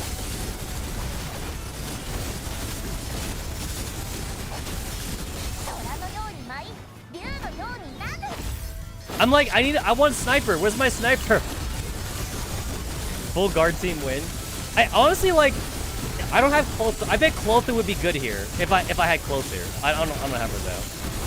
Next time Clotho comes out, maybe I'll sim. Maybe I'll sim for Clotho. Also, Clotho does have she has a wedding. She has like a wedding oath now. So like, I'm more tempted now to get Clotho. The only reason why like I didn't get Clotho in like the previous like banner is because like I just wanted to make sure I had enough like quirks to get like, you know, to get the collab characters. Which turns out like I had more than enough. But like, I just wanted to make sure. I wanted to make sure I didn't like run myself ragged. Yeah, so next time she comes around, I'll get her. I'll get her. Specialist, finally something different. Finally. I must use Antonina to fight the Antonina. I must use Antonina for Antonina. Actually, probably, like, Abigail might be better for me here.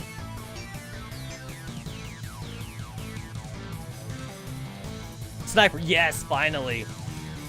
416 is all I need. 416 is all I need. Alright, I could get rid of Soshun then.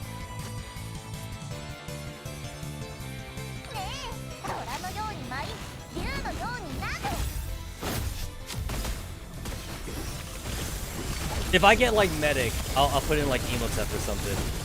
But I'm more happy with this though. No one's dying anyway. Actually, I want another sniper. That's what I want. I'll replace Jang Yu for a sniper. Oh, seeing the game slow down like this realistically, this kind of reminds me of Toho. Because on my old computer, like Toho used to lag like fuck on that computer. Because of all the bullets that's on screen, and like it used to help me. Like after it would slow down, like I'd be able to like dodge shit better. The slowdown was good for me.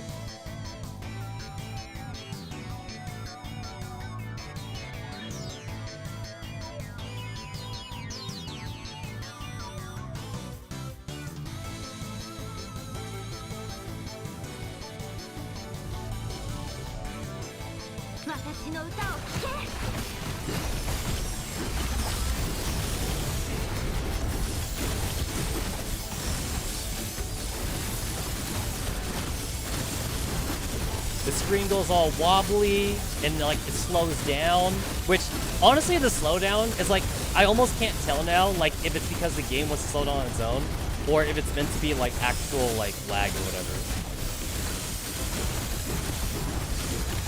I'm pretty sure it's just the game trying to be cute. It's being coy right now. It's Mika. Mika's being all like, look what we can do. We can make the game look really old. Never do this again, Mika. Don't do this again. I don't like it.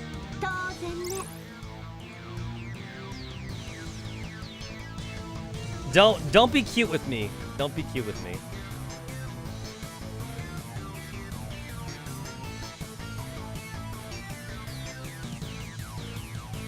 Are you kidding me? Why do I literally like don't have that many guards. Like I'm literally running out of guards. Oh, I already reached the max anyway.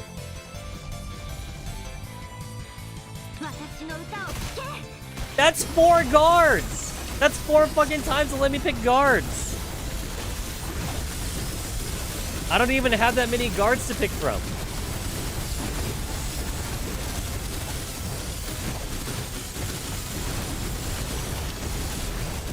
I like how Antonina goes Aura Aura, and like Daru goes Muda Muda. Muda Muda Muda Muda. Ora Ora Ora Ora. Oh my god, JoJo reference. JoJo's Bizarre Adventure reference. Muda Muda Muda Muda!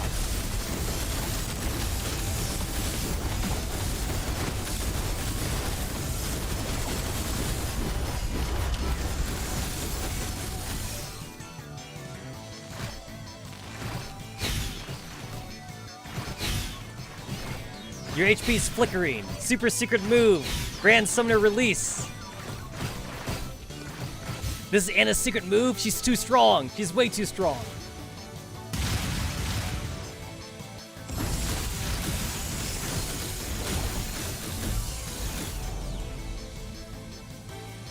I win.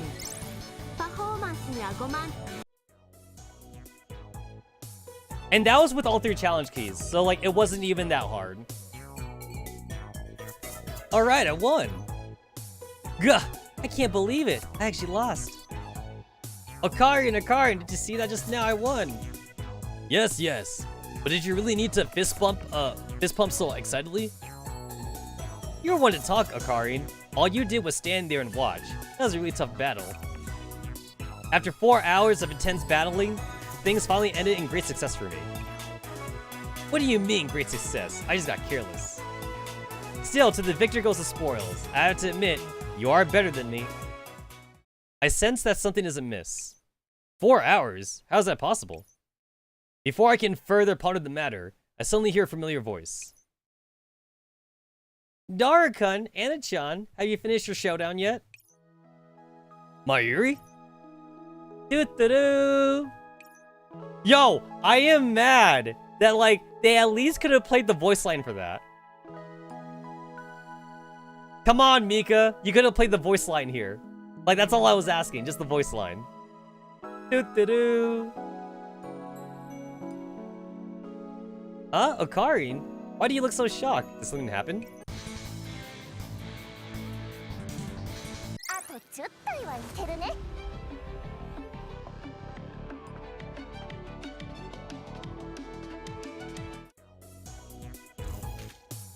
Yay, more challenge keys.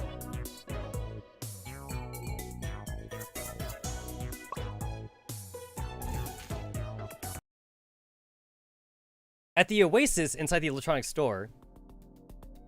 Huh? Why do you look so shocked, Okarin? Did something happen? Ah, Mayushi knows. Are you hungry, Okarin? When Mayushi crossed over, Mayushi was holding a bag of juicy chicken number 1. Come have some, Okarin. Mayuri! I grabbed the shoulders of black-haired girl before me and carefully sized it up to ensure this is not an illusion. What's wrong, Okarin? Mayushi is here. Mayushi isn't going anywhere.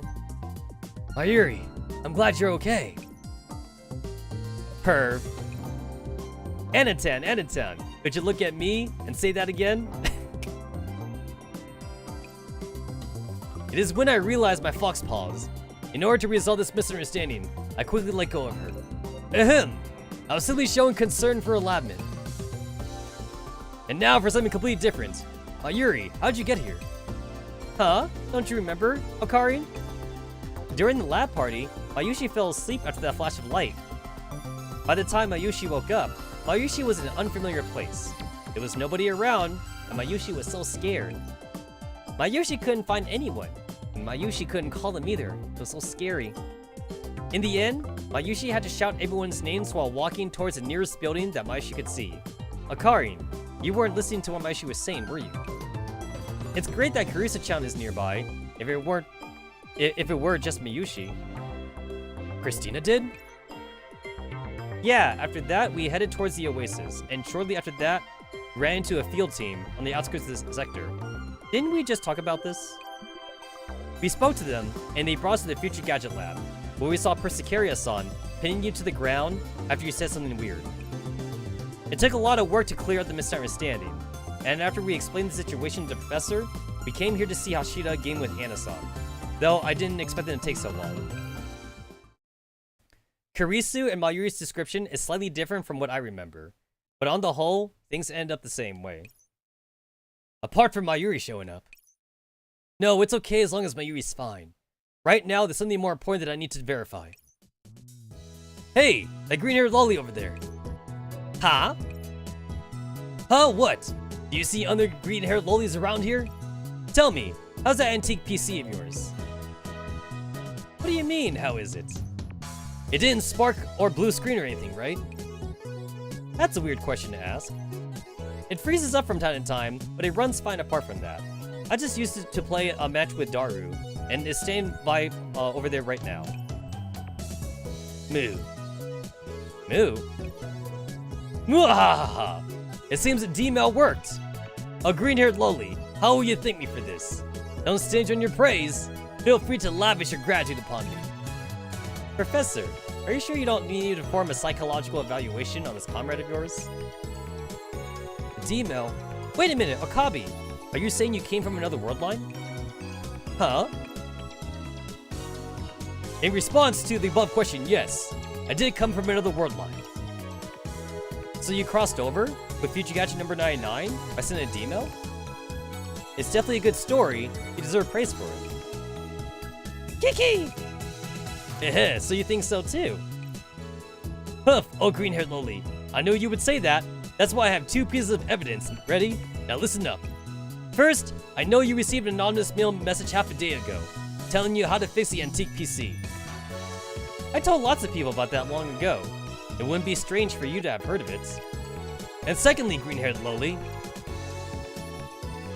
call me that again and now. You secretly call this tiny... Oh, what? Yo, the name drop. Ah! I know your secret now, Antonina. I know your secret. The professor hears all. So you secretly call the little baby entropic, the professor's name. Awesome. Eh? Tetsamaru? And where have I heard that name before? Oh, isn't that? Ah, it's the professor's name. Heh. Beanpole, leaning close. Huh? Okay. So, about that diminutive entropic. Only very rarely, really very rarely do I call it with another name. I call it Tetsamaru. Huh? Tetsamaru? Wait, isn't that my comrade's name? Yeah.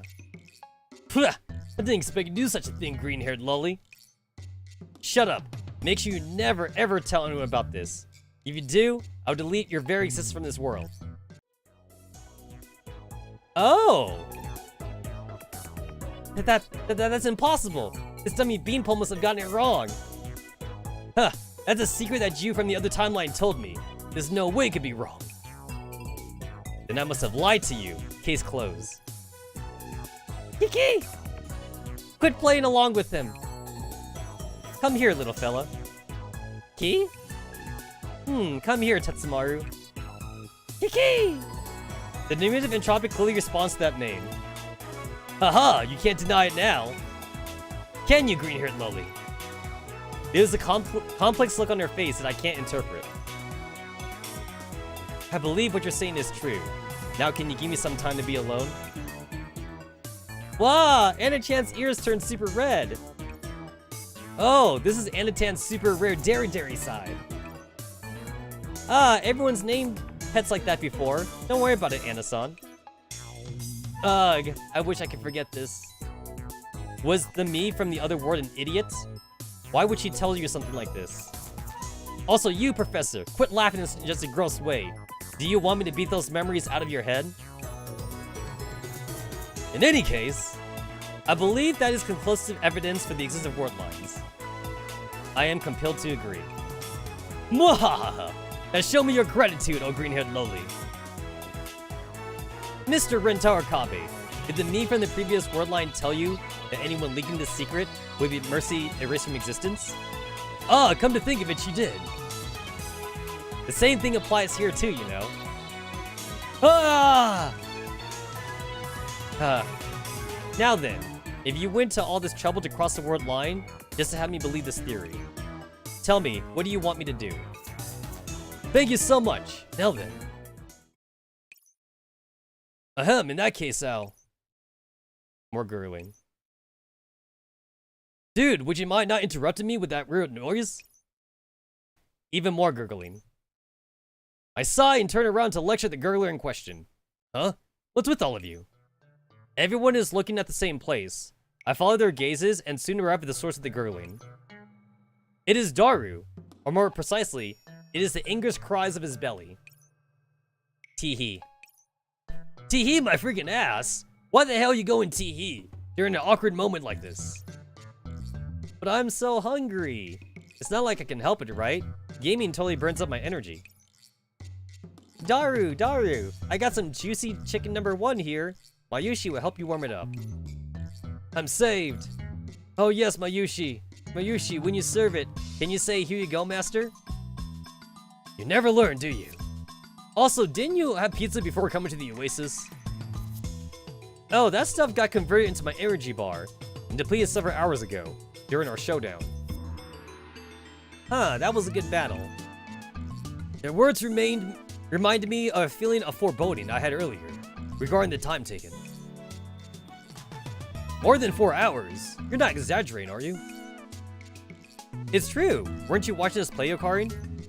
Ah, yes, according to your character backstory, you don't remember anything before the word line shift. It's not backstory, it's objective history. Wait a minute, you said I was watching you play? Does that mean I was here all this time? Yep, around an hour into Anatan's battle with me.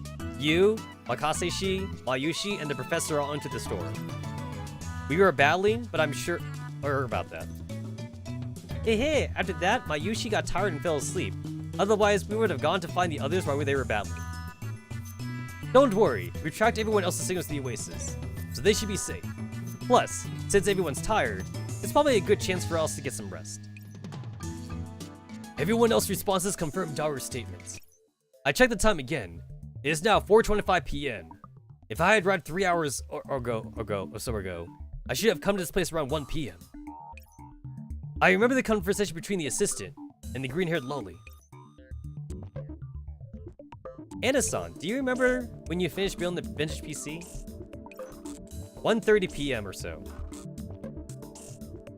Wait. Is that a typo?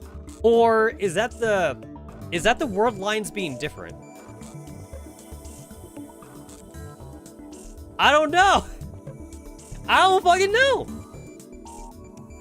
It's Mika. So like it could be a typo. But like I'm also like that could also be the timeline difference then. Because like she said 13:30. She said 13:30 in the previous scene, and now she's saying 1:30 p.m. I don't fucking know.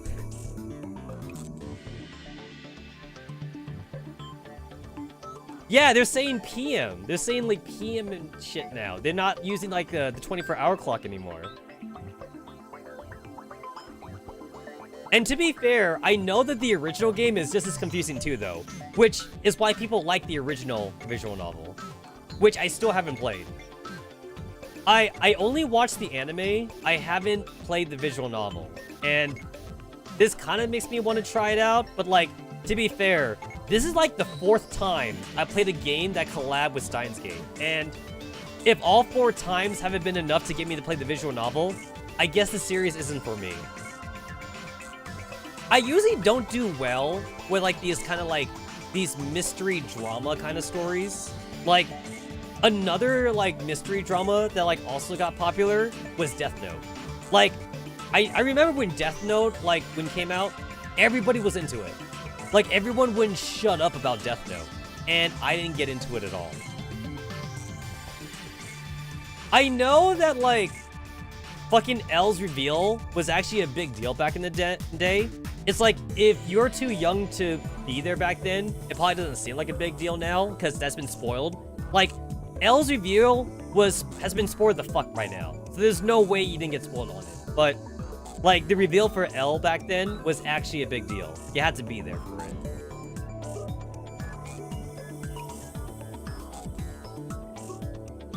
That means 3 hours ago. I shouldn't have crossed over to the Oasis yet. So how could I have watched Doru and green-haired Loli play their game? Does this mean that a DML caused a shift along the time axis as well? Oh, comrade, I would like to confirm one thing. When did we cross over to the Oasis? The Future Gadget Lab created a tremor in the Oasis at around 10:30 a.m.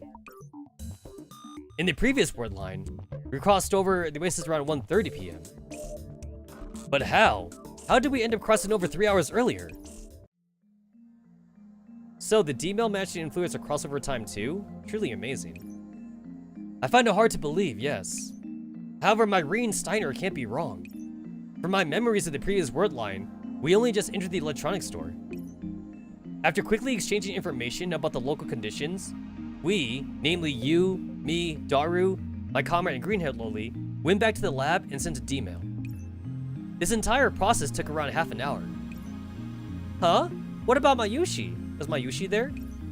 In the previous word line, you did not meet the assistant, and she came to the lab by herself. Eh? So that's what happened.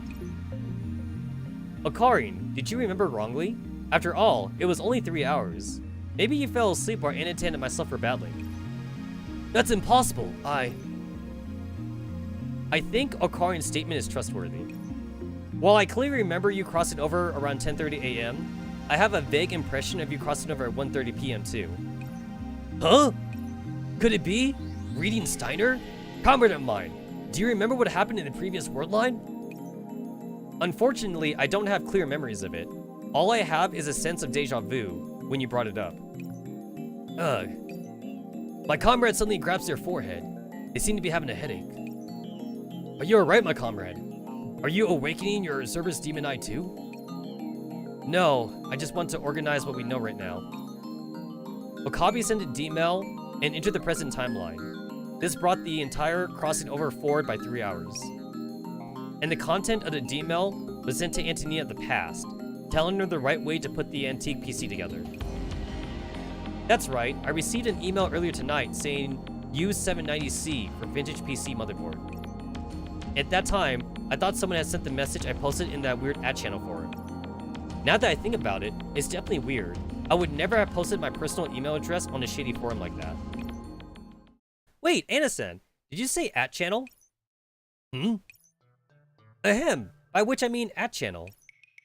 You know, I've been wondering for a while now, but are you an at Chancellor, Assistant Mamine? What? What nonsense are you talking about? Do you think I wouldn't know what at channel is? There's no way I'd go on some anonymous text forum for otakus only, and certainly wouldn't reply to interesting topics there.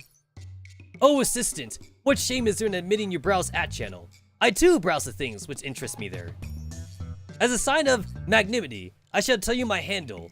There is my real name, Hyorin Kyoma. Oh, I knew that long ago. Huh? Hang on, so what you're saying is this at channel is essentially a message board in your world? So it's a forum, pretty old school design. Okay, we did this already. Flashback. And this, the forum you're talking about. Green-haired Loli brings up a web address in the search bar on the screen. Oh, I didn't know they had ad channel here too. Anasan, how did you learn about this forum? I regularly sweep all the websites accessed by the Oasis to ensure its security. This website suddenly came up and I was interested by the post, dating back from 2010, so I asked about how to fix that vintage PC. Come to think of it, I kinda remember something like that. Huh? Anasan, were you network security helper? Hang on, don't just reveal my handle like that. Incidentally, my ad channel ID is Yoan. You just tell me that. You wonder if 2chan is unhinged as 4chan? Probably. Oh, and don't forget like the Kiro message boards.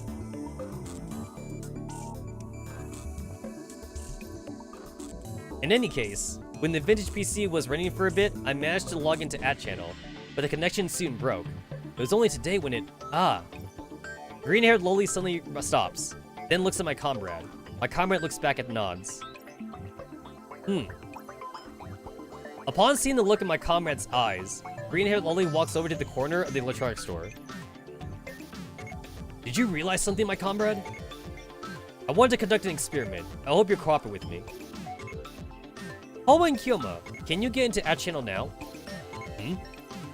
Well, I still don't understand what she's getting at. I willing to take out my phone and do what she says. Yeah, no problems here. Hey, who's this Kiri Gohan and Kamehameha fellow? How come they were spamming so many replies?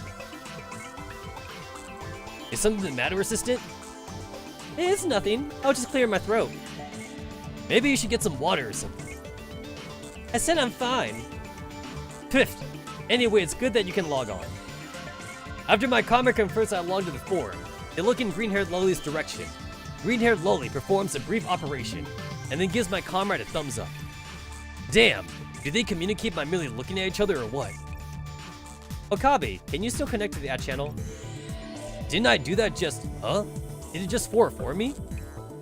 How'd you do that? I knew it. The girl sighs before taking a step to the left and showed me what she was hiding behind herself. Isn't that the antique PC from just now? Oh wait, are you telling me? So the antique PC is a link to our world. Curse you for seeing my line again, assistant. You pick up on things fast, Miss Kurisu. After I turned off the antique PC, your connection to @channel was broken. And yes, that's exactly what I experienced earlier. So you're saying that we crossed over because of it? No, I think that's only half the reason. The other half is the future gadget number 99. As for the exact principles for the time axis shift, you use miniature Kerr black holes created by the phone wave and to send D-mails, right? As expected of future dolls, she understands things quickly. However, there's one thing I need to emphasize. It's the phone wave, named subject to change. Yes, future gadget number 99 was built based on the phone wave's design. Looks like the vintage PC I built ended up connecting to your world Kerr black holes. And future gadget number 99 received the signal my PC sent, which brought you here. You received a signal? When did that happen? My guess is that it was the moment right after it was assembled. Huh. If you want to ensure it works, then keep the contents of the email within that link. Understood.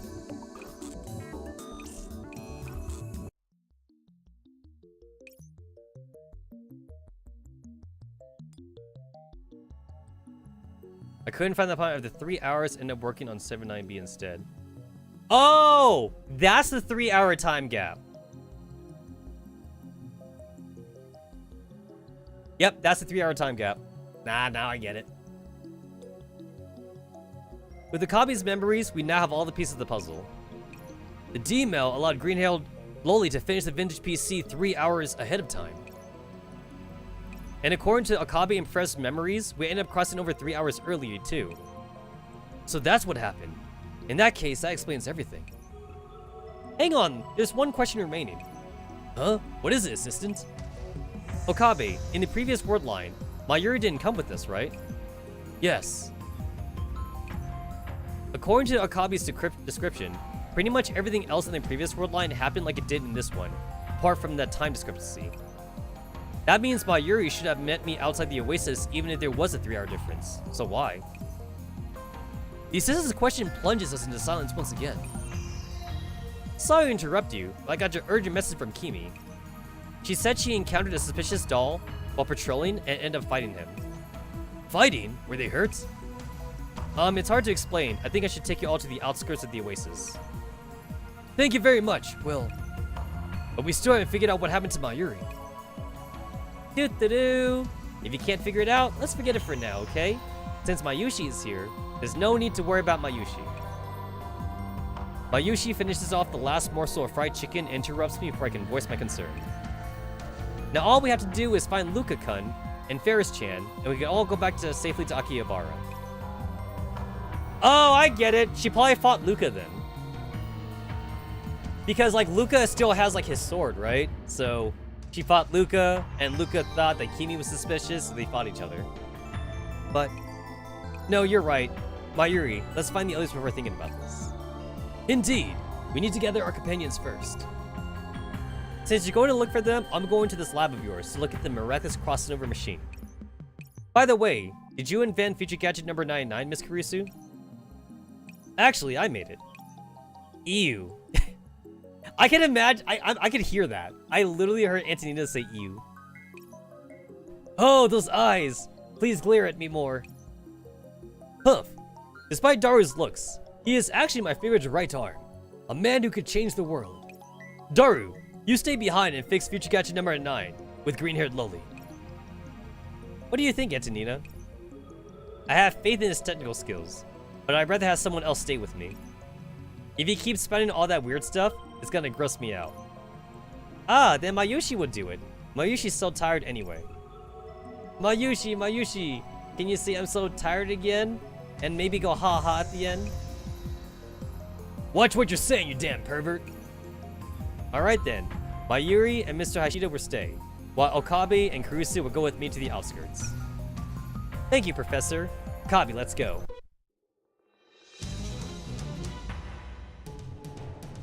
Oh, that's... Yo, they going! They're fucking going at it. Yo, what is it with Japan and like giving like nuns guns all the time? If I had like a nickel for like every time that like I saw an anime with like a nun with guns, I'd have like $1, which isn't a lot of money, but it's weird that it's happened so many times. I'm not even exaggerating either. Like, I've probably seen like at least like 20 different animes with like nuns with guns. It's like, the first time, it's funny. The second time, it's cute. And then the third time, it's like, oh, come on now. Not everyone's doing it.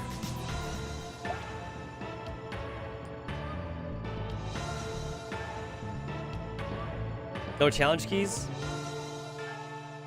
Oh, alright, cool. I get to pick someone else. Let's see. I assume this is still super easy, so I can just use whoever the fuck I want. So, boop. I don't need no healer.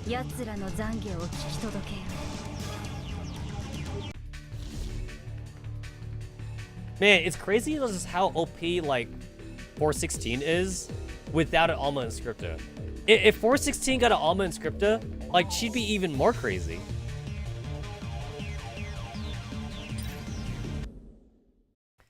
On the outskirts of the oasis some time ago. Today's patrol is almost over. Fortunately, we did not discover anything out of the ordinary. I heard a building landing in the oasis several hours ago. I wonder what happened there. If you're interested, then I go check it out with you after this patrol. You are most kind, Erica-san. Russell. Was it me, or did that bush move just now? I heard it too. Shh, be careful. Erica cautiously raises her gun, and the pair slowly approach the bush. Swoosh. Who goes there? The bush rustles again.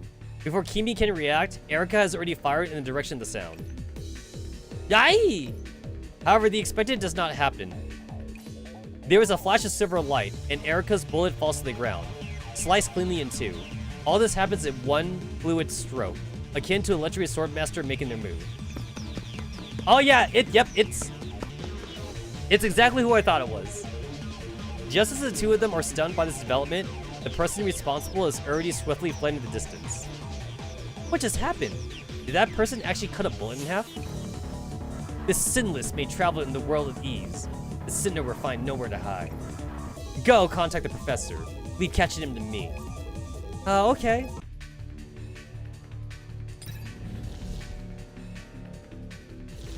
Oh, wow. Taunt square. I guess they wanted me to bring a guard with me. Oh, well, too late now. No guard. No guard for me.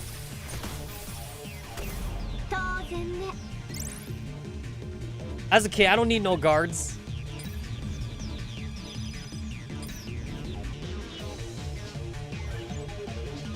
Oh, yeah, I forgot. My free shit. Grab my free stuff. There we go.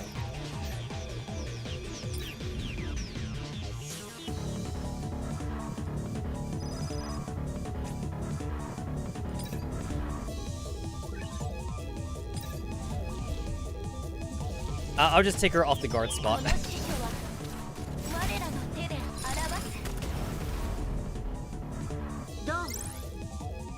I mean, she could take a hit though. She's the strongest person there.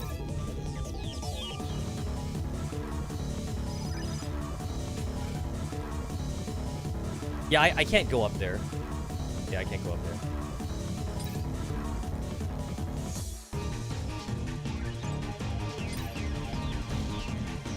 Yeah, I'll put it back on the guard spot.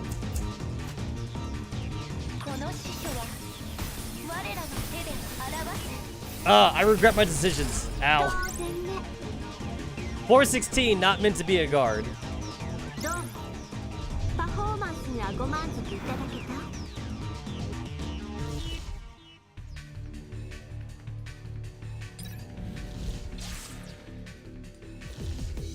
Alright, I will move you out of the way.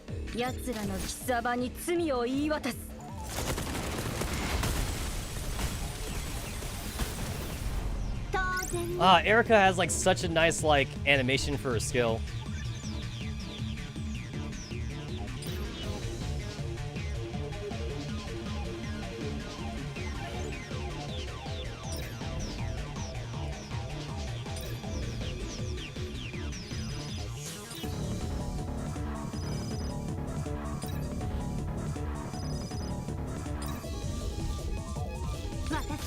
Whenever like I'm doing like the stupid like original like autoplay tech tree thing, I always avoid battles whenever I can, just because I'm lazy.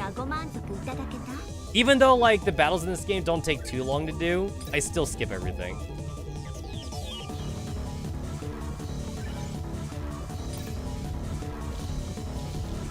It's like the only time I don't skip shit is whenever I'm doing like the bi-weekly algorithm thing or whatever, and then like I just do that like just try and get a high score. I challenged myself that one time to get that high score, and that's about it.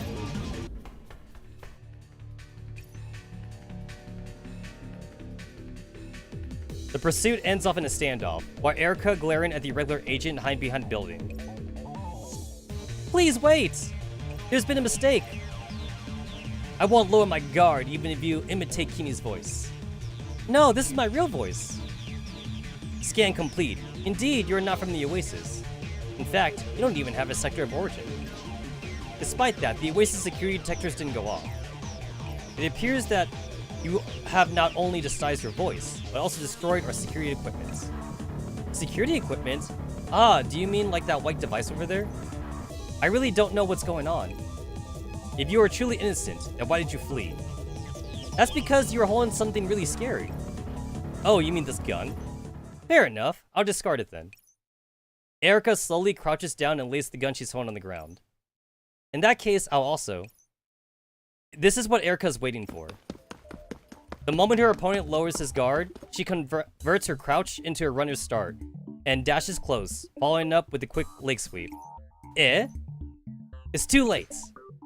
The mysterious figure is caught off guard by the sudden attack, and Erica easily pins him to the ground. Ow! Wait a minute, you're... It is only then that Erica takes a good look at her quarry. After hesitating for a moment, she calls the professor. This is Erica. I've just subdued an irregular agent inside the Oasis. The agent looks like a Japanese shrine maiden?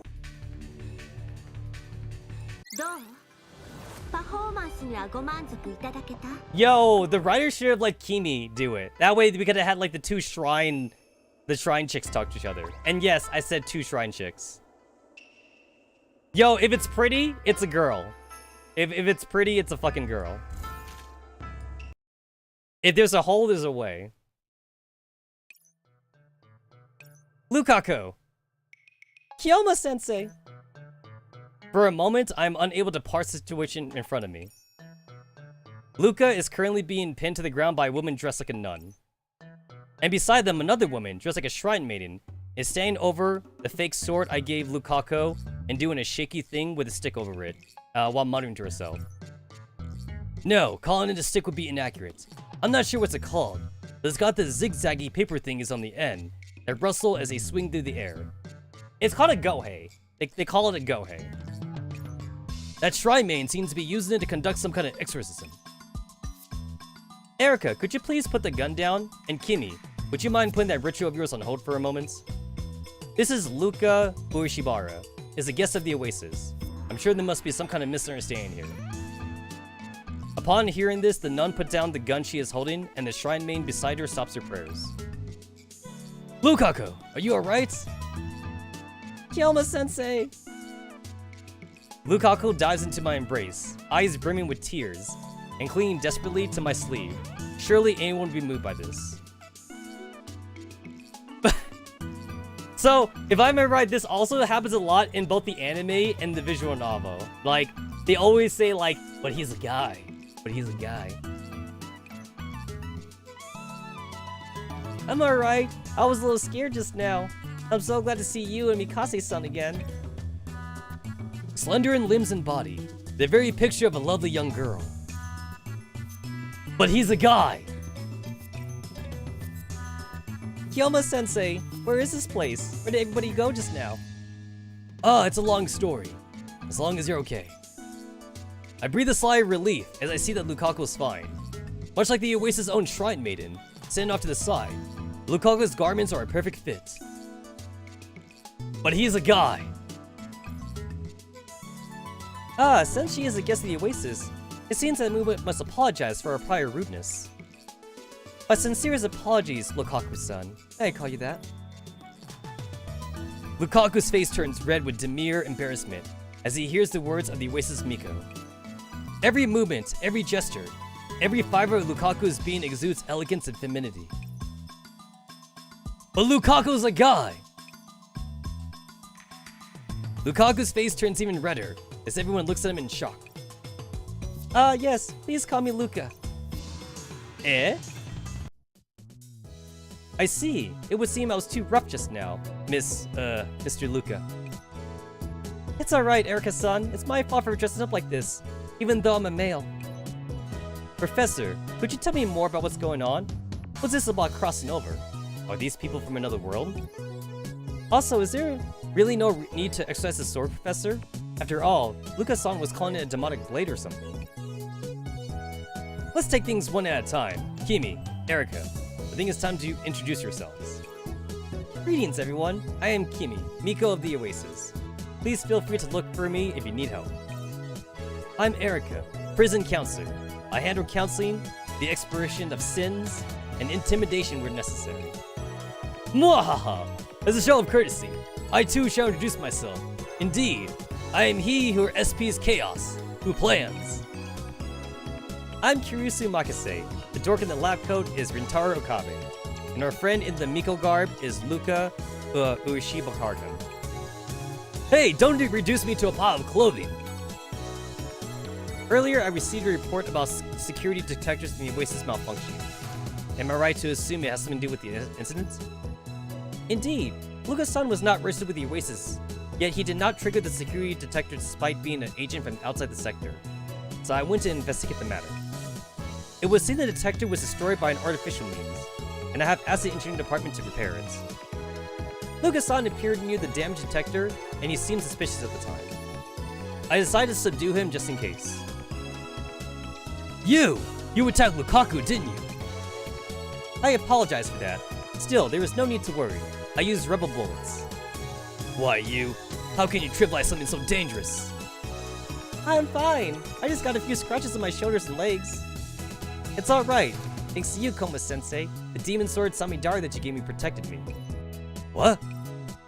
The mood in the air suddenly turns awkward. Lukaku's expression is serious and earnest, as though the 980 yen replica I bought him is an actual demonic blade.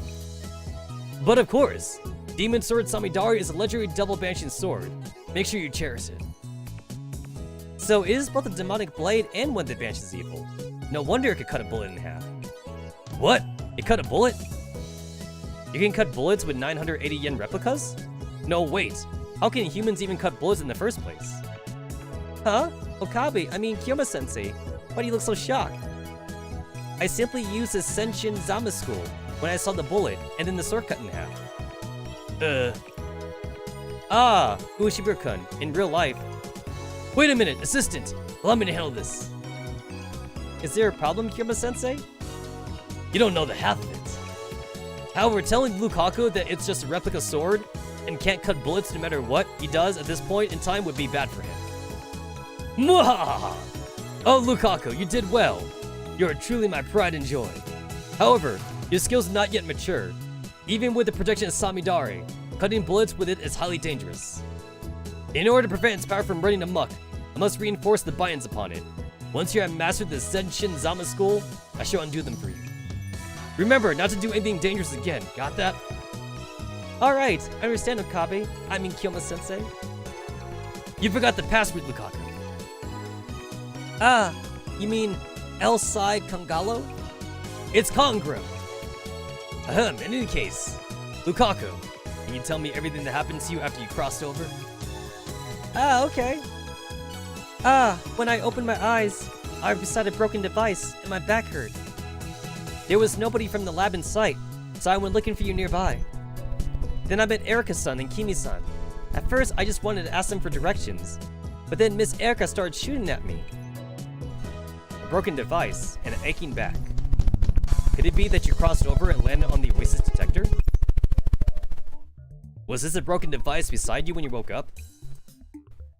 Upon seeing the device on the professor's terminal, Luca nods vigorously. Yes, that's the one. Looks like it was all an accident caused by crossing over. Still, the detectors are very sturdy. Is your back alright, Luca-kun? I'm fine. I already checked. My back isn't hurt. So not only did he cut bullets in half, but he's unhurt even after hitting the detector? Gah! Lukaku has hidden depths. My apologies, Mr. Luca. It was my fault for being rash and assuming you had broken the detector without trying to understand the circumstances. I truly apologize for causing you problems, Luka-kun. I'll treat your wounds right now. It's alright. I wasn't hurt badly. It's all thanks to you, Kyoma-sensei. Samidara that you gave me protected me. Luca smiles as he shelled the sword off to me. To think this weapon could actually cut bullets in half. It seems ordinary enough to think it was a devil banishing blade. Please don't look anymore, and you'll find out this cheap replica sword. Just as I'm thinking that, I could hear a crack. Huh? Samidari's! The legendary devil banshee blade snaps in half before our eyes. Demon sword Samidari.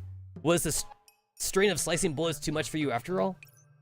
Rest in peace, my 980 yen. You've done well. Your spirit will forever reside within our hearts. That's the precious treasure that Kyoma-sensei gave me. Kyoma-sensei, what should I do? Oh, Lukaku. When we return to Akibahara, I shall buy you. I shall forge you a new blade. So please don't cry anymore. But even if it were identical, it wouldn't be the same as the original Yota Samidari. Demon Sword Samidari was more precious to me than anything. After all, it was the first thing that Kyoma-sensei gave me. Lukaku craters the broken sword as tears stream down his cheeks. What do you make of this, Antonina? My comrade has contacted green-haired Loli at some point. It won't work.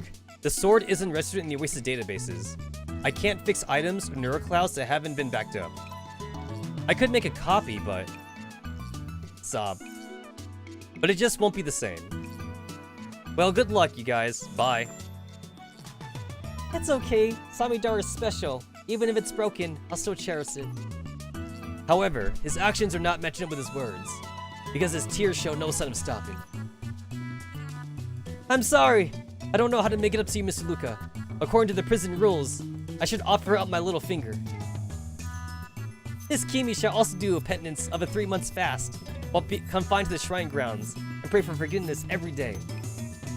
No, there's no need for that. It's not your fault, Erika-san, Kimi-san. Everything would have been alright if I hadn't used the Senshin Zama school back then. I'd rather have been hit by that bullet than let the sword which Kyoma-sensei gave me get broken. It's all my fault. It's okay. I didn't think Lukaku thought so highly of that sword. Even I can't bear to see those 3 lovely ladies continue to reproach themselves. No, Lukaku's a guy. That's where you're wrong, Lukaku. The past can be changed. I whip out my cell phone and hold it high. Indeed, with D-Mail, we could change the present situation. I shall create a future where Lukaku isn't hurt, And Samidari isn't broken. Is it really okay to use D-mails like that, Okabe? Relax, assistant. This D-mail is purely to avoid conflict between Lukaku and the others. Unlike the matter of the antique PC, it won't cause any other incidents this time. And besides, can you bear to watch Lukaku castigate himself? Please, Makasi-san. The demon sword Samidari means more to me than my own life. Ushibara-kun. Alright, I understand. Honestly, why are you making me out to be the bad guy anyway? Send me the D-mail then, Okabe. As it turns out, I'm feeling kinda interested in them. If I tell Erika and Kimi of the past that Luca is a guest of the Oasis, we should better avoid this conflict. I expected nothing less of you, my comrade. Tell Eri and Kimi Luca is a friend. That should work for the contents, right? That should work. I've already told Hashida and Antonina to make the necessary preparations in the lab.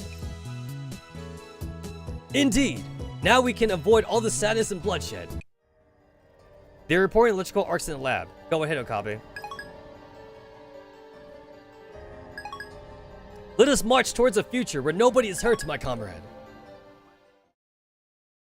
Can I just say though, like, it's also kind of like very main character-ish that like the professor can also kind of remember the timelines as well. Of course, right? Of course the commander can remember the timelines. He's also the main character. And of course the main character in Magicami also remembers the timelines. Actually, I'm starting to see a fucking theme now. Every time there's a collab with Steins Gate, all the main characters can remember the original timelines. So I guess if you're a main character of like your own game, you're always gonna remember like the Steins Gate like timeline shift. As I press the send button, the world before me turns upside down again.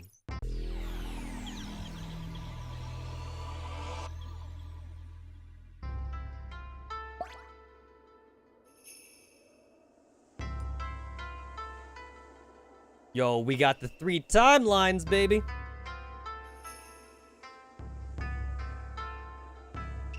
Yo, this music got all Asian all of a sudden. Oh yeah, this is super Asian. Even though, like, we're still in the same spot, though.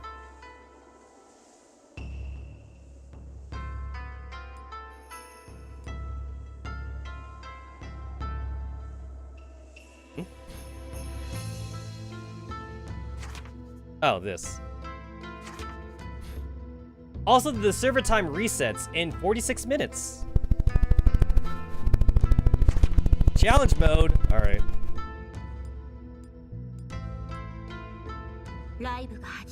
Oh, you forced me to use Kimi and Erika still. Oh. That might be a problem, actually. Okay, I guess I'll put Kroku here since, like, they seem to want me to bring a guard unit with me then. I was kind of hoping they would just let me use my full team, but I'm being forced to use Kimi and Erika.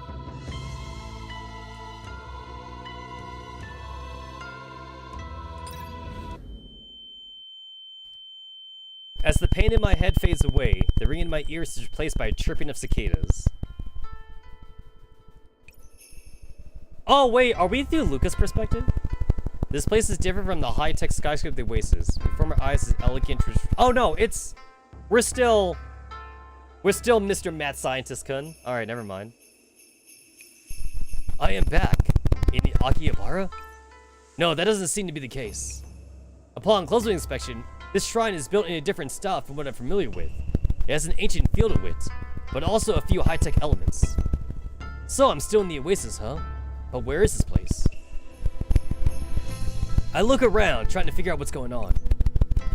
Fortunately, a familiar figure soon shows up. Lukaku?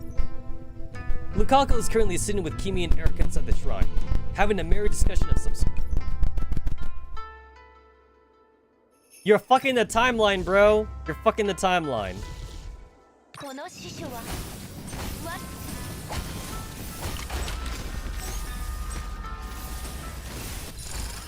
Huh, I kind of feel like it would have been better for me to bring 416. Or at least, like, EOS or something. This is taking, like, way too long.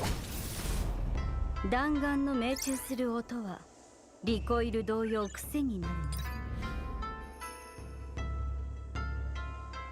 な。 Having cash coins cost the first 3 purchased lowered. Got it.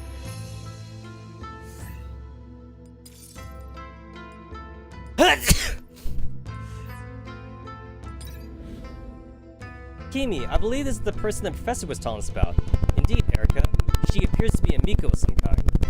Far enough, but would you happen to be Luca Ueshibara? I didn't expect to be lucky enough to encounter another Miko in the Oasis. I'll be in your care. A peaceful first encounter.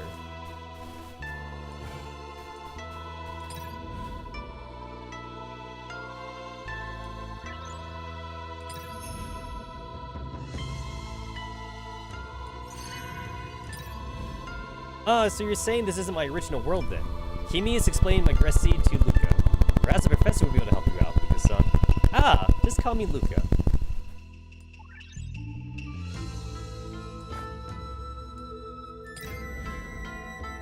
Alright. Let's see. I could buy that.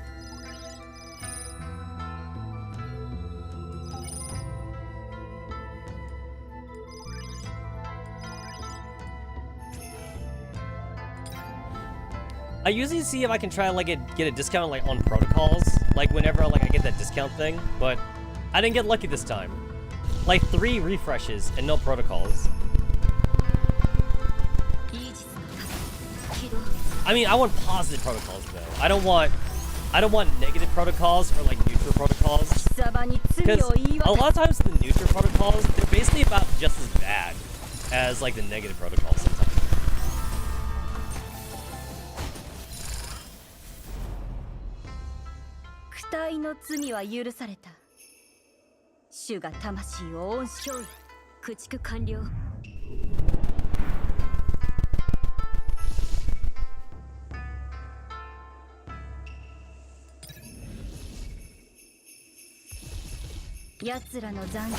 Man, really thinking it would have been better off for me just to bring 416.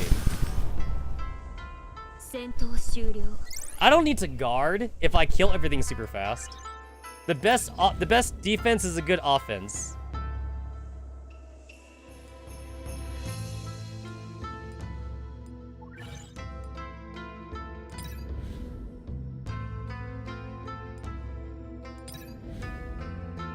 Oh, cool, another discount.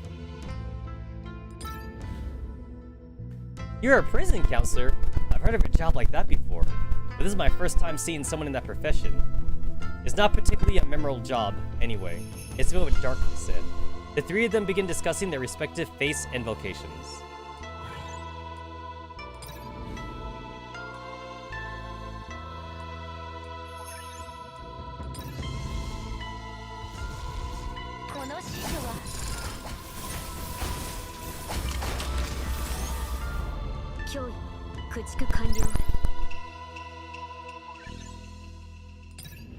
According to what you said, the professor sounds like a really amazing person. Your friends sounds like great people too, Luca-san. Especially the one you call Kyomo-sensei. Yes, Oka, Kyomo-sensei is awesome. Luca gazes into the distance. I wish I could meet the others in the lab soon. But he's a guy! Never forget that Luca's a guy.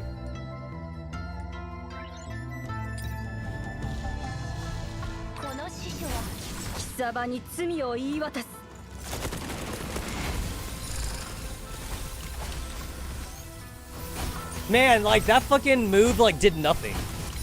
It legit did nothing. Like 416 would have destroyed everybody. Like what the shit?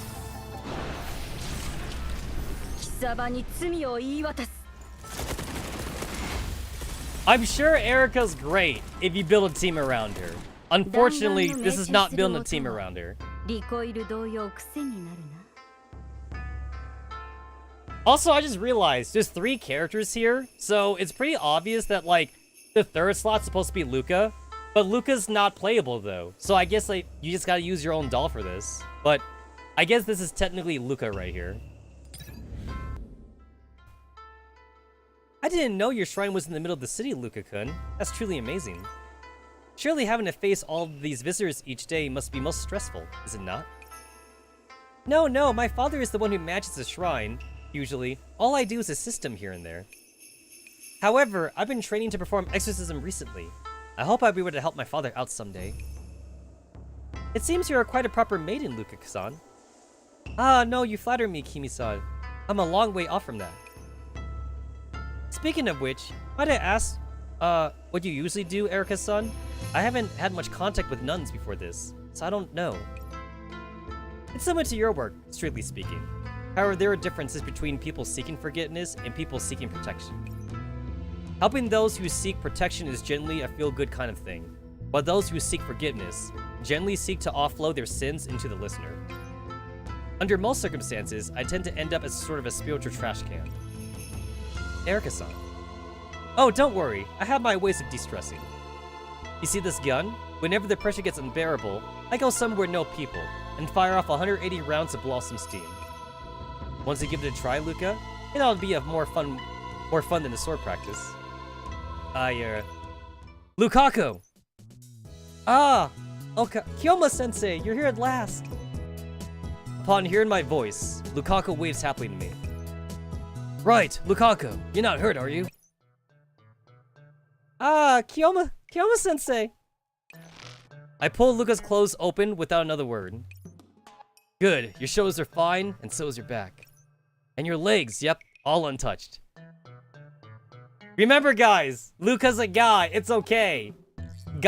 Homies can touch other homies. It's okay. I mean, if you're not willing to, like, touch your homies' bodies all over, and see also if his balls are okay, can you really be called homies? And remember, guys, you can kiss your homies, just fine. Just say no homo. As long as you say no homo, it's fine too. Samidara doesn't seem to have broken. Yeah, everything looks fine. Lukaku, this is wonderful. Oh, wait, did I say the wrong thing?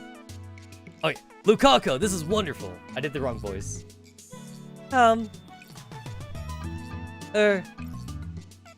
As I look up at Lukaku's beet red face, I suddenly realize that I'm squatting over him and ripping his clothes apart. Wait a minute, doesn't this make me look like a huge pervert? I merely stand back up. Well, it's good that you're alright, Lukaku. It's not alright at all. The furious pair loom behind Luka, glaring at me like a fierce guardian deity. Ah, if I'm not wrong, you should be Erika-san and Kimi-san, right? I click. Hey, wait a minute. Did you chamber your round in your gun just now? Don't go loading your gun without making a word like that. For they have sown in the wind, they shall reap the whirlwind. Fear not, Luka-san. We will eliminate this threat to you right now. Wait. This isn't what it looks like. I was just checking to see if Lukaku was hurt. Stop them, my comrade. Wait a minute. Why are you backing off, comrade? Those your last words? Those who sexually harass women must be given the appropriate punishments. What a clumsy excuse. I am most disappointed to think the professor's comrade would be such a licentious individual. What? Sexual harassment? Being licentious? No, wait! Lukaku's a guy! The two of them freeze up upon hearing this. Just as I think I've survived this ordeal, they respond with mocking laughter. To think you would call such an adorable young maiden a man. Truly, you have taken the leave of your senses. Indeed, while I understand you must be terrified right now, would it kill you to come up with a more plausible lie? Isn't that right, Luka? Actually, Kyoma-sensei isn't lying. Eh? Wait a minute, Luka, are you a boy? Yeah. But you're not, are you not wearing a maiden's vestments? Surely that makes you a shrine maiden, does it not? Actually, my dad asked me to wear this. Please don't let it bother you. Kyoma-sensei's only did what he did because he was worried about me. I'm sure he didn't mean any ill, so please forgive him. After repeatedly confirming that their ears are not to see them, the wrath vanishes from their faces of the clerical duo, replaced by the endless doubt and suspicion about their lives. But he's so cute. How can someone so cute be a boy? Why would a father make his own son wear a shrine man's outfit? Have you become earthbound spirits? No, wait. They're like stone lions now. Akabe, what did you say just now?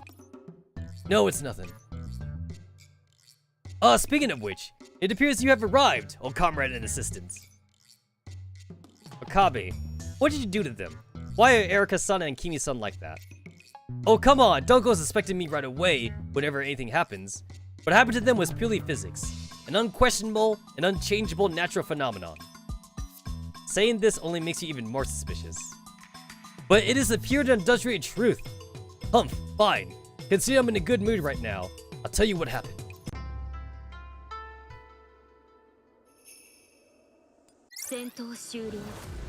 I'm so glad that like I held on to like my stamina, because like I knew I had to use it for this. Speaking of which, I need to fucking claim this shit now before the server resets. There we go. Yeah, I almost forgot to like fucking claim my freaking daily missions.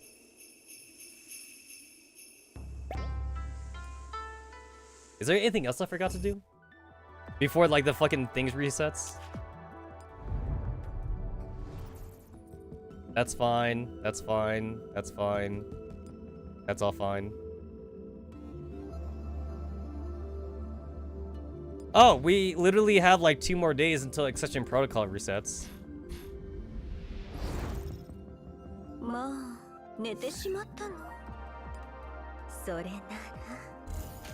Almost done with the Magicami Pass thing.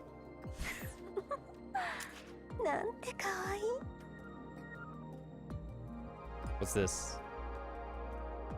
Participate in 6 major events. Cool. Wait, what else am I missing? Oh, Nerual. Oh yeah, because I just got Suyoi. Yeah. Unlock 2 dolls. Oh, wait, what? Oh. Wait, this doesn't, like, retroactively, like, unlock or anything? It's only counting, like, since the Korea milestones got put in? Wait, isn't that, like, a little unfair to, like, old players, then?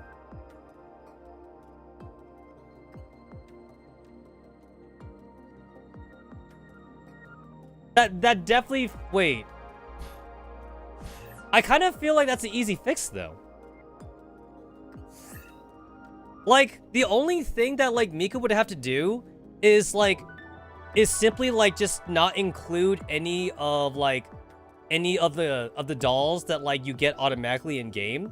And then everything else would just be counted towards it because, like, you definitely unlock them. So, the game gives you for free... Okay, you can't sort like that, alright. The game gives you for free, like, Persicaria, Antonina, Kroku, and Soul. I think that's it. No, wait, I think you also get Fresno for free. I think Fresno was also for free as well.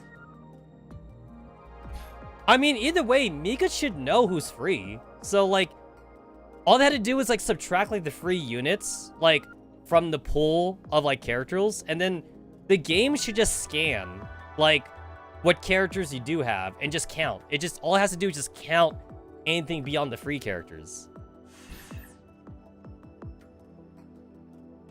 So, like, that means, like, as it is now, I could only, like, do that milestone for, like, any other new characters I don't have. That means that, like, if I was possibly, like, a whale, that means I wouldn't even be able to do that then. Yeah, if I was a whale, I would not be able to do that. Because I would already have everybody.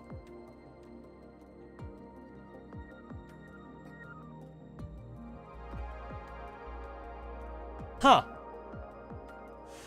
Yeah, I think Mika should, like, retroactively fix that somehow.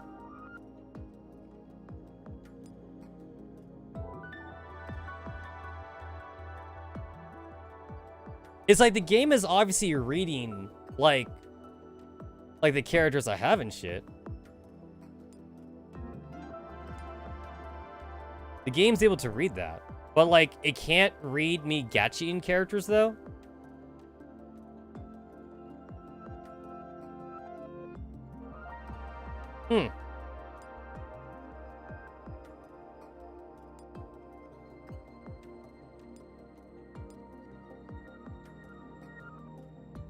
So like I'm just gonna have to like wait for me to like unlock like a third and fourth character then. I mean, at the same time, I don't think I'll ever unlock like all of the characters, I guess. But still though, I guess I kind of feel sorry for the whales now. The whales are never gonna have everybody, or they're never gonna finish that quest line then.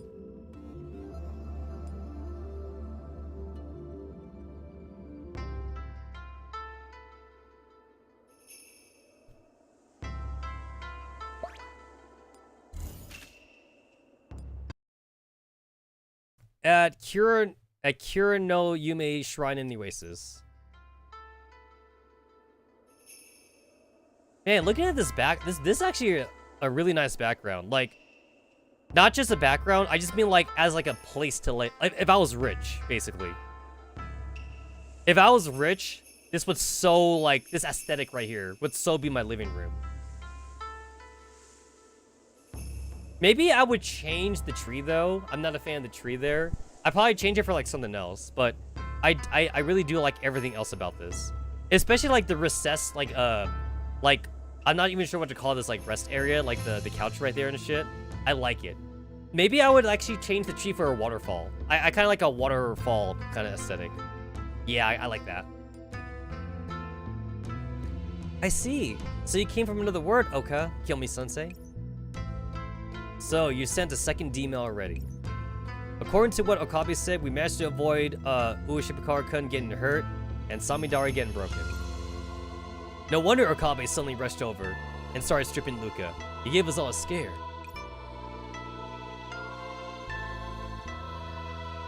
The only reason why, like, I wouldn't want to stick a tree, like, at least in the middle of my property, is because, like, I find the tree, like, I would find the tree annoying to upkeep. Because it's a living thing, and obviously, like, the leaves shed and shit. Even if we assume that, like, I'm rich, and I could hire, like, a maid, or, like, a garden keeper for that, I think I'd rather, like, maintain a waterfall. And also, like, the waterfall, like, the water, that'd be soothing to me, too. Like, the waterfall, the water dripping or whatever it's called. I would find that pretty soothing. Again, even if we assume I was super rich, I just don't like the idea of leaves and the mulch and having like my gardeners like take care of like a living tree or whatever. I'm not a fan of that. Honestly, I'm not really a fan of like plants in general, like on my property. Like I know that like whenever I do buy a house, like I'm not gonna go with like real grass. I'm gonna go with fake grass. I'm gonna go with fake grass, and I might go for like almost like maybe like a rock kind of like landscaping.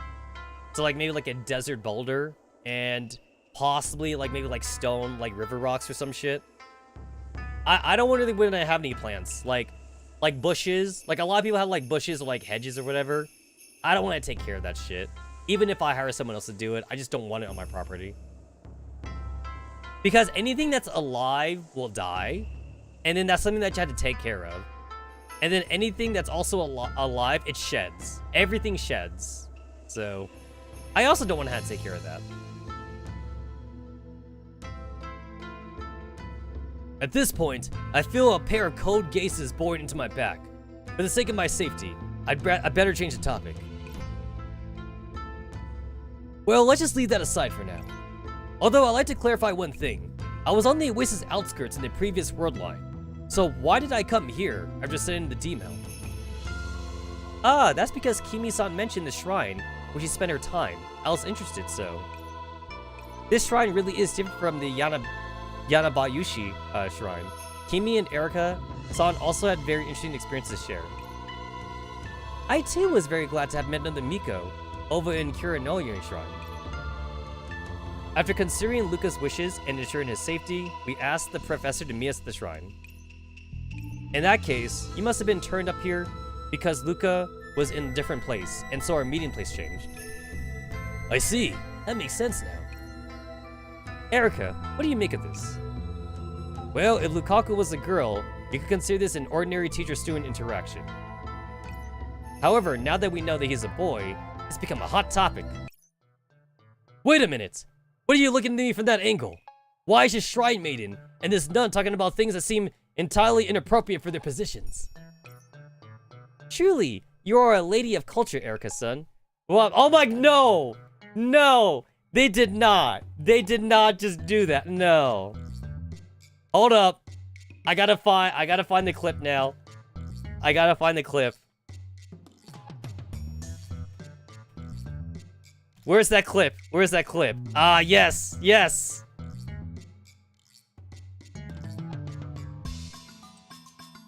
Ah, yes. Except they didn't have they didn't have like the mad scientist say it this time though. And it came from all places. It came from Kimi. It came from Kimi.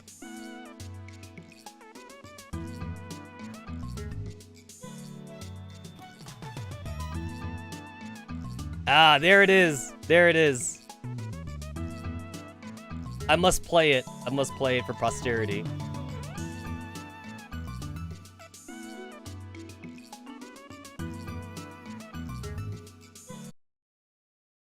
I have so many to choose from. Obviously, people have uploaded this clip a lot.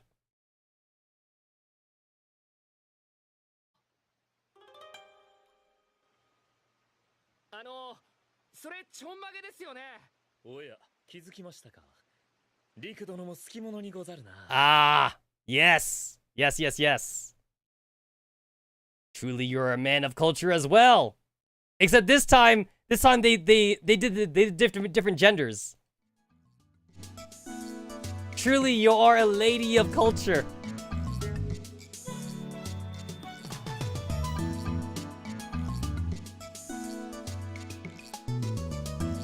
Also, technically too, Kimi is actually using it in the right context here.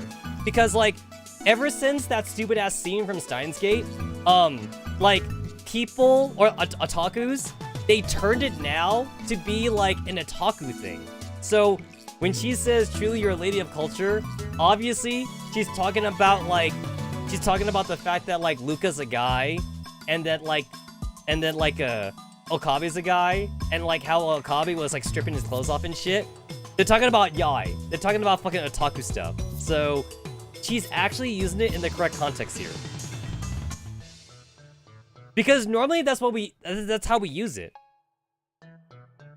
Whenever otakus say that you're a man of culture, like, we're talking about like anime and shit.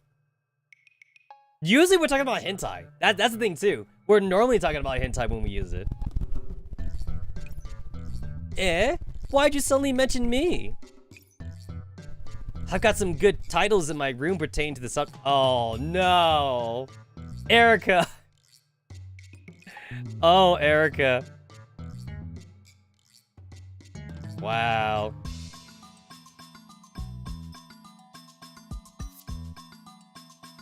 Would you lovely ladies like to discuss like your yai preferences and shit? You want to talk about dojins? Ah, you got it wrong.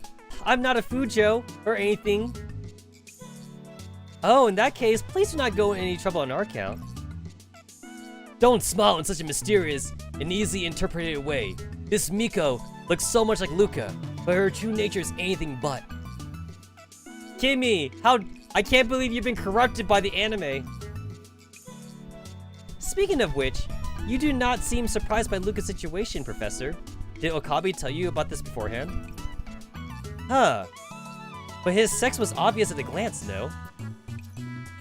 I wonder if I should applaud you for that. Professor, can you teach me this power? I have a feeling that it would be very helpful for my future work.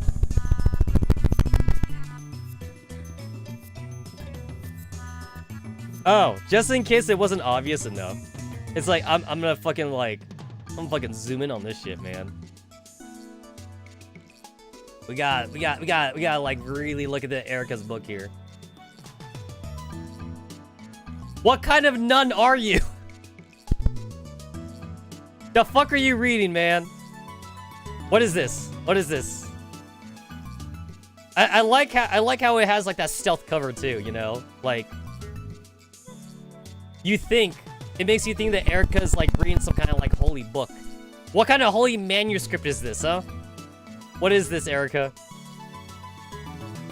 You know what? If I had a nickel for every corrupted nun, the anime character that was out there, I'd have $10. Which is kind of a lot of money, actually. I'd have $10 if I had a nickel for every corrupted nun that was out there. You know what? It's a trope I'm okay with. Normally, like, I would call out, like, all the fucking, like, anime writers for, like, doing the same shit over and over again. I'm okay with this. This one's good. Alright, let me put that back up.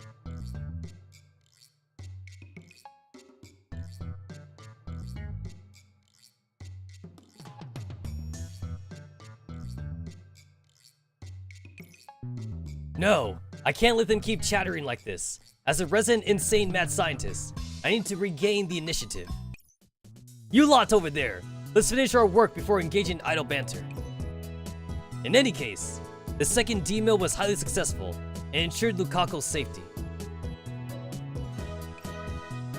Mwahaha! Do you see now, assistant? The plans of a mad scientist are foolproof. Yes, I know. Oh, what's this? I did perfectly create a world where Lukaku and Samidari weren't unhurt. Isn't that too bad of a response? It's too early to celebrate when you haven't found everyone yet. Indeed. Now there's only one person left. That being the case, let's set out to find Ferris. My comrade, where's the last signal? Looks like you've almost finished assembling your friends scattered throughout the oasis. Let me see. She should be in the shopping street. Mayuri's there too. Huh? Has Mayuri already met with Ferris? I can't believe she didn't tell me. Well, since we know where everyone is now, I'd like to verify a guess of mine. By which you mean everyone's position in Magicami after crossing over is related to how close they were to Future Gadget number 99 before crossing over, right? Indeed.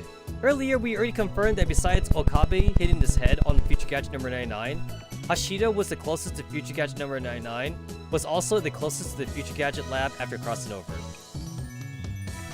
Ushibikar-kun, do you remember your rough location before crossing over? I think I was behind the table. Perhaps an image would help visualize the scenario. The professor taps on the terminal, bringing up a map of the oasis and icons of everyone. These are the positions of everybody after they arrive in the oasis. There might be some discrepancy, since the scans were taken shortly after crossing over. Back then, Mayuri and Kurisu had already arrived in the oasis, so we will not display them for now. If we try to map everyone's position in the lab in a similar manner. Is this the floor plan of the lab? Yes, I asked Antonina to scan the Future Gadget lab. This makes things so much more clearer. Thank you, Professor. Although, it does look kind of like a mess. Well, this happens when you conduct lots of experiments. Is this not a standard fare for a scientist? Okabe, can you adjust Hashida's position in the lab? Right, leave it to me. After tweaking Mai and Dari's position on the floor plan, Lukaku's position ends up not far behind the table. Luka, am I right to say your position as well that Okabe, Hashida, and Ferris were roughly like this before crossing over? Yes, it was a little messy back then. I was scared, so I took a couple steps back, and then I passed out. I should have been over here. Thank you, Ueshiba-kun. This not only verified my guess, but further supplemented it. Everyone's positions before crossing over correspond to our locations after crossing over on a one-to-one basis. We can even work backwards to deduce Mai and Mayuri's positions in Magicami when we crossed over. Although I have to say the size difference between the Oasis and the lab is too much. I think there'd be too much margin for error if I went by my unclear memories alone. Just then, Lukaku seems to have a thought of something. Huh? Is this where Ferris-san is? If the map is right, I should have seen her over on the way to the shrine. What? Did you see Ferris, Lukaku? No, I didn't see Ferris herself, although I'm not sure, but... It was really busy street, and I saw lots of people wearing cat ears. Oasis cat girls. If Dara were here, he'd go full gentleman at this. Kyomo-sensei, do you like cat ears? I suddenly thought that Dara would be happy to hear about this. as a mad scientist, cat ears do not interest me in any way. Oh, Lukaku, would you like to go find Ferris with us? Ah, if possible, can I stay here a little longer? I have lots of things that I want to discuss with Erika-san and Kimi-san. They have many interesting stories and lots of information about how to run a shrine. Is that no good? Is that so, Lukaku? Looks like you made some good friends. In that case, you should remain here. I'm sure you will be safe with them watching over you. Of course, I still need to pass one last thing on to Lukaku, a very important thing. Lukaku, friends are vital. You must always remember that. Never forget it. I will. And do not forget the password, Lukaku. Ah. Is it El Sai Kongalo? It's Kongro. While it is a shame that he's a shuni, on the whole, he seems to be a decent enough person. Indeed, this contrast is moe in its own way. A teacher and student relationship ought to be like this. Gua! It is nothing. Don't worry about it. Professor, Christina, let's go. Time to find our last friend.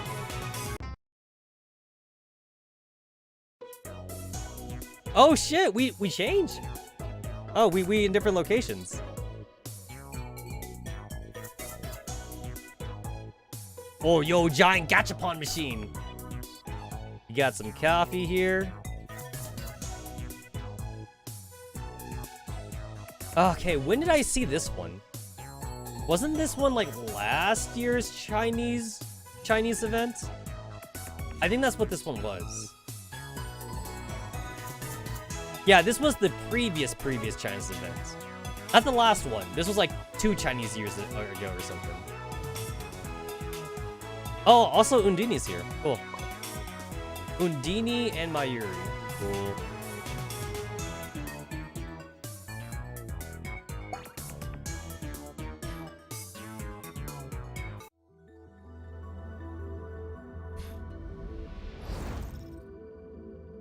Ma, 寝てしまったの。それなら。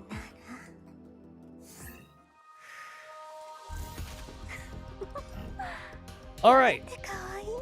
I'm gonna cut it off here. I'm getting pretty hungry, and I've been streaming for about 6 hours, so that seems like a good spot to stop it at. I knew that like I wasn't really gonna finish up the story, especially like with me like doing other stuff in the game.